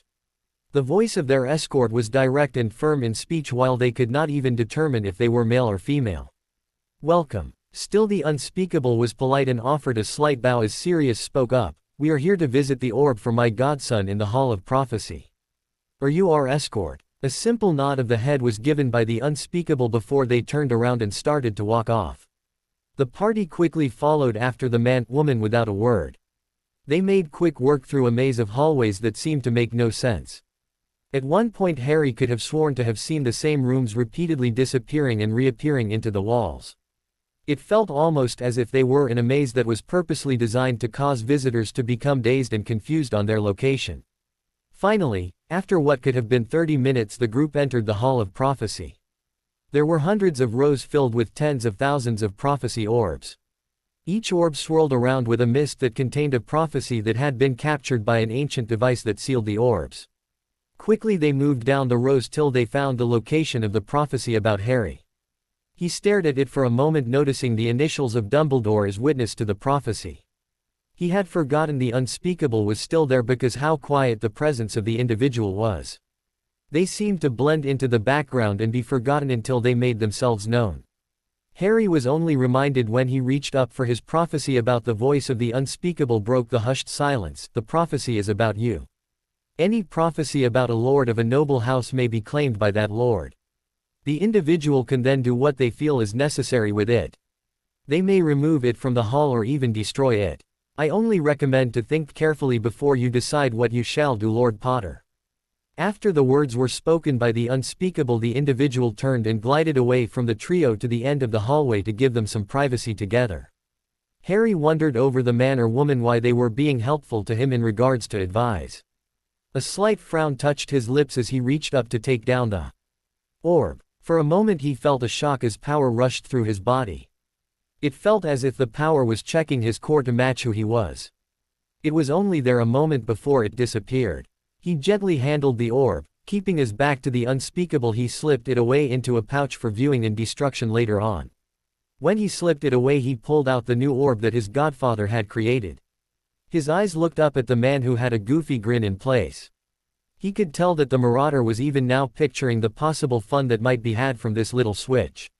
He let out a sigh and shook his head before placing it down onto the location of the previous orb. Harry again felt the rush of power shooting through his core before he let go of the orb.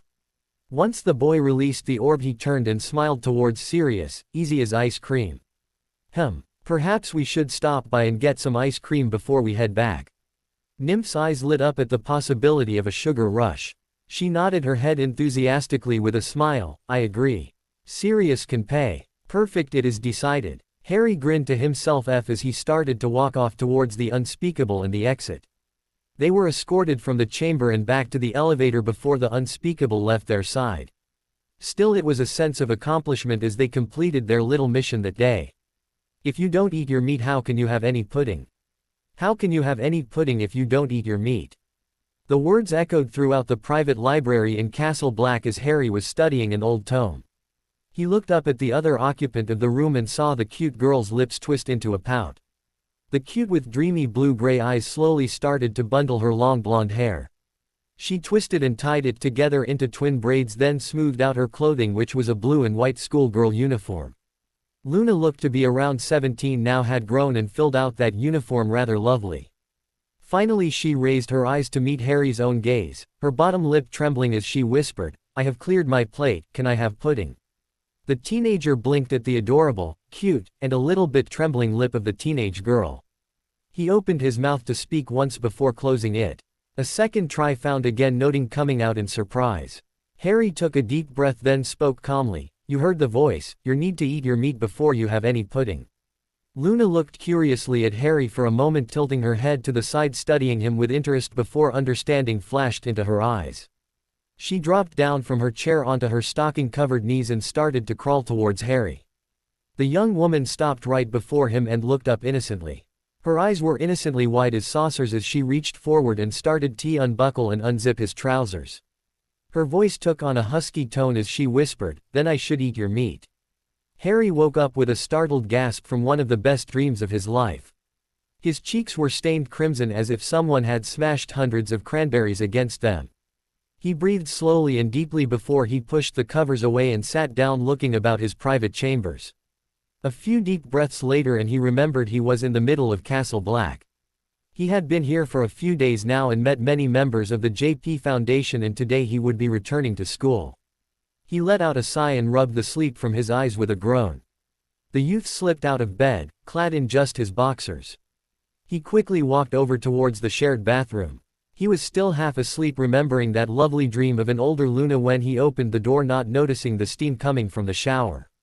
He let out a sigh as he reached for his toothbrush and started to clean his teeth the old-fashioned Muggle way. The steam in the room was so thick that it covered the mirror. Quickly the boy finished the brush, swirled some mouthwash and spit out. He reached up to clear the mirror to check his image and get ready for the day. It was at this point that the brain started to finally question why there would be steam in his bathroom. The second realization was the sound of running water behind him. Perhaps it would have been the best point to stop, but Harry's teenage brain was still concentrating hard on that dream. He wiped away the condensation and remembered at that point that he shared the bathroom with a pink-haired Auror. That very Auror was now in the shower behind him, and the mirror was showing currently the drapes matched the currently black curtains. Not a bad shock, after all, from the number of curves in the right places and beautiful long black hair running wet down the young woman's back. Harry had to admit had made a mistake that might cost him his life, but would also be perhaps worth it. It was at this moment that he realized he was staring into the middle, wet Nymphadora Tonkson while the tent in his boxers loved the sight. The fact that she was a very well-trained Auror with a short temper might make this a poor position for a long life expectancy. Harry did the only thing any sane man would do. The boy quickly and quietly slunk out of the bathroom to the safety of his own chambers. Once there he shut the door and leaned against it with a sigh.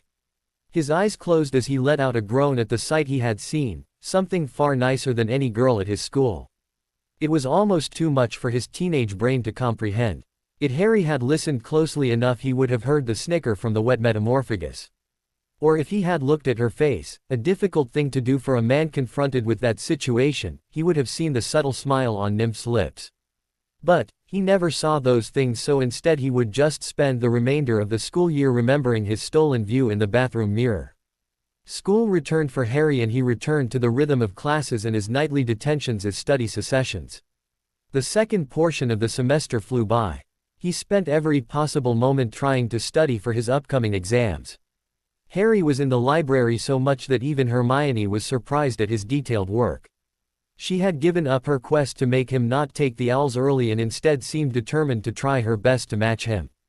While Hermione might not get the extra lessons that he was getting, she had been studying for years before he really started to take his education seriously.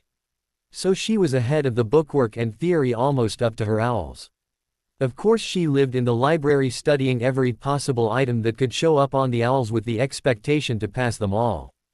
While studying took up much of Harry's life, he did find time for one other pursuit. His secret gift to the castle, which his head of house had approved, had been placed at the entrance of Gryffindor Tower. It was a painting to replace the fat lady who had been moved across the hall to mentor the newcomer. The painting had been a commission not long after the start of the year. He had gotten memories from almost every member of Gryffindor, with the exception of the Weasley family who would not speak with him. He even had acquired memories for the creation from the staff and individuals from other houses. The new guardian painting of Gryffindor Tower was Ronald Weasley. He had honored his friend by getting the boy painted in a Chudley Cannon scarf and Gryffindor Quidditch uniform. There was even a broom in hand for the boy and a Quidditch stadium in the background. Harry had made certain that there was a chess set in the background of the painting too, since his friend had always loved to play chess. It was amazing still to Harry how the Wizarding World paintings can take on the aspects of life on their own. It was so unique that they seemed so lifelike. But, in the bottom of his heart he knew that this was only a mimic of his former best friend.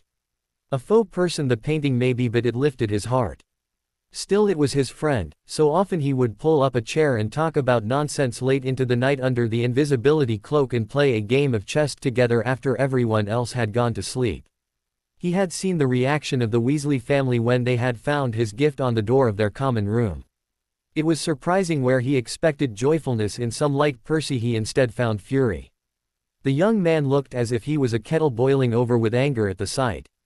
The twins though had tears in their eyes of happiness at the sight of their brother, and little Ginny had also broken down and tried to hug the picture.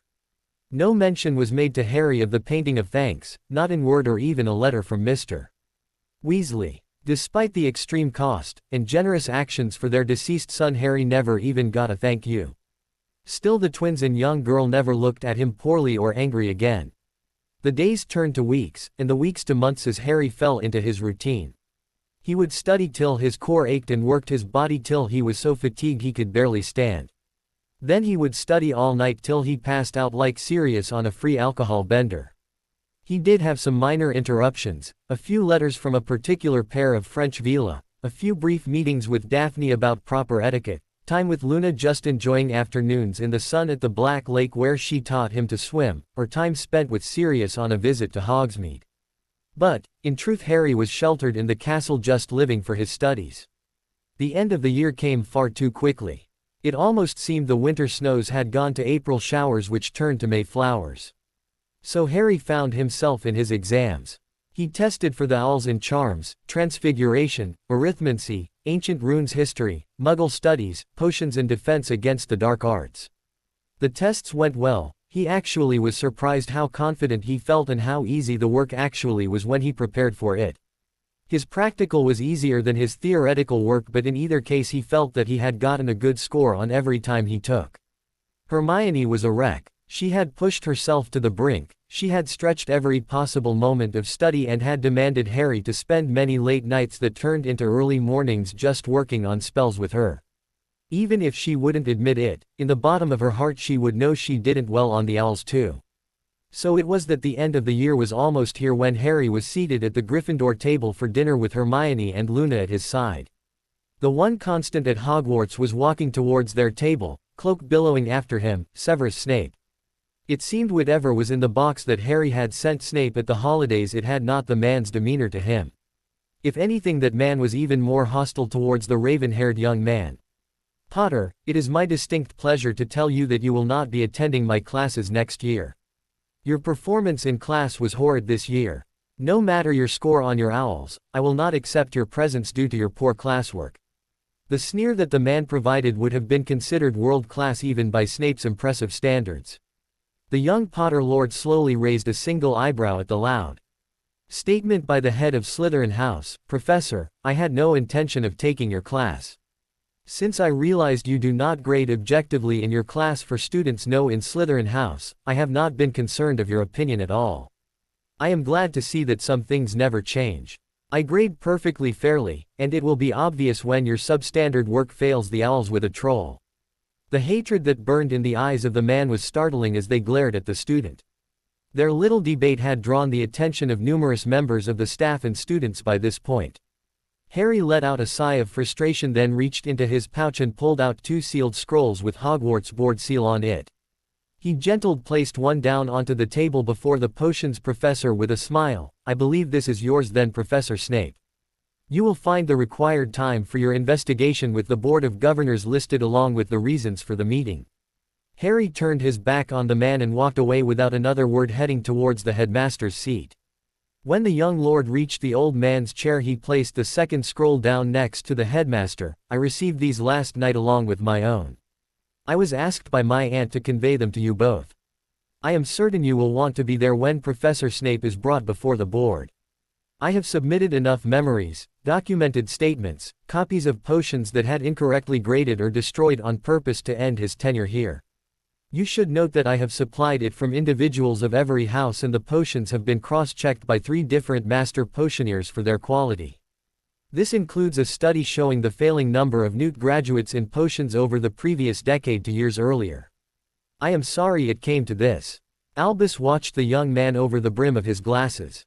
He placed his best interpretation of a disappointed grandfather look on for the young man.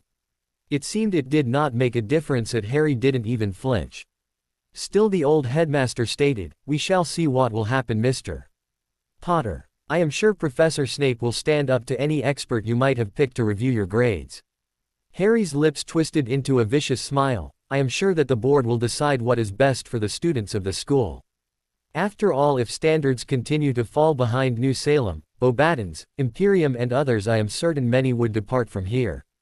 After speaking those words, Harry turned and walked from the Great Hall. Harry dodged out of the way as a blue light whipped past his head.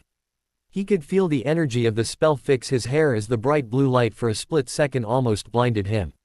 He knew he would not be safe as he landed, so he tucked into a roll to the side before rising to one knee and shot out 3 wordless spells in rapid succession. A stunner followed a bone-breaking hex, followed by a bombard at the ground of his opponent. His opponent slapped away the stunner with his wand, sidestepped the bone-breaking hex before leaping away from the floor as it shattered from the bombarda. With a silent flick of the wrist, 2 wolves rose up out of the ground and charged the young wizard. Then the small wizard followed up with his transfigurations with a trio of spells flashing out of his wand. "Serpensortia Maxima," Harry called out as he sliced his wand in a downwards arc. Unfortunately, it was not one of the few spells he had been able to so far master casting silently. But the spell still had amazing results.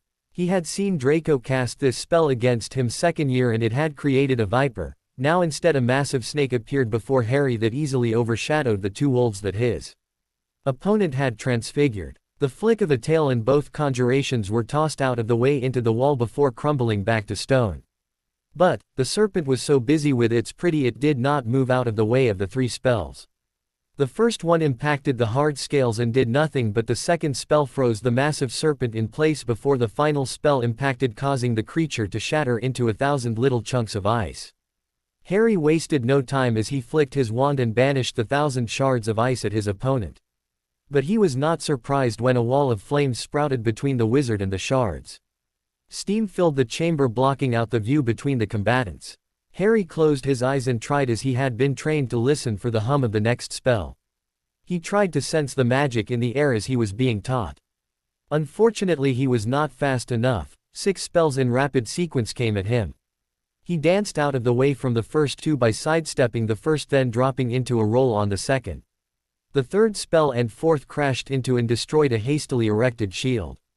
But it was the 5th spell's inbound just as he tried to regain his feet from his knees that he could not stop. The spell flashed into his chest, launching him into flight as he felt the crack of ribs. The 6th spell struck Zhu as the boy was in mid-flight heading towards the wall and removed his wand from his hand. The result was a rather smashing success for his opponent as she slammed his back into the wall with a groan and fell down to his knees. The steam disappeared to show a small man step forward holding Harry's wand. Professor Flitwick had actually broken a sweat as beads dripped down from the little man's beard. His clothing was drenched from the steam and there were more than a few small cuts on his rose. He had a bright smile on his face for his apprentice. "You did wonderful, Mr. Potter. 20 minutes in a duel against myself, a smashing success." The raven-haired boy opened his mouth to speak a retort at the chosen words for praise, but instead a groan escaped his lips.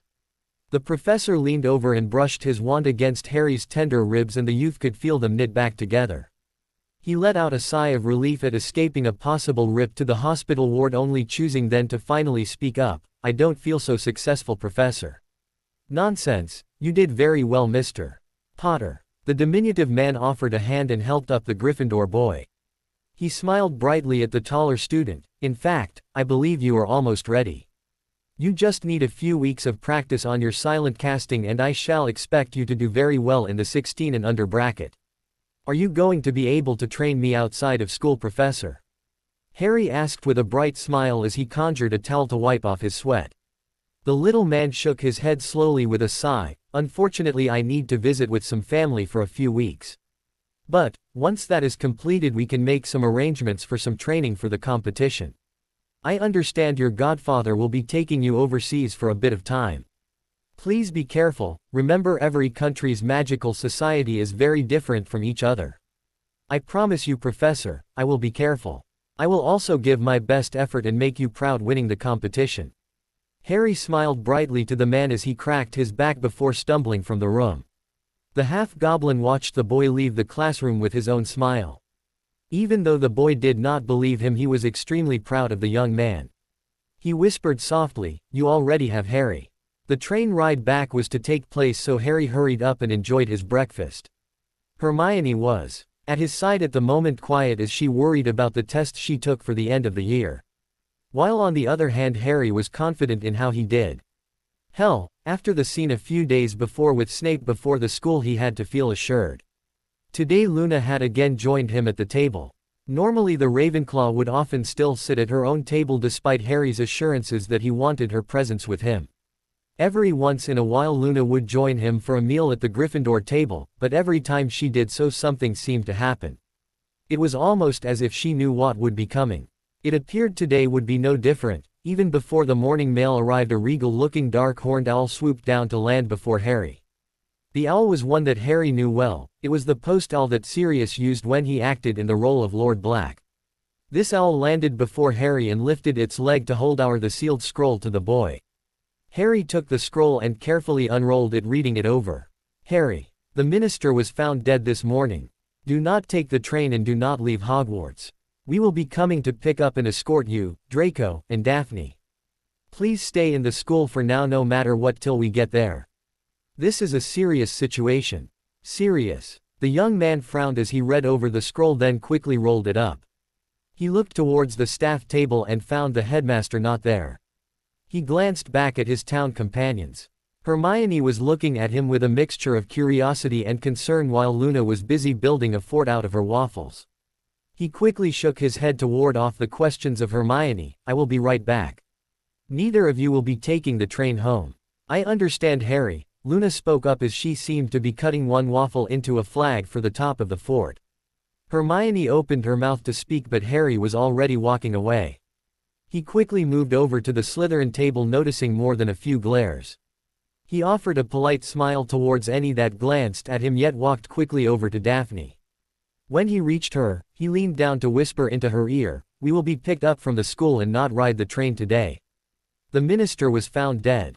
To a normal person, a slight widening of the eyes would not have been much. But, on the beautiful face of Daphne Greengrass, it was as distinct as a surprised gasp. She recovered quickly and turned towards Harry. "I am sorry, Mr. Potter, but I am not interested in being courted right now. I thank you for the offer." Harry's eyes danced at her statement in amusement, knowing her game well. He let out a tired sigh. "I understand, though I cannot help but ask, Ms. Greengrass, if you change your mind." The raven-haired teenager walked away from the Slytherin table, accidentally bumping into Draco. The bump caused the haired youth to glare at his in-school rival. "Potter, so distressed you can't even walk straight. I should have Greengrass make a fool of you more often." Harry rolled his eyes at the boy with a smirk. "Like you would have better luck, Malfoy." The teenager quickly walked back towards his own table, leaving the letter from Sirius behind in Draco's palm. They would read it later on when breakfast was finished. A few hours later, the 5 students would be picked up an armed escort a half hour before the other students would leave for the train. The raven-haired teenager walked away from the Slytherin table, accidentally bumping into Draco. The bump caused the haired youth to glare at his in-school rival. "Potter, so distressed you can't even walk straight. I should have Greengrass make a fool of you more often." Harry rolled his eyes at the boy with a smirk. "Like you would have better luck, Malfoy." The teenager quickly walked back towards his own table, leaving the letter from Sirius behind in Draco's palm. They would read it later on when breakfast was finished. A few hours later, the 5 students would be picked up an armed escort a half hour before the other students would leave for the train. Andromeda Tonks née Black sat at her desk, exhausted. It had been a long few weeks, topped off by a horrible day. The official representative to the Wizengamot of the Black family interests, Andromeda held the Black seat and Potter seat in proxy. Since the mysterious death of the Minister of Magic, she had been working endlessly to try to get the interests of the Black, Malfoy, and Potter families and JP Foundation into a stronger position. Everything had been going well. The family had been courted for positions for the new Minister of Magic by a number of sources, from the progressive, light to the traditionalist, pureblood factions. The fact that they controlled a number of votes and a large block of power made them a large target to help decide the new Minister of Magic. They had been able to press for advantages and accomplish the passing of more than a few important bills. They were able to manipulate the Wizengamot to name the JP Foundation as the magical guardians for all British Muggleborns till they reached 17 years of age. This typically would be provided by the head of the school that they would attend. Further, the school was given 5 new buses, much like the night bus for use to have children attend schooling. They had been given permission to start a school which would become mandatory for schooling prior to Hogwarts. All magical children would be eligible to attend the Lily Potter School, which would teach the basics of the magical world. The school would start up in 5 years once a curriculum could be settled on and prepared. 2 buildings in Diagon Alley had been given to the JP Foundation next door to each other. They would be used for the orphanage and the school. The Foundation had also acquired a contract for the upcoming Tri-Wizard Tournament to provide a visual system for the crowd to watch the events. They had already been working on a possible system that could be used at Quidditch events and gained a contract to put it into play next season. So the Tri-Wizard Tournament would be a perfect opportunity. Despite these successes for the business and cultural changes that they were looking for, there was a major setup. Andromeda had misinterpreted the possibility of a Minister of Magic from the traditionalist or pureblood faction. The beautiful woman picked up a glass of wine to sip from and tried to calm her nerves as he remembered her recent meeting. Andromeda had walked out of the Wizengamot meeting a few hours before and was heading towards her office to prepare some files before leaving for the night. She'd passed that the office Undersecretary maintained for Wizengamot use. It had been a surprise when Arthur Weasley was put up by many of the progressive or light families as their candidate for the Minister of Magic. It had been more of a surprise when he went past the man passed the first 2 votes in a strong position. The Black Potter family had supported Amelia Bones for the position of minister. She had a good head on her shoulders and she would be useful in the upcoming battle if war was to return as they believed. By the third voting there was only 4 candidates left: Arthur Weasley, Amelia Bones, Stephen Knott, and Alpheus Dodge. In the election for a Minister of Magic normally the candidates will be voted on in rounds. When the election takes place, if there is not a winner in that round, the Chief Warlock would stand up and offer if any of the candidates would want to give up their position and endorse another. By tradition, when that takes place, all of the votes in that individual would then be transferred to whomever they bequeath their votes. Amelia, with the backing of the neutrals, had a strong position with a lead in the votes. Alpheus, supported by Dumbledore, had split his group with Arthur. Arthur had strangely picked up a few of the traditionalist family and even a couple of neutrals. Stephen Knott had the support of the traditionalist families. So it was a surprise when the third round came to a finish and Arthur Weasley announced that he would give up his votes to Stephen Knott. These transferred votes translated in Knott getting elected as the Minister of Magic by exactly 2 votes. Andromeda could not understand why. So when she saw the door to the Undersecretary slightly open and Arthur inside working, she let her curiosity get the better of her. She knocked on the doorway and spoke up. "Arthur, may I speak with you?" The redhead patriarch of the Weasley family looked up from his word and offered a forced smile that didn't meet his eyes. "Please come in, Ms. Tonks." The difference in Arthur struck her at once. Gone was the funny suits and old-fashioned clothing, instead he wore fine robes that were tailor-made of expensive exotic silks. Gone was the light-hearted smile, the wonder of the world around him and in particular Muggles. Replacing that light-hearted man was instead a man that had found hardness and a determination that seemed to settle on him. Arthur, since the loss of his 6th child, had become a hard man, a determined man to work for the betterment of the world. He would champion causes that both sides of the aisle would like. A position actually much like the Black family was holding with the United or Neutral Party. Andromeda settled down into the chair across from the man after he motioned to it. She stared at him in silence, which he allowed to linger. It was Arthur that cracked first and spoke up. "I know why you are here. You just missed your ally Dumbledore leaving after he repeatedly stated his opinion on my decision." That was a statement that threw the woman for a circle. She blinked repeatedly at him in surprise, the black calm breaking from her face. She shook her head quickly once, then frowned. "I don't understand what you mean, Arthur." "Just what I said, Andromeda. I do not appreciate having multiple members of his faction trying to decide my choices for me. I felt that having a stability and check for his power in office would be better than having another follower of his will in office." After Fudge's seeming ability to decide the issue he stood for on the advice of the old man and the money going his way, we needed respectability back to the office. I am not saying that Amelia will take a bribe, but I cannot risk someone under his control in that office. Arthur stared at her as he made this statement. The stress of his life was plain to see where there was gray mixing into his vibrant red-orange hair. That hair was starting to thin as lines were creasing his expanding forehead and around his eyes. He looked like he had aged 30 years in this 1 year's time. "You are mistaken. The House of Black has nothing to do with the interests of Albus Dumbledore. We have made multiple suits against him actually. We stand for changes needed for society and traditions of our people that need to be protected. You have seen the bills we have put forward over the past year and the hopeful changes they will make." The woman stated firmly as she stared back at him, a frown still on her lips. "Yes, House Black is not currently, but what of House Potter? We both know that Harry Potter thinks the world of Albus Dumbledore. Even after my son was killed, the boy, according to my children, has stayed by the old man in his decisions. It is a disgrace to the member of Ronald that the young man follows the will of that manipulative bastard. That man even tried to put up a painting of my son acting like he was doing it for my family's benefit. The Weasleys are done being the servants of Albus. Too many names Dumbledore, and I suggest you teach the young man that lesson too." Arthur finished his rant, which had again made Andromeda startled by how wrong he had his facts. The man's voice raised and fell during his harsh condemnation of the Chief Warlock.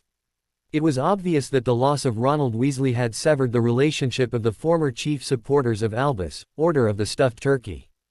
"Arthur, who told you that Harry was supportive of Albus still?" Andromeda asked calmly towards the man. "My children, Percy and the twins, both explained everything to us."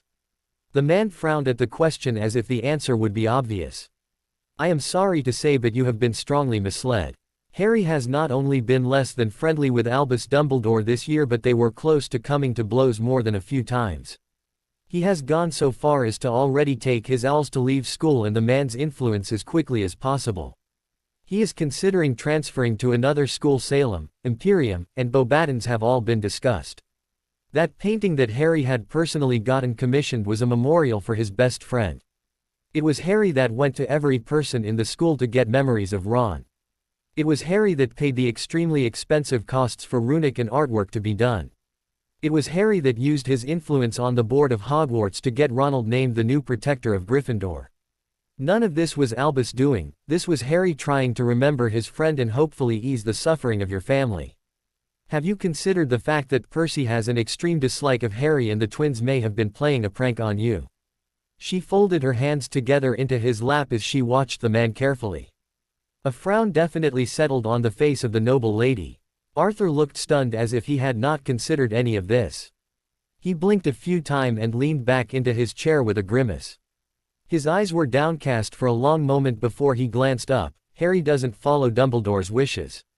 Not even closely. He actually is forcing the hand of the board of directors of Hogwarts to fire Snape. The woman stated plainly as she frowned. A slight twist of his lips came over the edges of the man, almost as if a smile at the idea. I feel I owe your charge an apology. I am sure you can in the future. Andromeda stated, perhaps too kindly considering how she currently was feeling about the Weasley patriarch.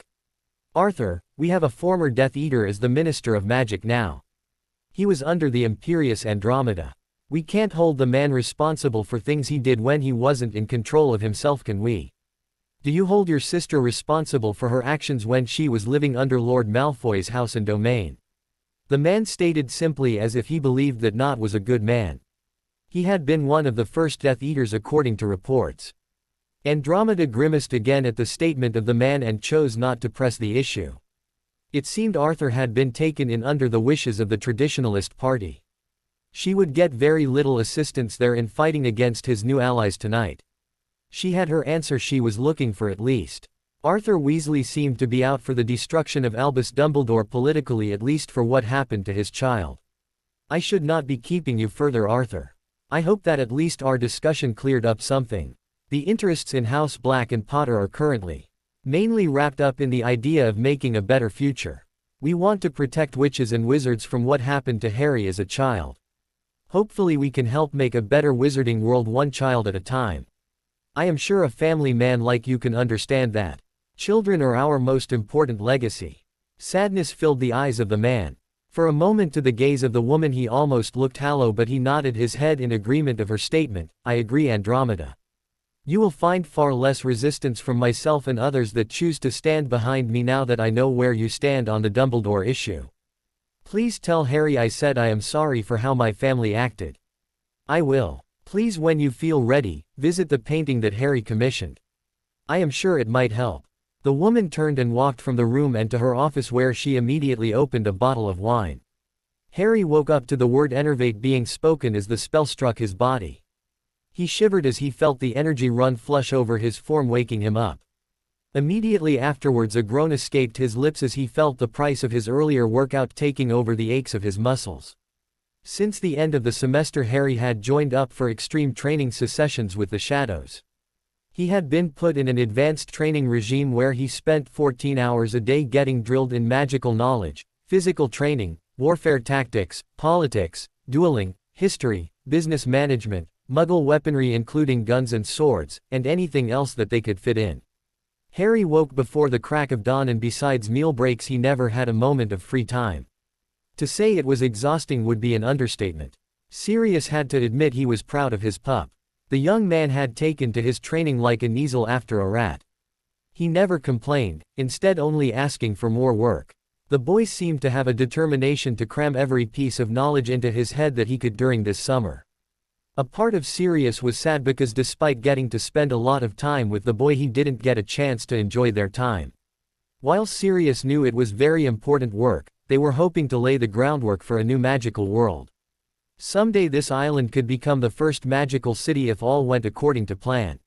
Nevertheless, he really wished he could spend some time goofing off, having fun with Harry. The teen needed to remember he was just that, a teen. Yes, it was his war too that was believed to be on the horizon, but that didn't mean he couldn't enjoy life a little bit. If one doesn't live, they won't know what they are fighting for. Sirius sat at the edge of the bed raising his wand and enervated the young man. He watched Harry get knocked out while training in sparring against two of the shadows.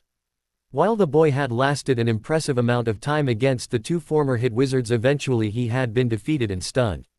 So Sirius had swept in and levitated the boy back to his room for some rest. A few hours of quiet and peace would do the boy well. As the teenager now started to wake up, Sirius spoke up, "Good afternoon, sleepyhead." Harry groaned as he reached up to massage his forehead. His emeralds glanced out of the window and saw the setting sun. Memories of the pitched spar came back to him as he turned to swing his legs over the side of the bed. He was stopped first by Sirius before he could get up. "I didn't bring you here just for you to rush off again and try to continue to kill yourself. You are pushing yourself too hard, Harry. You need to rest a bit," Sirius stated firmly as he held the youth from getting up off of the bed. "I only have a few months and there is too much for me to do to sit around, Sirius. I need to keep it till I am forced back to Hogwarts." Harry countered quickly with a frown of frustration. Ever since the minister's death he had been obsessed with the expectation that the war was going to start up again. He had pledged himself to do anything he could to protect those precious to him. The Black Lord stood up with a frown as he too glanced out of the window. He could see the setting sun over the waves. It was a beautiful sight that always brought a smile to his lips when he was younger. Now there was no smile to be found. Instead he turned his pale gray eyes back to his godson. "Who says you have to go back to Hogwarts, Harry?"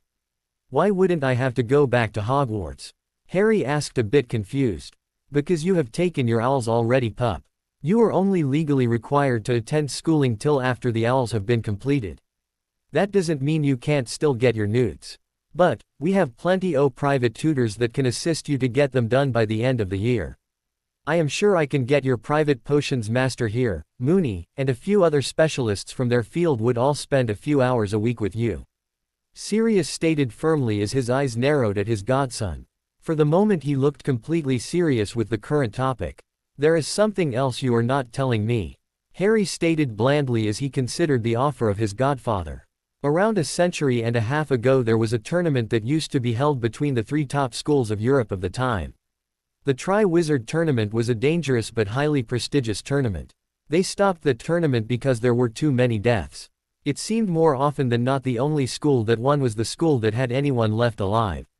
In the final year nobody survived, so they decided not to continue the tournament. Sirius paused a moment to let his words sink in with a frown on his lips. Albus in his heavenly wisdom has brought back the tournament.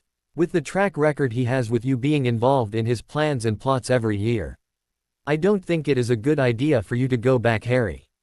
My friends, Harry started up to question, will be able to be visited on Hogsmeade weekends, plus you could also visit your friends in France too.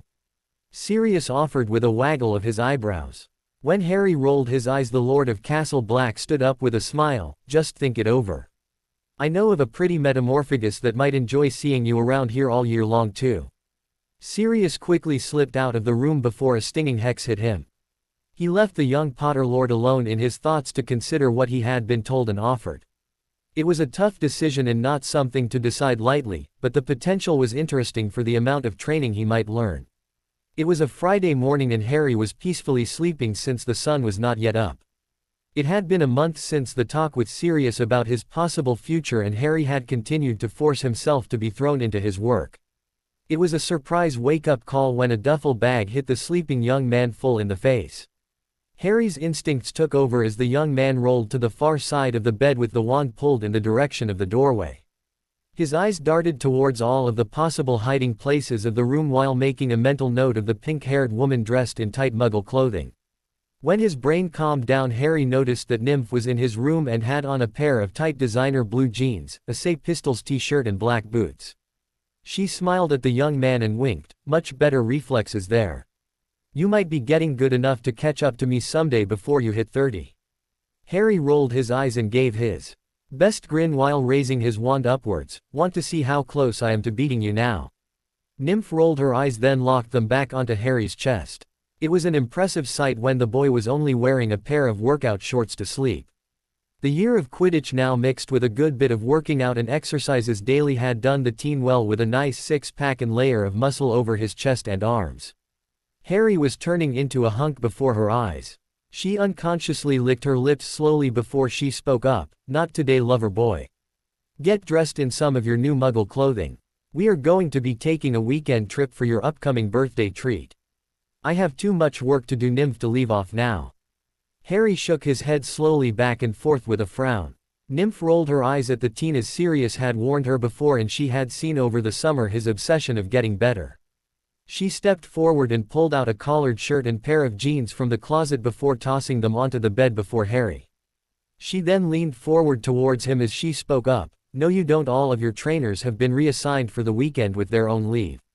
I won't be here for your birthday due to a training mission, Harry. I want to spend some time with you and treat you." Harry's eyes had a moment of their own decision as they looked downwards towards where the open top two buttons of Nymph's shirt was showing a lot more cleavage than he was used to. Now all of a sudden the thought of going away with the beautiful or seemed much more appealing than doing any type of studying or learning.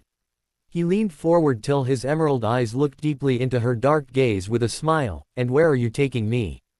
Do I dare hope for a lover's weekend away? Not till you get a few more hairs on that rippled chest of yours, Harry." She reached forward and gave his left bicep a small squeeze. Nymph turned around again to walk from the room as she called back towards him, "Just pack for a bit of fun somewhere warm. We will return Sunday night." Harry watched her walk off with a smile on his lips at the swaying of her pert backside. Not for the first time he wondered how amazing an effect a pair of high-heeled boots had on the backside of a woman. Then again, with Nymph she could just make herself look like anything she wanted, so perhaps it wasn't the heels this time. Either way, the teen packed in record time and was ready to go downstairs. The two of them met up and took an international portkey away. They appeared on the Caribbean island that House Black owned. It was a beautiful, hot summer day with a strong breeze out of the southeast from the Gulf Stream that pushed the palms to the northwest. The waters were clear as crystal and the beaches were beautiful as he remembered from break. A smile spread across his lips as he felt the heat on his back. Harry turned towards Nymph and smiled. "A deserted island weekend. I never took you for a romantic, Nymph." The pink-haired beauty rolled her eyes and gave a smile. "You don't know the half of me or this little trip. Today is the start with some fun in the sun. Let's go to the house and get dressed. Or undressed perhaps in this case, since we will be getting into bathing suits." Harry couldn't help but smile at the idea of seeing Nymph in a bikini. That thought actually slowed him down before he realized her swaying hips was far ahead of him. Harry followed close behind her. They reached the manor house on the Black Island and quickly changed. The day was one of the best in his life as Harry and Nymph swam, played in the surf and just laid out in the sun. They relaxed and talked while enjoying life. The weather was beautiful, the food was plentiful, and life was perfect. That night a dinner was prepared on the deck overlooking the ocean with a beautiful view of the stars. Harry came down from his room to meet his dinner date and stopped at the doorway. For too long to count, he stood there in the doorway to the deck simply watching the silhouette of Nymphadora under the stars with the sea waves crashing in the background. The view was gorgeous, but it was overshadowed by the sight of the beautiful young woman. Harry felt strange feelings entering his chest that he had not considered before as he watched her. Playful banter or teasing they might always have. Hell, even lust sometimes creeping into his teenage emotions, but this was something different, something he wouldn't understand perhaps for years to come fully, but it was lingering there already. The young man stepped forward and over to the rail which Nymph leaned against, taking a spot next to her. He too looked out over the waters for a long time, just enjoying the peaceful breeze, beautiful sight and quiet lapping of the waves. It was a strange feeling to be so at peace for Harry. His life had always been hardship, or it would quickly shift to times of trouble and terror. This was different, he was relaxed. Perhaps it was the smile on his face or just the sense that lingered over both of them of quiet enjoyment, but he wasn't started when the delicate hand of Nymph slipped into his own hand to give a squeeze. His emeralds turned away from the sea and glanced at his companion. She returned a smile back to him and spoke up, "Let's eat. A nice dinner tonight together will cap off the beginning of your weekend." "Thank you, Nymph. I really enjoyed today more than I ever thought I would," Harry said gently as they walked over to the table. He slowly pulled out her chair to sit and assisted her into it. Then he settled into his chair across from her. "Oh, You didn't expect to have fun with me. I remember a young man that had a lot of fun with me last summer. Have I turned into an old crone since then? Nymph teased as she poured 2 glasses of wine for them.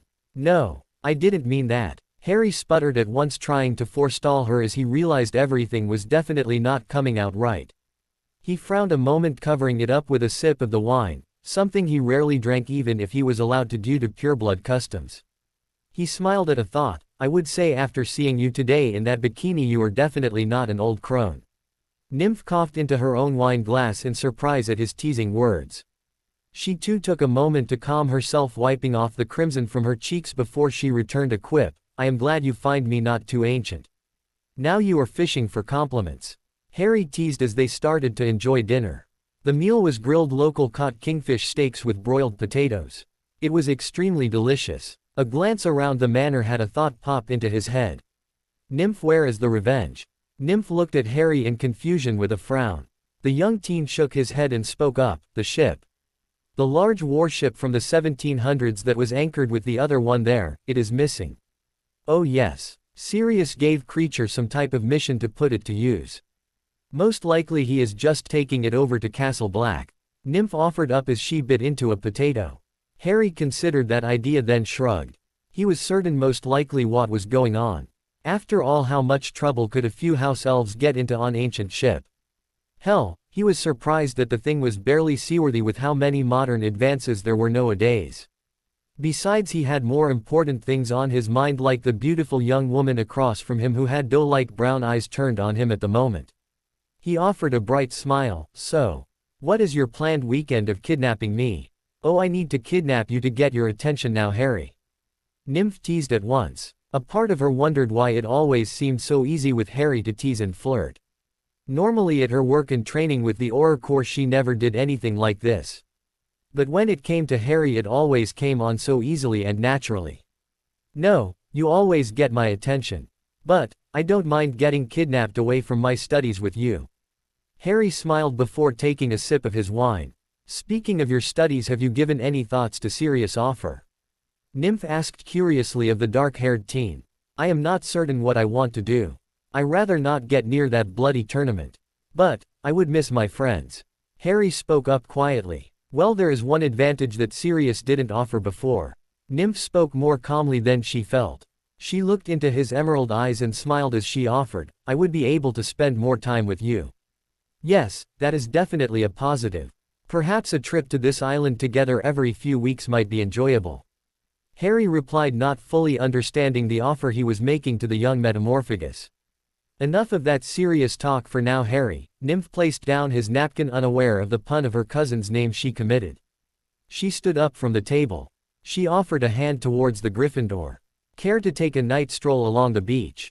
I would love to. Harry took hold of her hand as they walked down the stairs into the sand. Slowly they walked along the edge of the waters where the waves gently brushed against their toes in the moist sand. Neither commented that night about the fact that their hands may have been a little sweaty, nor did they mention any glances that might have taken place back and forth. Instead they merely walked and talked and enjoyed each other's company. It truly was one of the best nights in Harry's life. Enough of that serious talk for now, Harry. Nymph placed down his napkin, unaware of the pun of her cousin's name she committed. She stood up from the table. She offered a hand towards the Gryffindor. Care to take a night stroll along the beach? I would love to. Harry took hold of her hand as they walked down the stairs into the sand. Slowly they walked along the edge of the waters where the waves gently brushed against their toes in the moist sand. Neither commented that night about the fact that their hands may have been a little sweaty, nor did they mention any glances that might have taken place back and forth.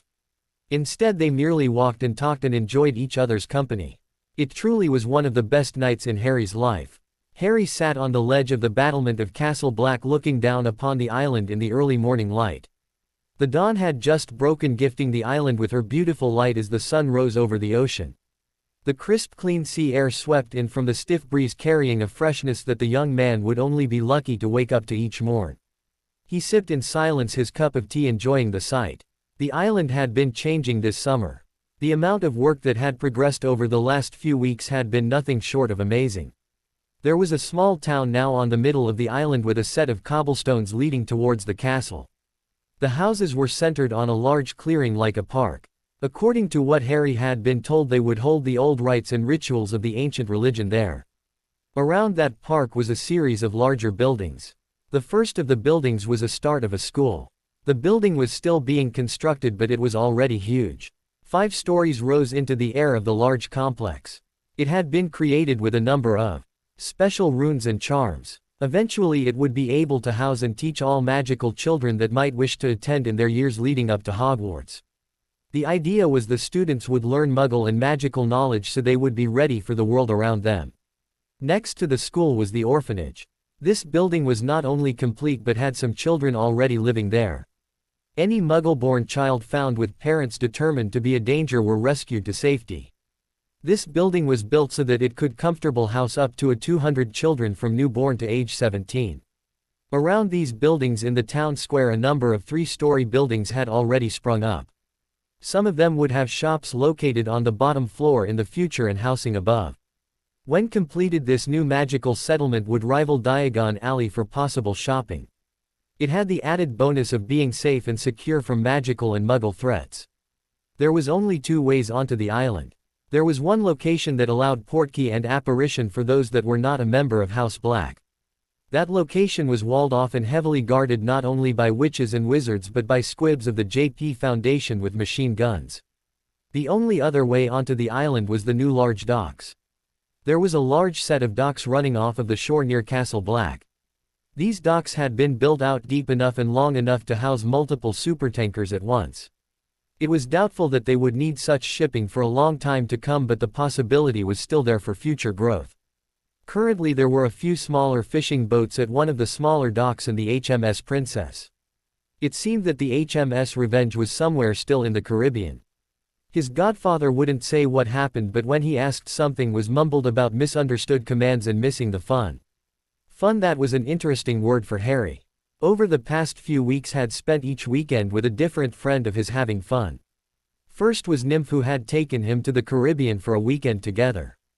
They had actually spent only the Friday in the Caribbean and Saturday gone to a World Quidditch Cup game. The Irish had thoroughly trounced the Japanese to win the right to go to the championship.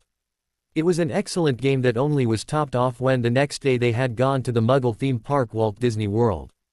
Besides the slight issue with some problem in the Small World exhibit being closed down and evacuated, the rest of the day was amazing. It had ended up with the 2 of them watching fireworks explode above the castle. The next weekend his father had gotten Hermione to visit. The pair of them had spent the weekend going through the library at Castle Black. It must have been the exact opposite of what his godfather wanted, because the man interrupted them dozens of times trying to suggest ways for them to get out. Unfortunately, the foolish man never considered the fact that, as hard-working and dedicated that Harry had become to his studies and future, Hermione was still in a league of her own. While she didn't have the raw talent and was behind the young Potter heir in the practical by a good degree, she was determined to be the top in her grade level next year. The weekend wasn't fully about study. The pair had a long drawn-out talk. Flashback.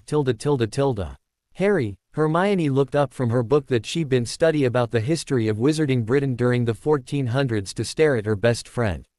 The youth looked up from his book, which was study of runes used in expansion of private property. Yes, Hermione. I have decided. The words caused the emerald-eyed boy to blink and study her closely. She continued under his suddenly intense gaze, I have decided that I will not join your family officially. As much as I love you like a brother and will always care for you. I was born a Granger. I want to be remembered as a Granger and not lose who I am. I may be a first-generation witch, but hopefully others will remember the impact that an educated Muggleborn can make. If he was honest, he was a little hurt by her words, but he did understand them. He wouldn't give up being a Potter easily, and his friend had always been a determined individual. It was a challenge to her to become someone special while being a Muggleborn. If anyone could accomplish it, then he was certain it would be Hermione Granger. A sad smile crossed the lips of the young man, but he nodded in understanding. While I can't say I don't regret getting to call you Ms. Potter, I can say I am happy as long as you stay always my friend Hermione. That is something you will always have, Harry. I will always be at your side no matter what.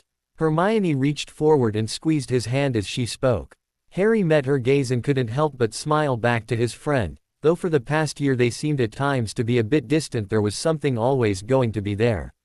He turned his hand gently and grabbed her hand, giving it a squeeze. I will always be there for you too, Hermione. Flashback end. Harry drew his mind back from a week past at the feeling that he wasn't alone. It wasn't just a feeling that ticked him off, but a smell. The scent of lavender filled the air. There was only one person he knew that loved that scent and wore it always at school.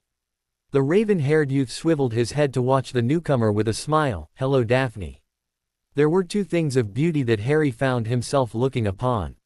First, was the plate filled with freshly baked muffins and cinnamon buns that made his mouth salivate with hunger. The second was the way that the sun reflected off of his friend. Truly, he had not realized this year how much she had grown up. Those horrible robes at Hogwarts hid her beauty from sight. Now that she was standing before him in a white summer dress that came down to mid-thigh, Harry found little left to the imagination. She was still on the shorter side, around 5'2" in height. But her body had filled out the dress nicely while it hugged to her hips. Her chest had grown, and if his training from Sirius was correct, she appeared to be on the verge of a C-cup. It was her face that truly drew the eye. The way the sunlight reflected off of her midnight black hair looked like a photo found in a Muggle museum. Her ruby red lips looked very key-able as they turned into a smile, catching him staring at her. But the spell was broken as she spoke up, and Harry started to regain his self-control. Potter, I was told I could find you up here. It seems your godfather believes you like to hide out up here on Saturday mornings. This is my alone time, but I think I can make an exception for such lovely company. Harry offered back with a quick smile. A single elegant eyebrow rose upwards at the comment before she stared at him holding the tray of food and hot tea. Harry blinked and realized what she was waiting for. He flicked his wand and a table and 2 chairs were conjured for the pair of them. Daphne slowly lowered down the platter and placed down 2 plates for each of them. Harry assisted with pouring out 2 cups of tea before holding out the chair for the Greengrass beauty. No comment was made at the gesture, just a look of curiosity for the handsome young man. After they were seated, the pair of them started to enjoy their breakfast. I take it your father is visiting the island today? Harry asked before he lifted up his teacup for a sip. No, I came because your godfather believes that you need more beautiful female company. Daphne made the comment, spoken plainly as if one was speaking of the weather. The result was Harry coughing and almost spitting up his tea. After a few seconds, Harry trying to calm himself down, he finally succeeded. It was only then that he noticed that his beautiful friend had her hand holding up a napkin to hide her smirk. Before he could speak, she added quickly, with the amusement disappearing, you had asked me to accomplish a task for you when the school year starts. The raven-haired boy broke off a piece of a muffin to enjoy. He gave her a simple nod, waiting for her to continue. Well, I will do what you asked, but I want something in return. Daphne filled the silence with a firm statement. I had expected that you would want something for the work, Daphne. Do you have any mind what it might be? Harry quickly asked before taking another sip of his tea. You. The sky blue-eyed girl stated again, far too calmly. The reaction was another burst of coughing as Harry was taken by surprise for her statement. The emerald-eyed boy glanced down at his cup as if determining if it was trying to kill him or not before placing it down. He cleared his throat before he met her gaze. I didn't quite hear that correctly. I want you, Potter. The lips of the beautiful teen twisted into a smile as he waited for the crimson that crept onto his cheeks to show. She didn't realize it, but her own were turning a hint of point against her porcelain skin. This year there will be a ball held as part of the tournament. I want you to be my escort to it. Last year I spent a large amount of time to help teach you to dance just so you could impress the Delacour sisters at the ball. This time you will be my date. The girl glared at him as if daring him to deny her request. A part of him was confused as he had not seen this determined side of her directed at him like this. A bit of him was excited at the prospect. After all, what was not to like about Daphne? She was smart, beautiful, determined, and a bit dangerous. All of these were things that seemed to drive Potter men. But did he actually like her as more than a friend? Harry wasn't certain how to respond to that. He had to admit he had a crush on Nymph, but there was little chance anytime soon of that becoming anything. He couldn't seem to find the ability to admit which of the Delacour sisters he found more attractive to him mentally and physically. But they were in France and not there near him often enough to consider them. But wouldn't Daphne be just the same when he didn't go back to Hogwarts? Harry realized he hadn't been speaking, and the lovely teen before him who had dared make a difficult request now was starting to look a little worried. He quickly spoke up. "You know I won't be going back to Hogwarts next year, Daphne." "I did know that," the girl stated as her eyes never left his face. "I don't know if I would be the best of choices for a relationship considering I will not be around." Harry frowned as he commented. The lips of the girl twisted into a smirk as mirth started to fill up her sky-blue eyes. Those eyes for the briefest of seconds captured the sun and seemed to sparkle at Harry's expense. "You misunderstand me. I wasn't asking you to date me, Harry. I was asking you to take me to a ball before the school." Now it was Harry's turn to become bright red on his face. He opened his mouth twice before he found he couldn't speak. A reminder that this girl was a Slytherin. The saying always went, a snake did everything to plan out the correct power plays.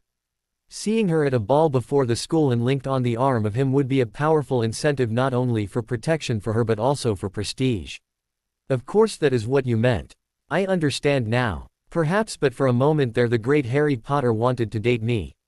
She stood up with a teasing smile lightly up her face, turning it from pretty to beautiful as the stern Ice Queen image was far from her look. This was the Daphne he had seen rarely, but it seemed he had now earned the right to meet in private. In truth, Harry rather liked this teasing minx instead of the dangerous distance princess. Harry stood up from the table and lifted up his firebolt with a Potter family mischief-filled grin. "You have a deal if you will fly with me today." A date and flying on Harry Potter's broomstick. Witches Weekly would be drooling at that prospect. The girl smirked as she stepped next to the handsome taller boy. The young man sat the broom and started to hover as she climbed behind him, wrapping her arms rightly around his midsection. The pair of them shot off from the parapets of the castle towards the town, keeping hundreds of meters into the air above them. The view was beautiful, watching the work be completed down below. Harry was more than a bit distracted by the developing body of the midnight-haired beauty holding tightly to behind him. He turned his head towards her and smiled. "Want to take a flight around the island?" "I would love to," Daphne replied before the pair set a slow pace. The broom shot them over the growing town and down a yellow brick road towards the forest, something that Sirius had demanded that they make, towards the depth of the forest. It was an ancient set of woods much like the Forbidden Forest near Hogwarts. Sirius wouldn't comment what was found within it, but supposedly it wasn't as dangerous or near as large as the Forbidden Forest. The forest surrounded a single mountain that dominated the landscape. It rose upwards, reaching towards the clouds and just the tip breaking them. Slowly the pair circled the nicknamed Lonely Mountain before making their way to the far side of it. The eastern side of the mountain was actually a swamp, not a huge one but a good size from the runoff of the mountain river and a few springs. They had named the swamps the Fire Swamps. According to what Sirius had told Harry, his mother had loved a book by the name of The Princess Bridge which had the swamps within them. These swamps supposedly didn't have quicksand, but they did belch fire from time to time, which brought into question if the Lonely Mountain was actually a volcano. Harry hadn't been able to confirm the identity of the ROS yet in the swamp, but hoped to find out on his first training mission there. The trip about the small island actually took them several hours at the pace they set. While the island only took up around 5 square miles in true land, there were a number of special charms that the Blacks over the centuries had put up which hugely enlarged the usable space. This place was to be their home away, a place to retreat to in case their schemes truly backfired during the time of wars that swept the Isle. Now it would serve a new purpose, a home for the magical people that wanted to get away from the politics of the mainland and just live a peaceful life. The page finally lowered back down to the parapets of the castle. Harry's windswept hair for once truly earning the reputation of a mess that often follows the Potter men. Daphne's own dark locks were an unladylike mess, but she didn't seem to care with the smile on her face. It had been a remarkable and enjoyable afternoon. Before Harry could say anything, the beautiful Slytherin leaned forward and placed a soft key on Harry's lips. It was only a little peck, but it caused the young man to go bright red in surprise. By the time he started to react, Daphne had turned around and was walking away. Not looking back. "Thank you for the afternoon, Potter. I expect you to arrange for trips like this during the Hogsmeade weekends." Harry couldn't do anything except stare at the retreating firm backside of the beautiful young woman who seemed to always befuddle him whenever they met. Pup, are you ready? The voice of Remus came through the door of his room as Harry looked at himself in the mirror. He wore the required uniform for the tournament. It was a dark blue tunic and black pants. On his right arm was the House of Potter crest and the left sleeve had the JP Foundation seal. His chest was emblazoned with the crest of Professor Flitwick. Since his mentor was his sponsor for the event, he would fight under his name and colors. It was tradition that a protege would wear the crest of his mentor on his chest. One that Harry was happy to embrace. The crest was a battle axe, dropping blood of it onto the pile of gold with a skull settled into the middle of it. It was a goblin crest, but then the diminutive professor was part goblin and chose to honor his clan in battles.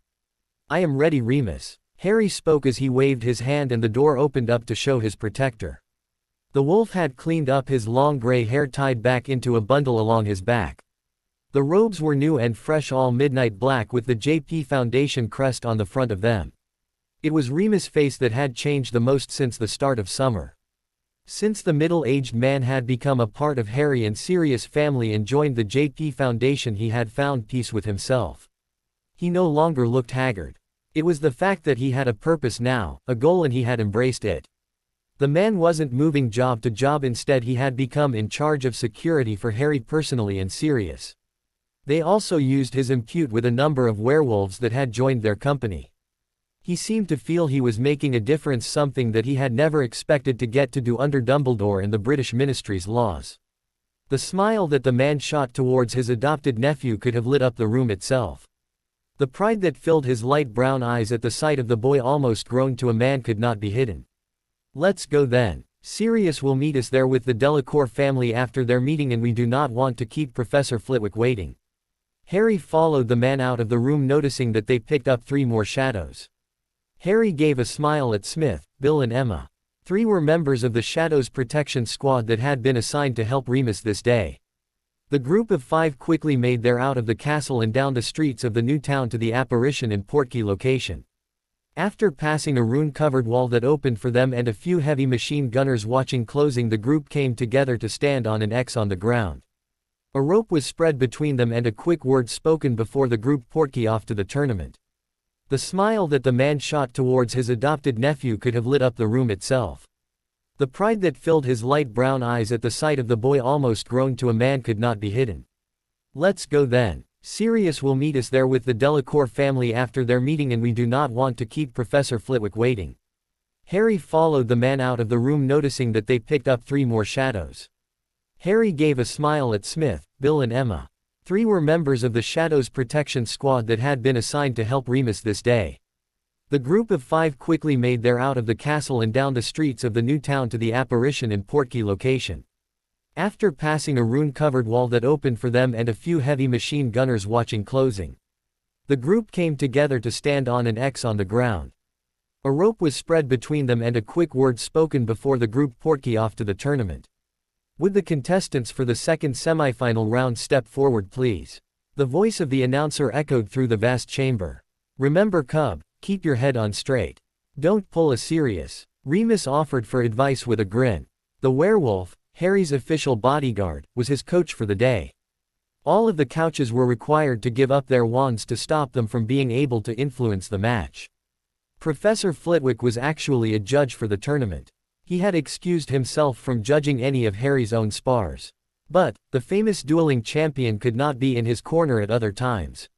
So instead Harry had Remus there for him. Emerald eyes of the boy scanned the crowd, catching sight of the brightly smiling Vila watching him. He couldn't help but give the older Delacour girl a Potter-style wink. The hint of crimson stained her cheeks as she smiled for him.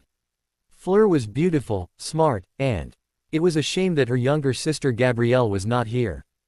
Harry had actually had a better connection on their date with the younger Delacour with their joint love of flying.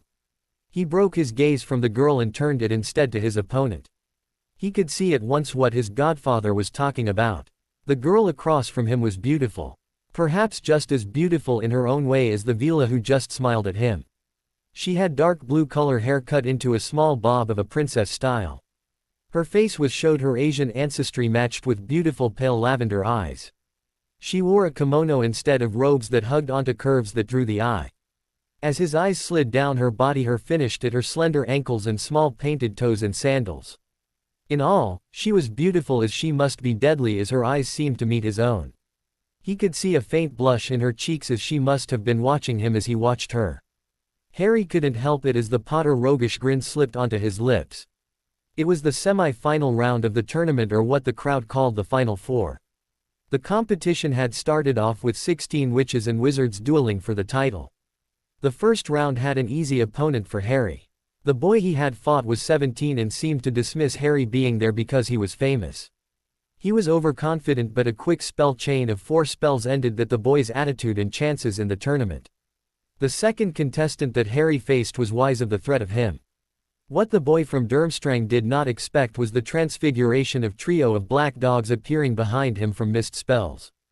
These 3 Grimms brought down the boy from jumping onto his back, which allowed Harry to relieve the boy of his wand.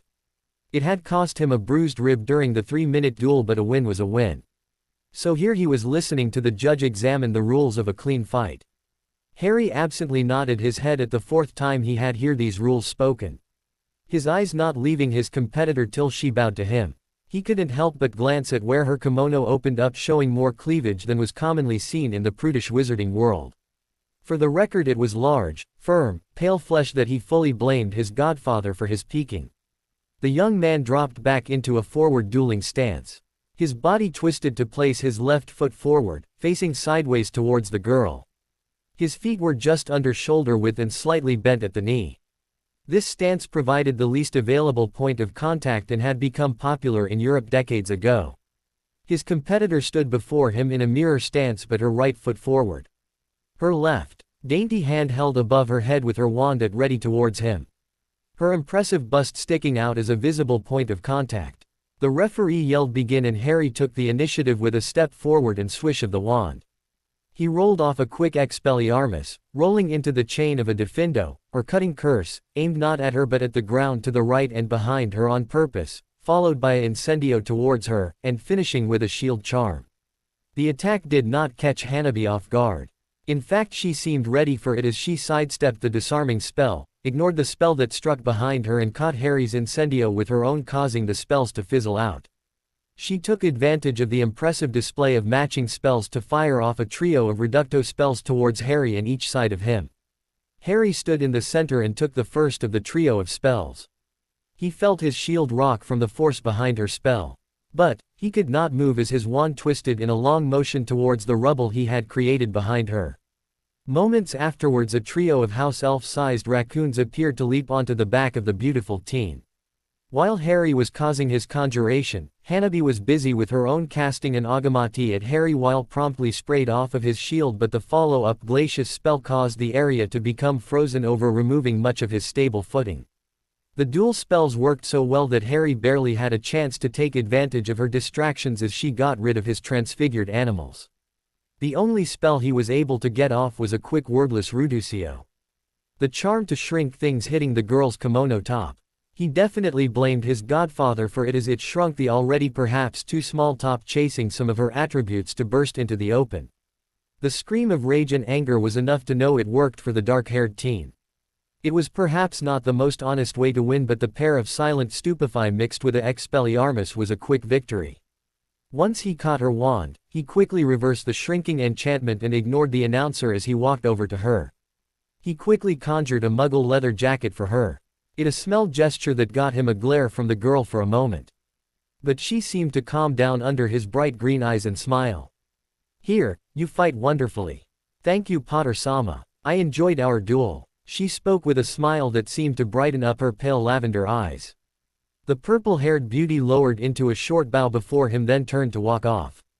Harry couldn't help but watch her go before he walked over to Remus, his coach for the day. "You are too much like your father." A shrinking charm. The teen shrugged with a Potter-style grin filled with mischief. "It worked." "It did indeed. You might hear it from that girl's parents causing her to be exposed in public like that. I believe she is the daughter of a feudal lord in Japan." Remus added with a cringe at the idea of the upset man.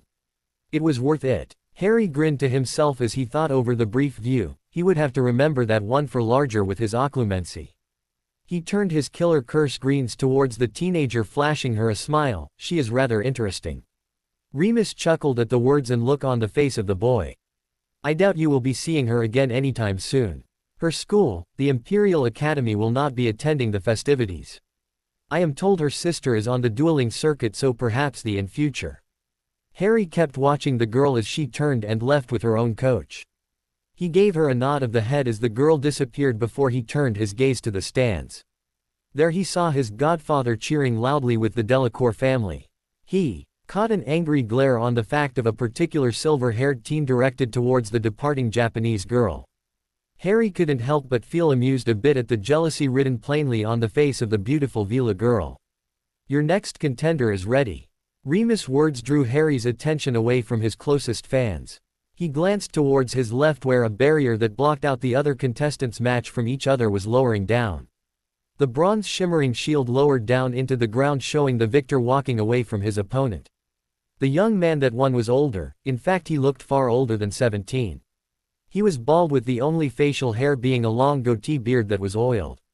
His eyebrows showed his shaved pate would have been deep midnight black. He stood a few inches over 6 foot in height and had shoulders that would make a rugby player jealous. The victor walked away from a young man that was wearing shredded pale blue robes. There were numerous red spots from blood seeping through. The boy was unconscious as there were cuts up and down his body. He appeared to have been the recipient of numerous cutting curses, very thin, almost as if the boy had been given hundreds of paper cuts but each one deep. A glance showed this to be done to the boy's face, hands and chest. The boy was a mess who knew how long he would be healing even with the help of magic, but it would be a long time. Angus Rosier, I had hoped it would not be him. But he is supposedly the best even if he edges towards dark works. Remus offered up with a frown marring his face. He is from Durmstrang Institute, correct, if I remember the files on contenders. They're best for the school-wide dueling tournament for the past 4 years. Victor in this tournament twice, and he is a day short of being ineligible for this tournament.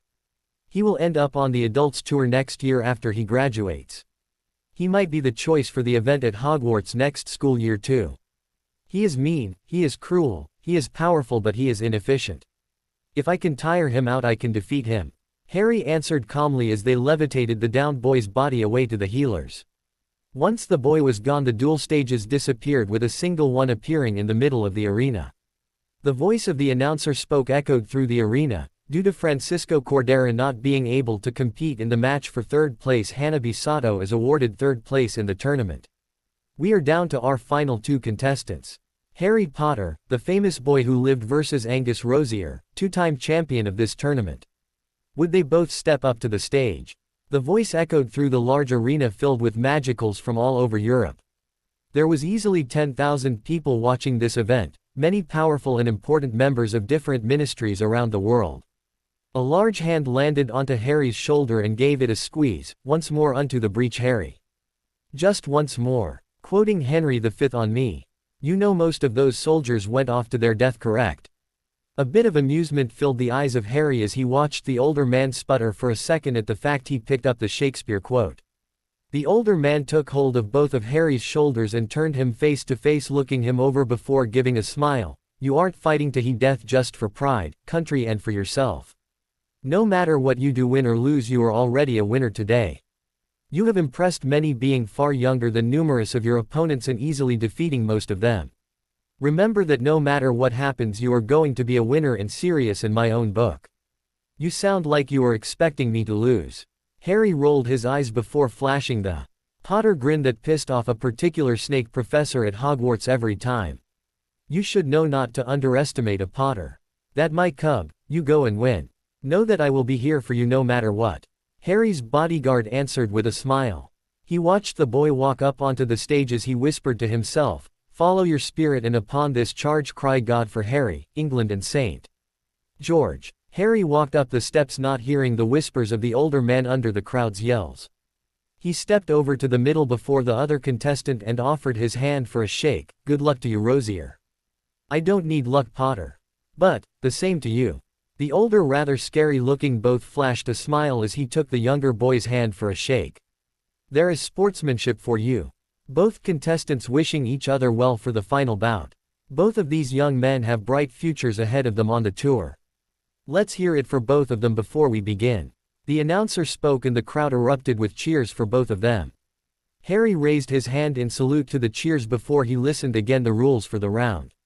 None of the listed dark spells were allowed, no unforgivables. If one contestant signaled they were out, unconscious, or their opponent has their wand, the match would be over. After the rules were finished, Harry lowered into a bow to the older boy before he stepped back to his side. There he quickly fell into his practiced dueling stance to await the start of the round. The signal began, and this time both contestants moved as one. A snap of the wand from Harry saw a spell chain of 2 reducto spells with a shielding protega. Rosier flicked his wrist as he summoned a shield, followed by an orange curse that splashed against Harry's shield. Harry's own reducto spells rebounded off of the shield and away from the dueling podium. Rosier took advantage of a brief pause after the initial strikes to launch a flurry of spells. The young man moved his wand with precision, determination, and deadly accuracy as he started to launch spell after spell at Harry. The boy had flicked off 5 spells before the blink of an eye, each of them seeming to be different forms of battering spells aimed at breaking Harry's shield. The shield held through it though, as the spells reflected either into the podium or off away from the pair. Harry took advantage of the rubble created by the impact of the destructive spells onto the podium. Harry slashed his wand, and out of the rubble a pair of female lions ran at Rosier. One of the lions the older boy sidestepped, while the other he gave his wand a thrust as the stone lion shattered into a dozen pieces that fell to the ground before him. He continued to move, sweeping at the now rubble, transfiguring it into spears that split between Harry and the remaining lion. Harry saw the spears coming at him, and moments afterwards a second strange dark green-colored spell. He rolled his wand towards the ground, then thrust it upwards as he wordless pulled the stone flooring up into a wall, blocking the spears of stone. He could each slam into the stone wall, matched the flicker of light from the final spell. When that was done, he sent his own overpowered blasting hex. The hex slammed into the stone, causing it to explode outwards towards his opponent. The bald boy could not dodge this explosion, so instead he conjured his own shield, pouring his power into it. As the stone pieces hit it, the young man kept placing more and more power into it. As the dust settled, both boys were breathing heavily from the exertion. But the older one thrust his wand forward into another chain of spells, this time sending spears of ice at Harry before he whipped his wand over his head to conjure a flame whip. The semi-dark spell struck outwards towards the other boy. Harry dropped down low as the spears of conjured stone flung over his head. But he did not move quickly enough as the flame whip wrapped around his leg. A cry of pain came from his lips as he was pulled forward by the stronger boy. Despite the pain, Harry rolled his wand towards the other boy, sending a augmenti spell at the whipping boy. The power behind it physically blowing the older young man backwards to his backside. Even though he was free, Harry did not get any respite as Rosier had launched one more spell before he was slammed backwards. That spell, an Expelliarmus, which hit Harry, causing his wand to fly upwards into the air. The bright green-eyed young man watched as even as the flame whip was released, his wand flipped end over end to land where the other boy had been. He reached outwards with determination, filling his glowing green gaze. He moved forward a few inches into the puddles from his previous spell. His hand reached and he summoned wandlessly his wand back to his hand. It was amazing, impressive, that wandless magic from one so young. It was something that most adult wizards could not do, yet Harry Potter, the boy wonder, just did. Unfortunately, even as he pulled off this miracle, Rosier raised his own wand. Just as Harry was about to catch his wand back, he was hit with a Ictus spell, a shock spell which would normally not mean much, but in this case he was laying in a puddle. The shocking spell's electricity rippled over the younger boy, causing his body to shake and quiver. It only held for a moment, but that was enough for a second Expelliarmus to hit Harry and Rosier to catch his wand, winning the duel. But it was not over as others expected. Instead of a look of glee and happiness on the face of Rosier, there was a look of pure rage. A madness filled his eyes as he looked down on the famous boy who lived, the child that had defeated the master of his own father. The supposed sole reason for the fall of the great Dark Lord. His voice cackled as he spoke with madness. "You are defeated and now you die, Harry Potter. Avada Kedavra." Harry could only look up as the boy spoke, his body shaking from the electricity that went through his system. He heard the words, but wandless and weakened he could do nothing. He heard the words, he saw the spell that he had been hit with in his youth flung at him. Then the sight of the spell was blocked by a body. He could make out the face of Remus as he leapt before Harry, sheltering him with his body, jumping into death itself for his cub. Before his very eyes he watches as the life in the pale orbs faded away from the man who just 10 minutes ago was laughing with him. Remus Lupin, Moony of the Marauders, one of the last of his parents' friends, collapsed to the ground like a puppet with his strings cut as his soul left his body. A rage filled the boy, a fire that could outburn the very pits of hell. Something within Harry snapped at the sight of what just happened. What should never have happened at a simple dueling competition. The world to his vision seemed to turn dark as he could only see the other boy across from him. The murderer that just killed his friend, his family, but in name. Harry still had his hand reaching outwards towards the boy as he had tried to grasp his fallen wand. Instead of the wand though, his ring started to glow. The same gold family ring that once was used to destroy the Dementor. Now that ring glowed with a killing curse green light, the same color that spectators would claim rightly radiated from the eyes of Harry.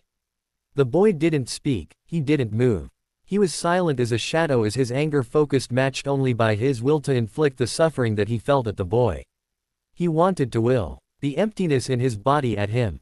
The beam that shot out of the ring was continuous. It was burning bright, painful to the eye to watch, as it struck Angus Rosier with the ferocity of a hungry great white devouring a meal. The murderer didn't know what hit him at first. It had looked like it was the killing curse, but he did not die. He had survived the same curse that Potter had been famous for living through. The fool actually laughed insanely, ignoring the green light hitting him as he raised his wand to kill the pitiful child. Oh, how wrong he was. Only moments after raising his wand he felt it. It felt as if someone had reached into his mouth and down his gullet and started to take a blade to every organ in his body at once. His insides felt as if they were being torn apart, cut into pieces, tiny little slivers ripped apart 1,000 times a second. Then he felt tears rolling down his eyes, but instead they were blood as the world went down with a popping sound. His eyeballs had popped out of their sockets and stared hanging downwards, only showing a green beam still striking his chest. To the rest of the arena they watched in horror as first Angus Rosier tried to murder the famous younger boy, killing a werewolf instead. Now Harry Potter, famous boy of the light, was using some spell to punish the other boy. They watched as Angus Rosier's eyes popped out, his skin seemed to melt off of his flesh. A coldness swept over the arena near the boy as his clothing shredded and darkened. His flesh and organs seemed to fall down to the ground into a meat sack, spilling gallons of blood everywhere. Women cried out, children screamed, and hardened men let go of their lunch. Before the eyes of 10,000 magicals, Harry Potter turned Angus Rosier into a Dementor. To live forever a cursed life in eternal suffering of being empty, hungry, anger and sorrow filled, never to know warmth of happiness. Harry gave Angus Rosier exactly what he felt at that moment after the death of his friend. He gave him pain. That was till the newly created Dementor exploded into 100 pieces with a cry of ungodly misery. The end. I hope you enjoyed this story. Also remember to subscribe and like this video. See you in the next video.